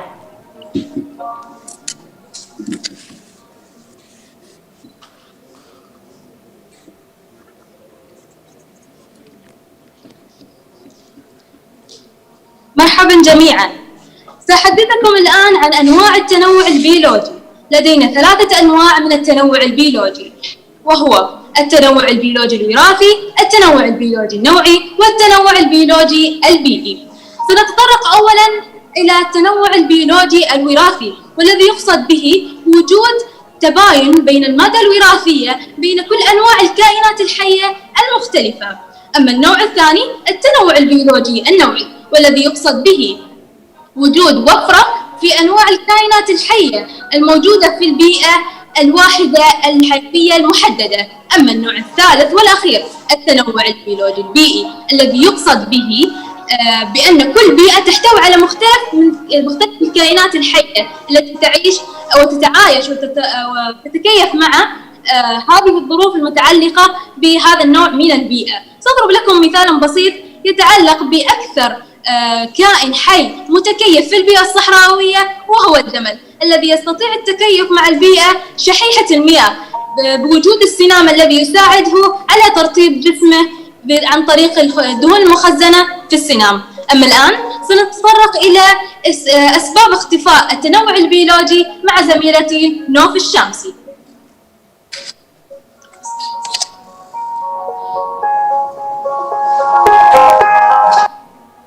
هناك العديد من الأسباب التي تؤدي إلى اختفاء التنوع البيولوجي. على سبيل المثال ظاهرة التصحر.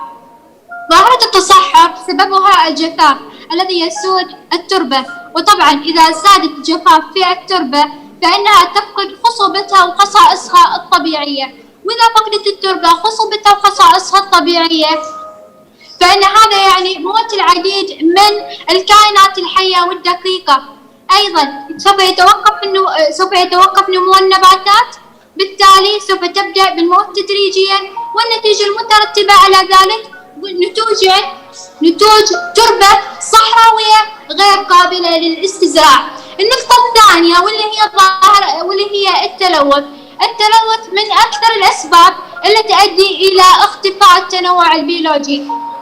طبعا العامل الأساسي وراء هذا التلوث، العامل المباشر وراء هذا التلوث هو الإنسان عن طريق ممارسته لأنشطته بشكل سلبي على الموارد الطبيعية. مثال على ذلك المصانع البشرية لما ترمي مخلفاتها في المسطحات المائية، هذا يؤدي إلى اختفاء التنوع البيولوجي، وأيضا تسرب ناقلات النفط. أيضا الزيادة السكانية كلنا نعرف أنه كلما زاد عدد السكان كلما زادت المساحة العمرانية، بالتالي تقل مساحة الغابات. أيضا كلما زاد عدد السكان فإن هذا يؤدي إلى زيادة الأنشطة البشرية. زيادة الأنشطة البشرية مثل ماذا؟ عندي تحميض أنظمة المياه، أيضا التدمير المتعمد وغير المباشر للموارد الطبيعية. كل هذه يؤدي إلى اختفاء التنوع البيولوجي وتدهوره. النقطة اللي بعد هذا اللي هي التلوث الجيني. التلوث الجيني بمعنى التوجيه بلهجتنا المحلية، وأيضا الهندسة الوراثية. طبعا الهندسة الوراثية كثيرا تستخدم في المزارع، الغرض منها إنه ينتج عندي نبات مقاوم للأمراض وأيضا يتحمل المناخ بشكل أفضل. ولكن الهندسة الوراثية تصبح خطر للتنوع البيولوجي إذا كان عندي استخدام غير متحكم فيه، فإن هذا الشيء يأثر في تهديد النوع الأصل أو الجين الأصل. آخر نقطة عندي الاحتباس الحراري. طبعا الاحتباس الحراري من أكثر الأسباب اللي تؤدي إلى اختفاء التنوع البيولوجي. مثال على ذلك طبعا إذا استمرت درجات الحرارة في تزيد، هذا الشيء راح يهدد الشعب المرجاني حدود من 20 ل 40 سنة قدام راح تختفي. أيضا الاحتباس الحراري إذا استمرت هذه المعدلات في ارتفاع، فبحلول عام 2050 10% من التنوع البيولوجي راح يختفي.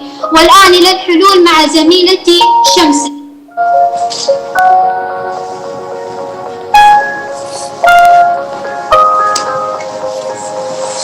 نحن كبشر خلقنا مشكلات من العدم، فعلينا أن نجد لها حلول، ومن أهم تلك الحلول هم البشر بإيجادها هي المحميات، حيث يتم تخصيص مساحات معينة وتعديلها كمحمية لحماية الأراضي الطبيعية في تلك المنطقة والأنواع فيها من تهديد الأمراض، بالتالي تقل بيوت التنمية الطبيعية. كذلك أيضا يجب علينا التوقف عن التوجه نحو المناطق ذات التنوع البيولوجي الكبير وعدم استوطانه. سوف تتشدد كميات أعداد كبيرة من الحيوانات أو تتهدد بالانقراض أو تنقرض. هذا شيء جديد بل سبق وأن والتوجه نحو الصواحب يقل فيها التنوع البيولوجي. كذلك لدينا الطاقة المتجددة والصديقة للبيئة. مثال على بدل استخدام النفط ينتج كميات كبيرة من الملوثات في الجو، علينا تقليص استخدام النفط والتوجه نحو الطاقة المتجددة. كذلك قتل الجائر للحيوانات يجب التوقف عنه. يقوم الإنسان بقتل هذه الحيوانات مثلا توفير الأنسجة. بدل توفير الأنسجة القيام بآليات النانو المستحدثة لإنتاج الأنسجة. قطعنا عدد كبير من الغابات، يجب علينا أن نتوقف عن قطع الغابات والتوجه الصناعية. كذلك كبشر أنتجنا عدد كبير من الملوثات والنفايات، يجب علينا إعادة تدوير هذه النفايات وتقليلها في الطبيعة. من هو المسؤول؟ نحن كبشر قمنا بأنشطة عديدة، أنتجنا نفايات ومهملات كثيرة في الطبيعة، خلقنا مشاكل من العدم، وعلينا نحن كبشر أن نكون المسؤول الأول في استعادة صحة الطبيعة، فالطبيعة لن تشفي نفسها. والآن مع الخاتمة مع زميلتي ندى.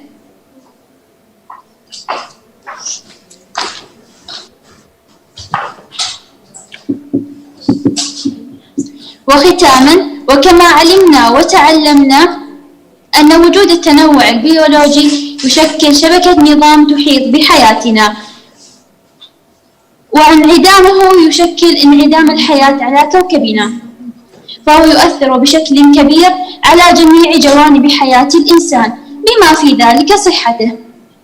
فما نراه اليوم من انتشار واسع وفظيع لفيروس كورونا عافانا وسلمنا الله منه جميعا ما هو إلا أحد نتائج تمرد الإنسان على طبيعته، فدمر الغابات وتعدى على حياة البرية وكثيرها من الأسباب التي ذكرناها زميلاتي، وبذلك أنشأنا ظروفا مناسبة لانتشار هذه الفيروسات، وكأن البيئة تريد أن ترسل لنا رسالة مضمونها: هذا من صنع أيديكم فذوقوا مما صنعتم.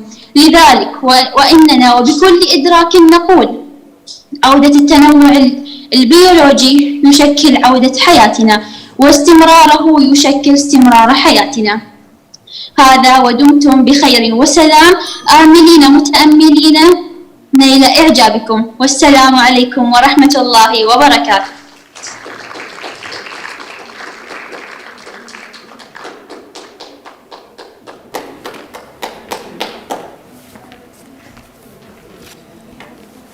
شكرا لكم على هذا العرض.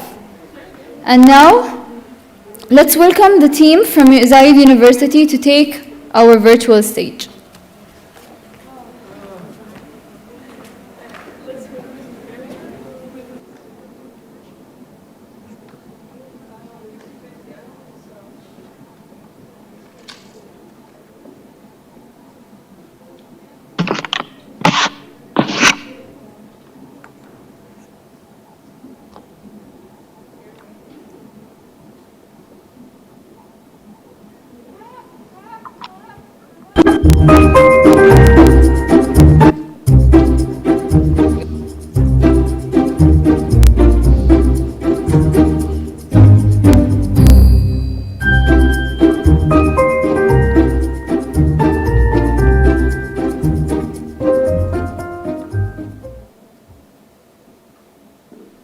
Hello everyone, my name is Maryam Salim and we are a Zayed University team.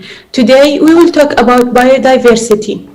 Biodiversity restoration, a term of discussion of which are some conflict, disagree with or support. Today, the Zayed University team will try to attempt and explore the many perspectives on these, mainly our own, and finally, we will try and address the topic of responsibility. Today, we will not offer a solution. Instead, we will share our thought process. To be able to prepare a plan of biodiversity, we need to know that the biodiversity has three categories.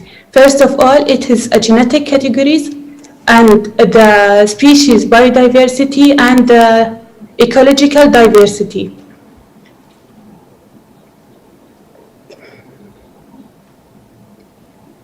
We know that the current trend of biodiversity today is, as we can see, generally the biodiversity is declining. We know that the 39% of our tree trail we lost our tree trail, we lost 39% of our tree trail in 1970, and we lost a larger percent of the fresh water. And we can notice that the lowest was in the park and the refugees, and it was in 80%. In the graph shown, we can see that the high-income countries are invest more in increasing the biodiversity, while the low-income countries are lower. This perhaps because the high-income countries are investing more and they have strict regulation. Now, my teammate Fatma will complete. Anthropogenic activities have caused widespread biodiversity loss and a decline in the ecosystem condition. However, when humans realized that they are slowly destroying the environment, they decided to do something about it. And this is when ecological restoration came in hand. Ecological restoration is the process of assisting and reversing the recovery of an environment that has been degraded, damaged, or destroyed. Ecological restoration are becoming a major strategy for increasing provision of ecosystem services, as well as reversing biodiversity. Any effective restoration would end up with enhancing the destroyed biodiversity. However, some might end up being incomplete. 221 landscapes worldwide reveals that forest restoration enhances biodiversity by 15 to 84% and vegetation by 36 to 77%. Now, I'm going to be mentioning some of the successful biodiversity restoration projects. The Great Green Wall is an African-led movement of epic proportions initiated in 2007 to green the entire width of Africa, a very dry region extending from Senegal to Djibouti. The Choka-Andean Corridor is a corridor that was built above two streets for animals to migrate and live undisturbed. And lastly, Acacia, a transformation of a 100-year-old golf course into an urban eco-park. Now, what makes all of those projects successful is that first, they all put the needs of the biodiversity first, and they listen to the environment, and they are trying to preserve the ecosystem. Now, Amna, do you think that restoration is the only solution? Thank you, Fatma. But before I answer your question, I want you all to think of a happy memory.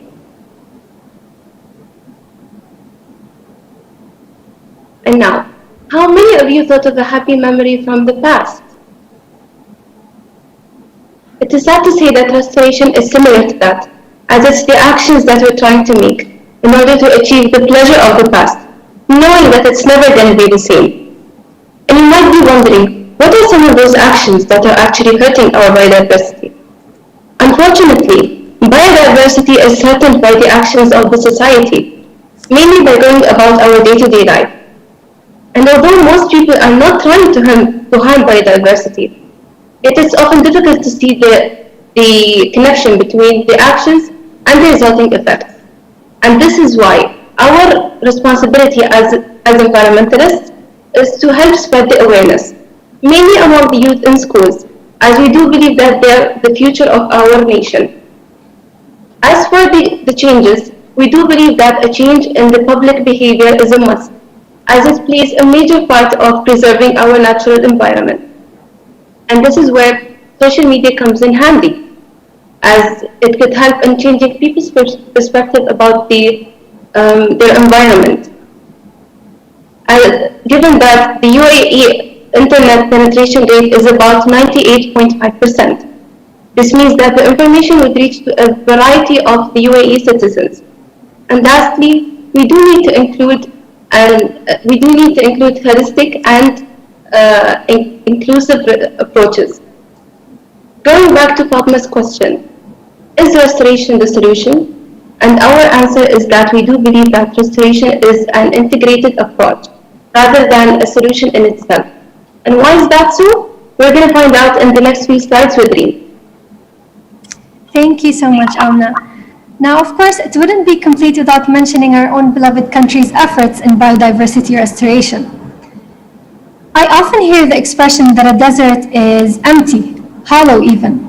But that is far from the case, and the UAE is an exquisite example of this. Following within the footsteps of our visionary leaders, many entities today, including the Ministry of Climate Change and the DDCR, have all prioritized and acknowledged the importance of biodiversity.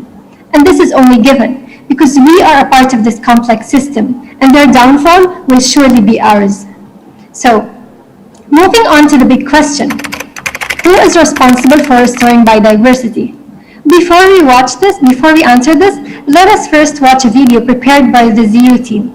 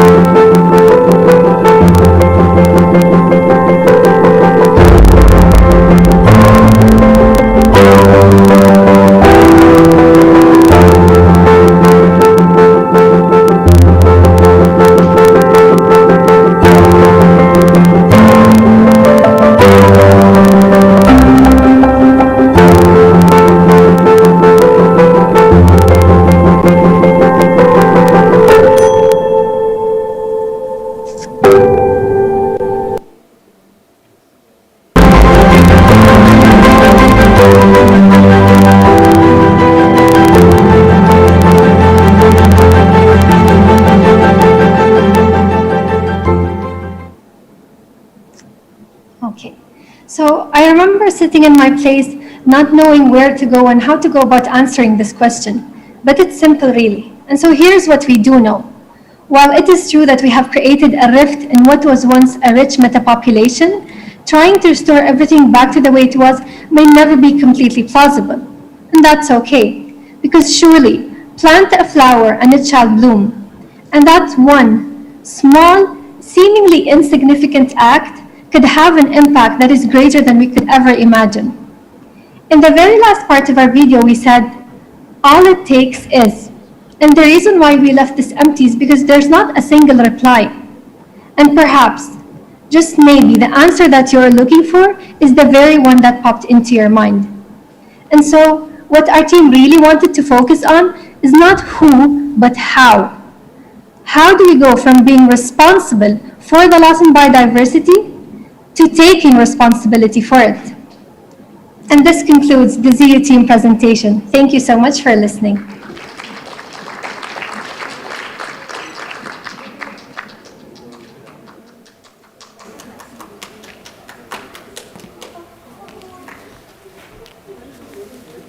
And now, last but not least, we will welcome Al-Najah National University, the last team for our topic today.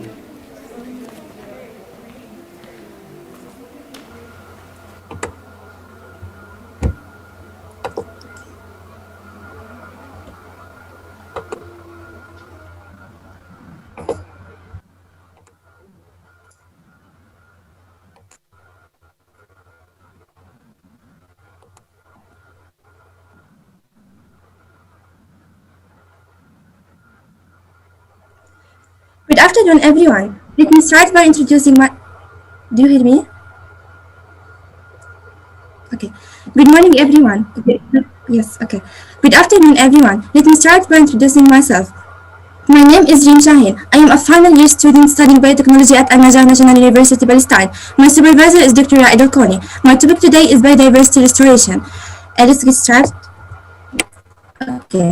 Environment is the key for existence of the life on the earth. Without it, there can be no life on the earth. Okay. Human activities have a highly negative impact on the environment, include impact on the biophysical environment, biodiversity, and other resources. There are two main projects to reduce human effect. We have conserving biodiversity and ecological restoration. Biodiversity restoration include means to return the ecosystem to their natural state.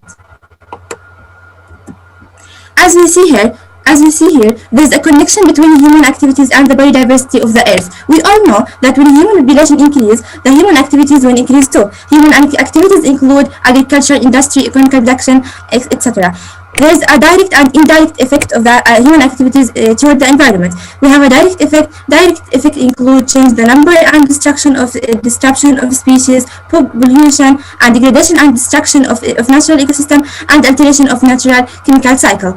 And indirect effect include climate change and loss of biodiversity. There are two strategies to conserve biodiversity: in situ conservation and ex situ conservation. In situ conservation include three approaches. First, ecoregion approach, small population approach, umbrella species or keystone species approach. Ex situ conservation includes zoos, aquaria, plant collections, and gene banks. First, ecoregion approach, which means identifying biodiversity hotspot regions. Hotspot regions are small areas with an exceptional concentration of endemic species and large number of endangered and threatened species. Biodiversity hotspots are a good choice for natural reserves, but identifying them it's not always easy. There are 34 hotspots identified by ecologists as important and endangered center of biodiversity, and Palestine is considered as one of them. Natural reserves. Natural reserves are areas protected and controlled by the government. They're designed to protect animals, wildlife, plant, and etc. Structure of a model. Here we see the structure of a model biosphere reserves. Second, we have a small population approach. Biologists focusing on conservation at the population and the species level for the two main approaches: small population approach and decline population approach. Small population approach study the process that can cause very small population finally to become extinct. Threatened and endangered species. Globally, 12% of birds, 20% of mammals, and 32% of amphibians are threatened with extinction. There are two terms: threatened species and endangered species. Threatened species are those that are considered likely to become endangered in the future. Endangered species is the one that is close becoming extinct throughout its range. Here we have three examples of endangered species: Philippine eagle, and Chinese river dolphin, and Javan rhinoceros. Case study: the bilby. Bilby, scientific name Macrotus lagotus, in Australia. This is an endangered species in Australia. The Australian government put up a natural recovery plan to preserve this animal and retain it. The project includes managing the bilby's remaining habitat, breeding in captivity, monitoring existing population, and re-establishing bilbies in areas where they previously occurred. Third, we have the umbrella species approach, which means conserve a keystone species. Well, here we have an example. Wolves are a keystone species. That means they have an important role in biodiversity. So, during 1850 and to 1900, 2 million wolves were destroyed. This caused a decrease of biodiversity. So they reintroduced wolves to return to a normal state. We have here ex situ conservation. The main procedures to prevent biodiversity ex situ are development of botanical gardens, herbaria, germplasm bank, and DNA banks. Botanical gardens. Botanical gardens are gardens used to collection, cultivation, preservation, and display a wide range of plants labeled with their botanical names. And here we have a herbaria. Herbaria, a collection of dried plant specimens placed on a sheet of paper with their information used for studies. Germplasm bank. Germplasm bank is a collection of living material of plants, include the spores, include the seeds, used also for studies. Gene bank, conservation of genetic material of plant or animal and other organism by putting them in deep freeze -20 Celsius. 80 Celsius. Biotechnology. As a biotechnologist, I should say that biotechnology has a great impact in extractive conservation by many tools like breeding and propagation program and identification of the genetic diversities, molecular which include molecular marker, DNA fingerprinting, DNA tools and DNA techniques used for studying the phylogenetic relationship between different organisms and for evolution study. We have also preservation method include in vitro culture. In vitro culture mean a tissue culture, plant tissue culture. The plant tissue culture we can generate a whole plant from a small species from a small pieces of this plant cultured under suitable condition. Also, we have a preservation in minus 198, which means liquid nitrogen. Germplasm collection and gene banks, we talked about it previously. We have the pest and pathogen controlling and sanitation method. Sanitation means the production of viral-free plants. Also biological control, to control the pest or pathogens by introducing the natural enemies. Also we can transgenic a plant or animal. For example, we can making a transgenic plant, genetically engineered plant to be resistant to a particular pest or particular pathogens or particular insect or etc. Here we have some photo. Here crop preservation, phylogenetic tree and DNA fingerprinting, breeding program. Here we have here we have a plant tissue culture, and here we have a SAM culture. SAM is a part of plant. Viruses can't reach this part, so I will take this part of plant and cultured it using a plant tissue culture technique for production of a whole plant, viral-free plant. Also biological control. In Australia, rabbits are considered as pathogen due to their unregular population. So the genetically engineered virus called myxoma virus to block the reproduction of those rabbits. Just I want to say that in my university there is an association called Ecology Friends Associations. I am the head of this association, and my supervisor Dr. Adel Koni, also the supervisor of this association. We're trying to spread environmental awareness and to educate people about their environment. And we made a lot of activities like journeys to natural reserve in Palestine. Just I want to thank you to make me share this wonderful experience. Thank you.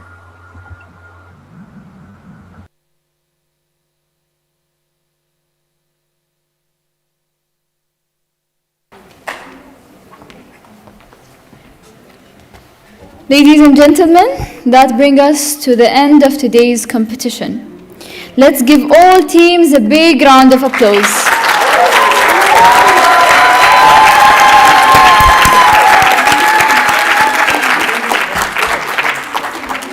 Thank you to all speakers. Thank you for your hard work, for your presenting, your effort. And you have all done a very incredible job. We will now take a break for 30 minutes while the final scores are being finalized. And then we will start the closing ceremony. A reminder to all teams and accompanying supervisors to fill the evaluation forms, which is surely important to us and the program. We request you to return exactly at 3:20 when we will announce the results and winners, and for that I think everyone will be on time. Thank you.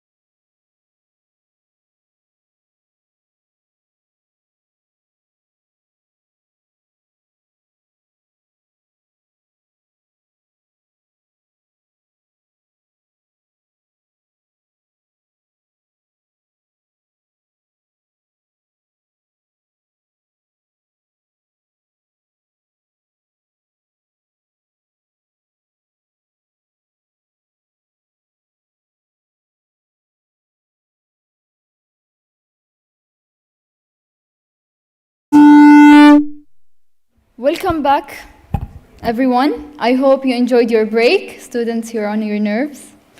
Okay, and before we begin with the awarding ceremony, let me just go through a few housekeeping points.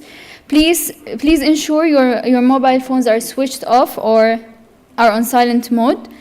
Your answers and suggestions in the evaluation form will be of great assistance to us when it comes to meeting your expectations for future events. We would highly appreciate that you hand over the completed forms to EEG team at the registration desk before you leave so that you receive your certificate. Firstly, before everything, I would like you to give yourselves a very big round of applause.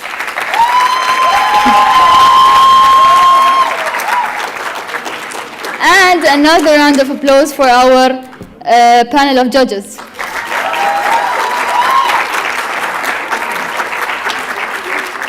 I'm sure that we all agree that they have your hard work and your effort and your time with us today.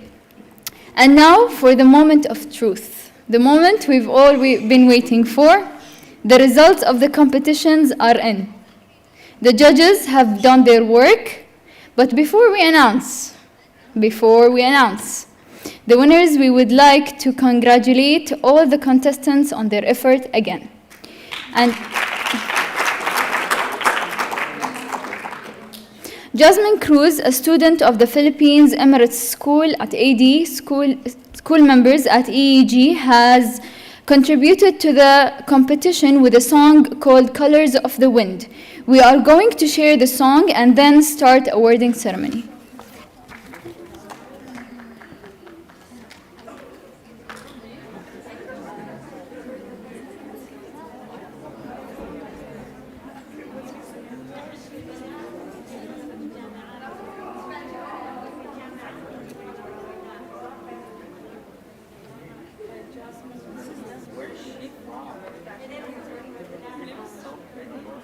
Take you on whatever land you land on. For your earth is just something you can claim. But I'm a rocketry creature. Has a life, has a spirit, has a name. Think the only people who are people are the people that can think like you. But if you walk the footsteps of a stranger, you'll learn things you never knew Have you ever heard the wolf cry to the blue corn moon? Or has he really broken like he grin? Can you paint with all the voices of the mountains? Can you paint with all the colors of the wind? Can you paint with all the colors of the wind? How high will the sycamore grow? If you cut it down, then you'll never know. And you'll never hear a wolf cry to the blue corn moon. For whether we are white or copper skin, we need to play beyond the voices of the mountains. We need to paint it all the colors of the wind. You can hold the earth and still all you loneliness are thoughts in. You can paint with all the colors of the wind.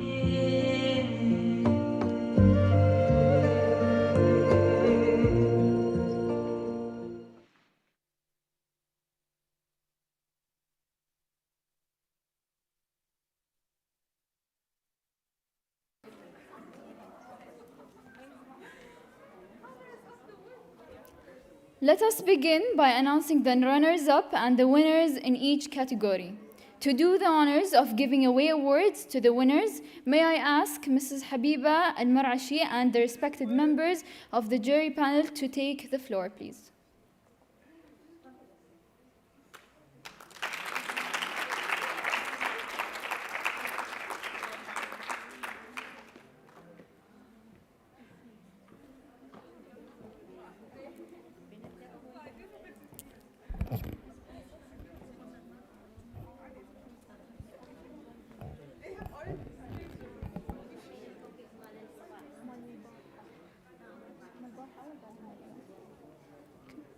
Okay, wait, this is for yesterday?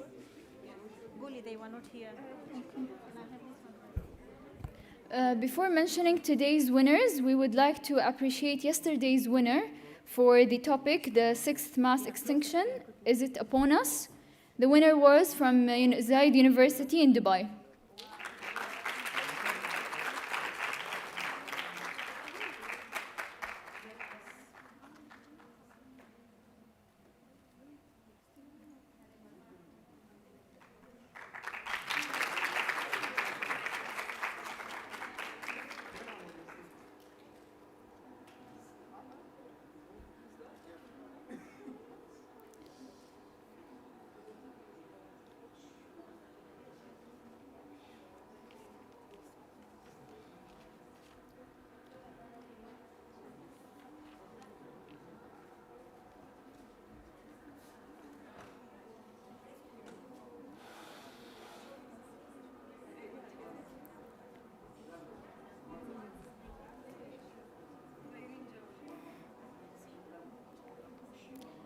And now for the first topic of today, resource efficiency and climate change actions required.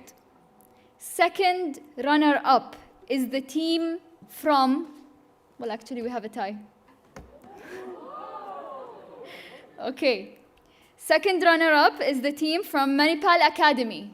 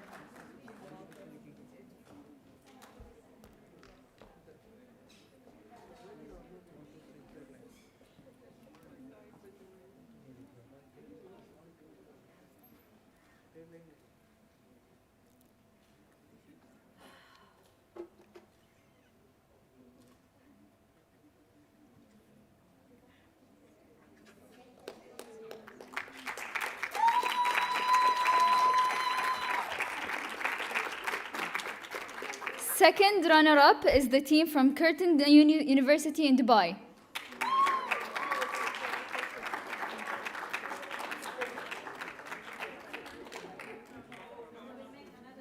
Okay. We'll make another certificate for them.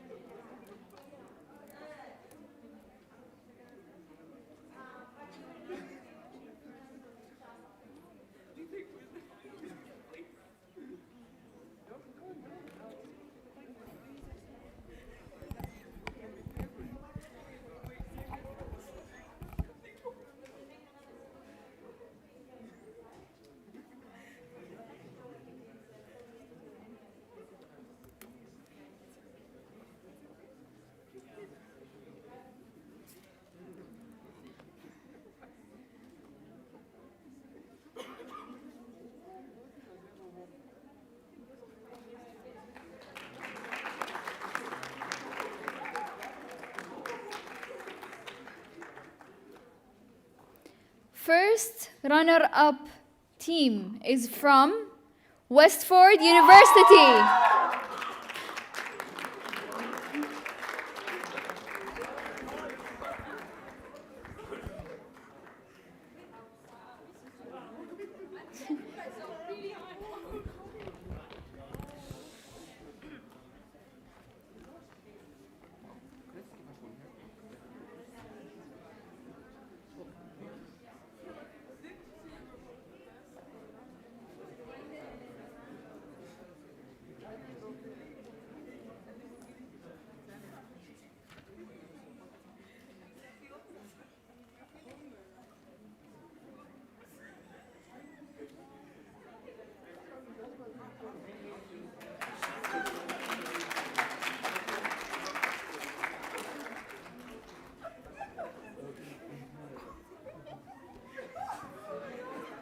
And finally, the winner for the first topic of today is the team from drum rolls, Mafi.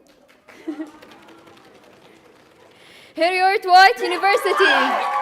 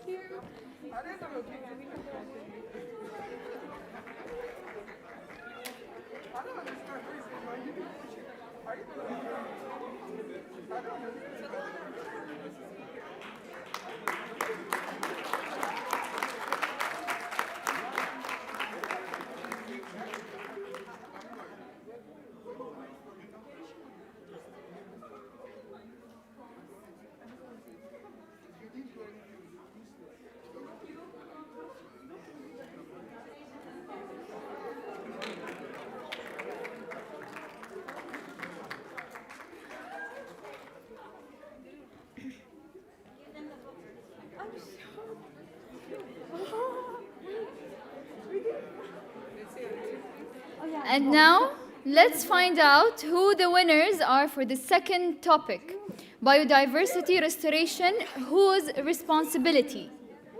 Second runner-up in the team is from Zayed University.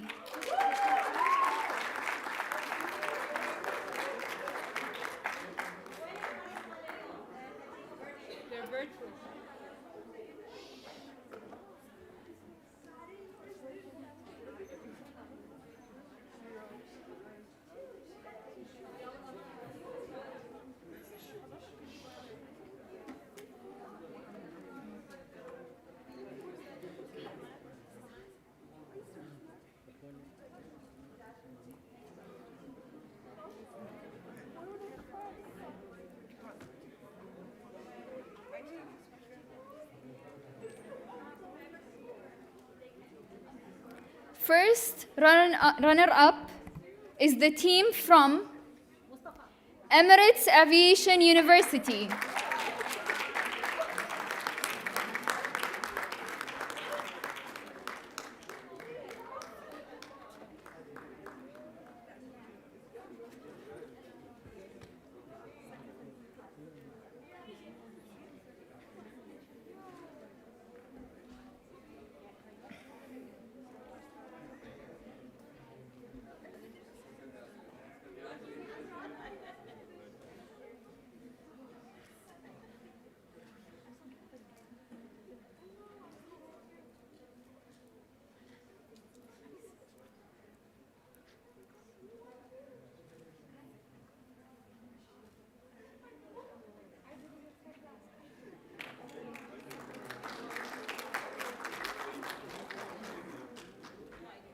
And finally, the winner for the second topic is the team from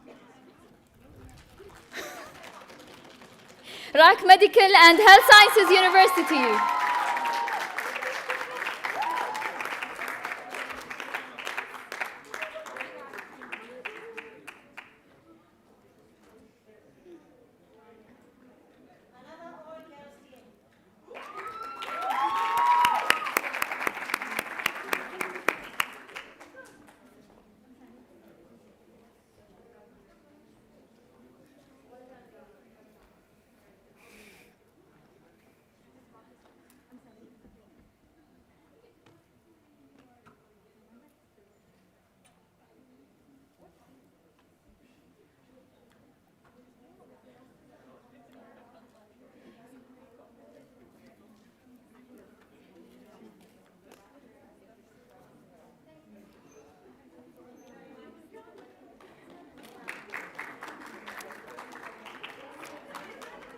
And now we come to the overall winners. Second runner-up is the team. Okay, so the overall winners is like the winners throughout the 2 days for the whole program. We calculated the points, and the universities and that we're going to mention now are the winners for the 2 days. So great job for everyone. Second runner-up is the team from RAK Medical and Health Sciences University.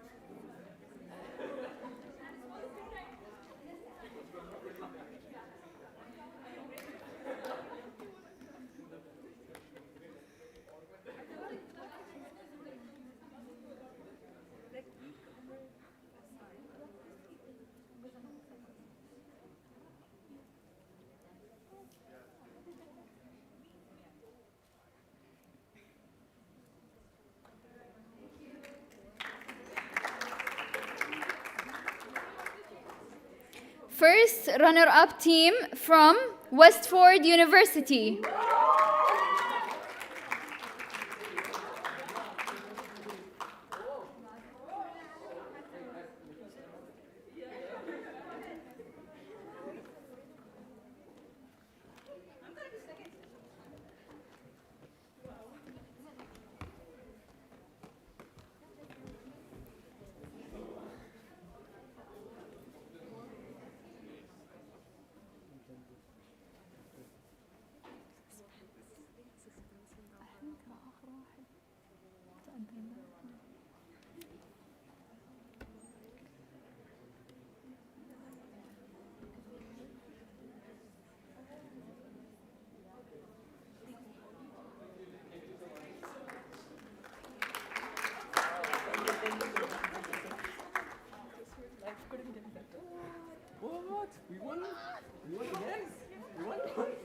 And finally, last but not least at all, prepare your drum rolls. The overall winner of the 20th Inter-College Environmental Public Speaking Competition, who will take home the beautiful rolling trophy and keep it for 1 full year, is the team from bad Heroit Watt University.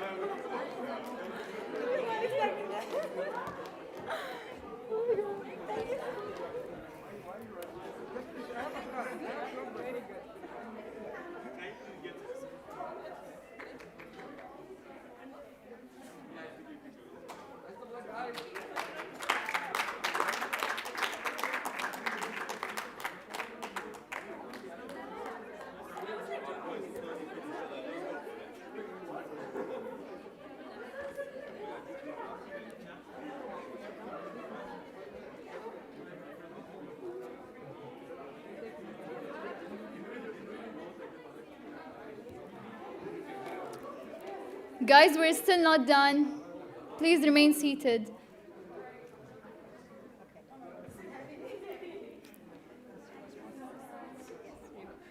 Enjoy, you have it for a year. Congratulations to all today's winners and well done to everyone.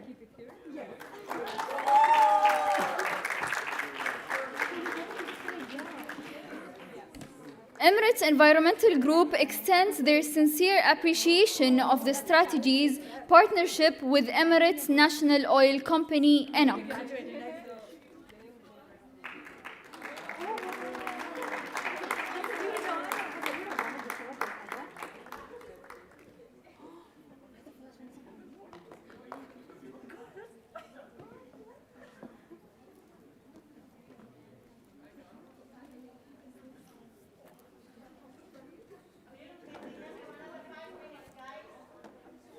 Guys, can we have you for another 5 minutes, please?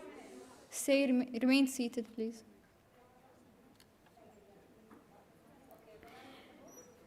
Emirates Environmental Group would also like to extend special thanks for Dubai Knowledge Park.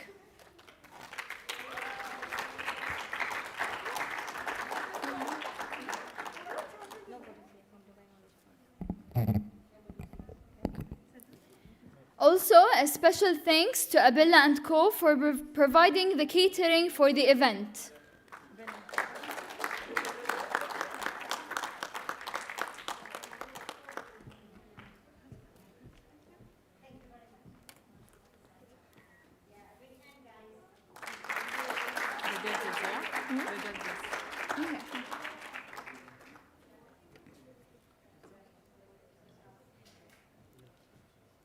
Also, another very special thank you to our amazing judges who did a very great work yesterday and today. Thank you again for your work, for your time, for your effort, for everything.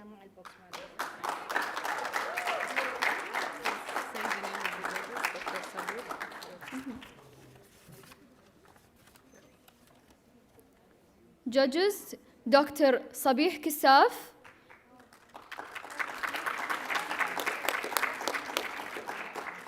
Mr. Mustafa Al-Anzi,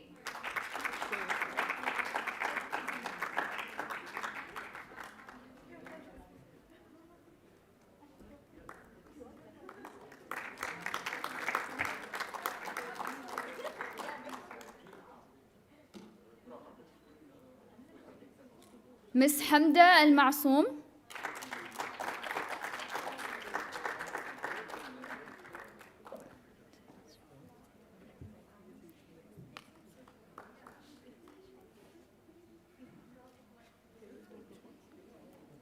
and Miss Ruba Abu Atiyah.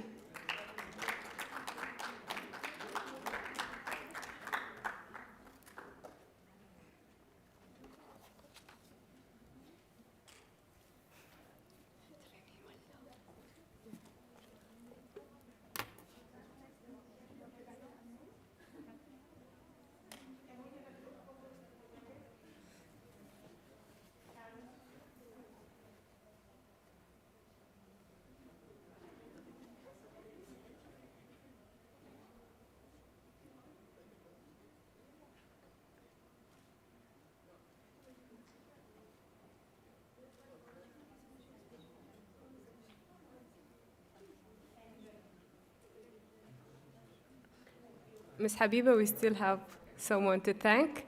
And now we would like, of course, to thank our MC for today, Ma'sooma Ali, from the University of Sharjah, and member of the Ushers Group in the university, and a student from the College of Health Sciences, Clinical Nutrition and Dietetics.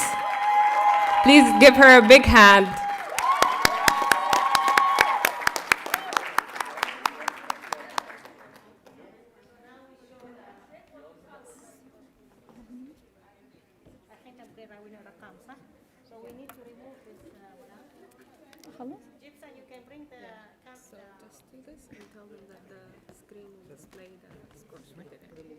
With this, we come to the end of the 20th Intercollege Environmental Public Speaking Competition. Remember to hand your evaluation forms at the reception desk to collect your certificates. Thank you for attendance, and after a few minutes, the points will be displayed here on the screen for you guys to see how did you do on your great work. Thank you.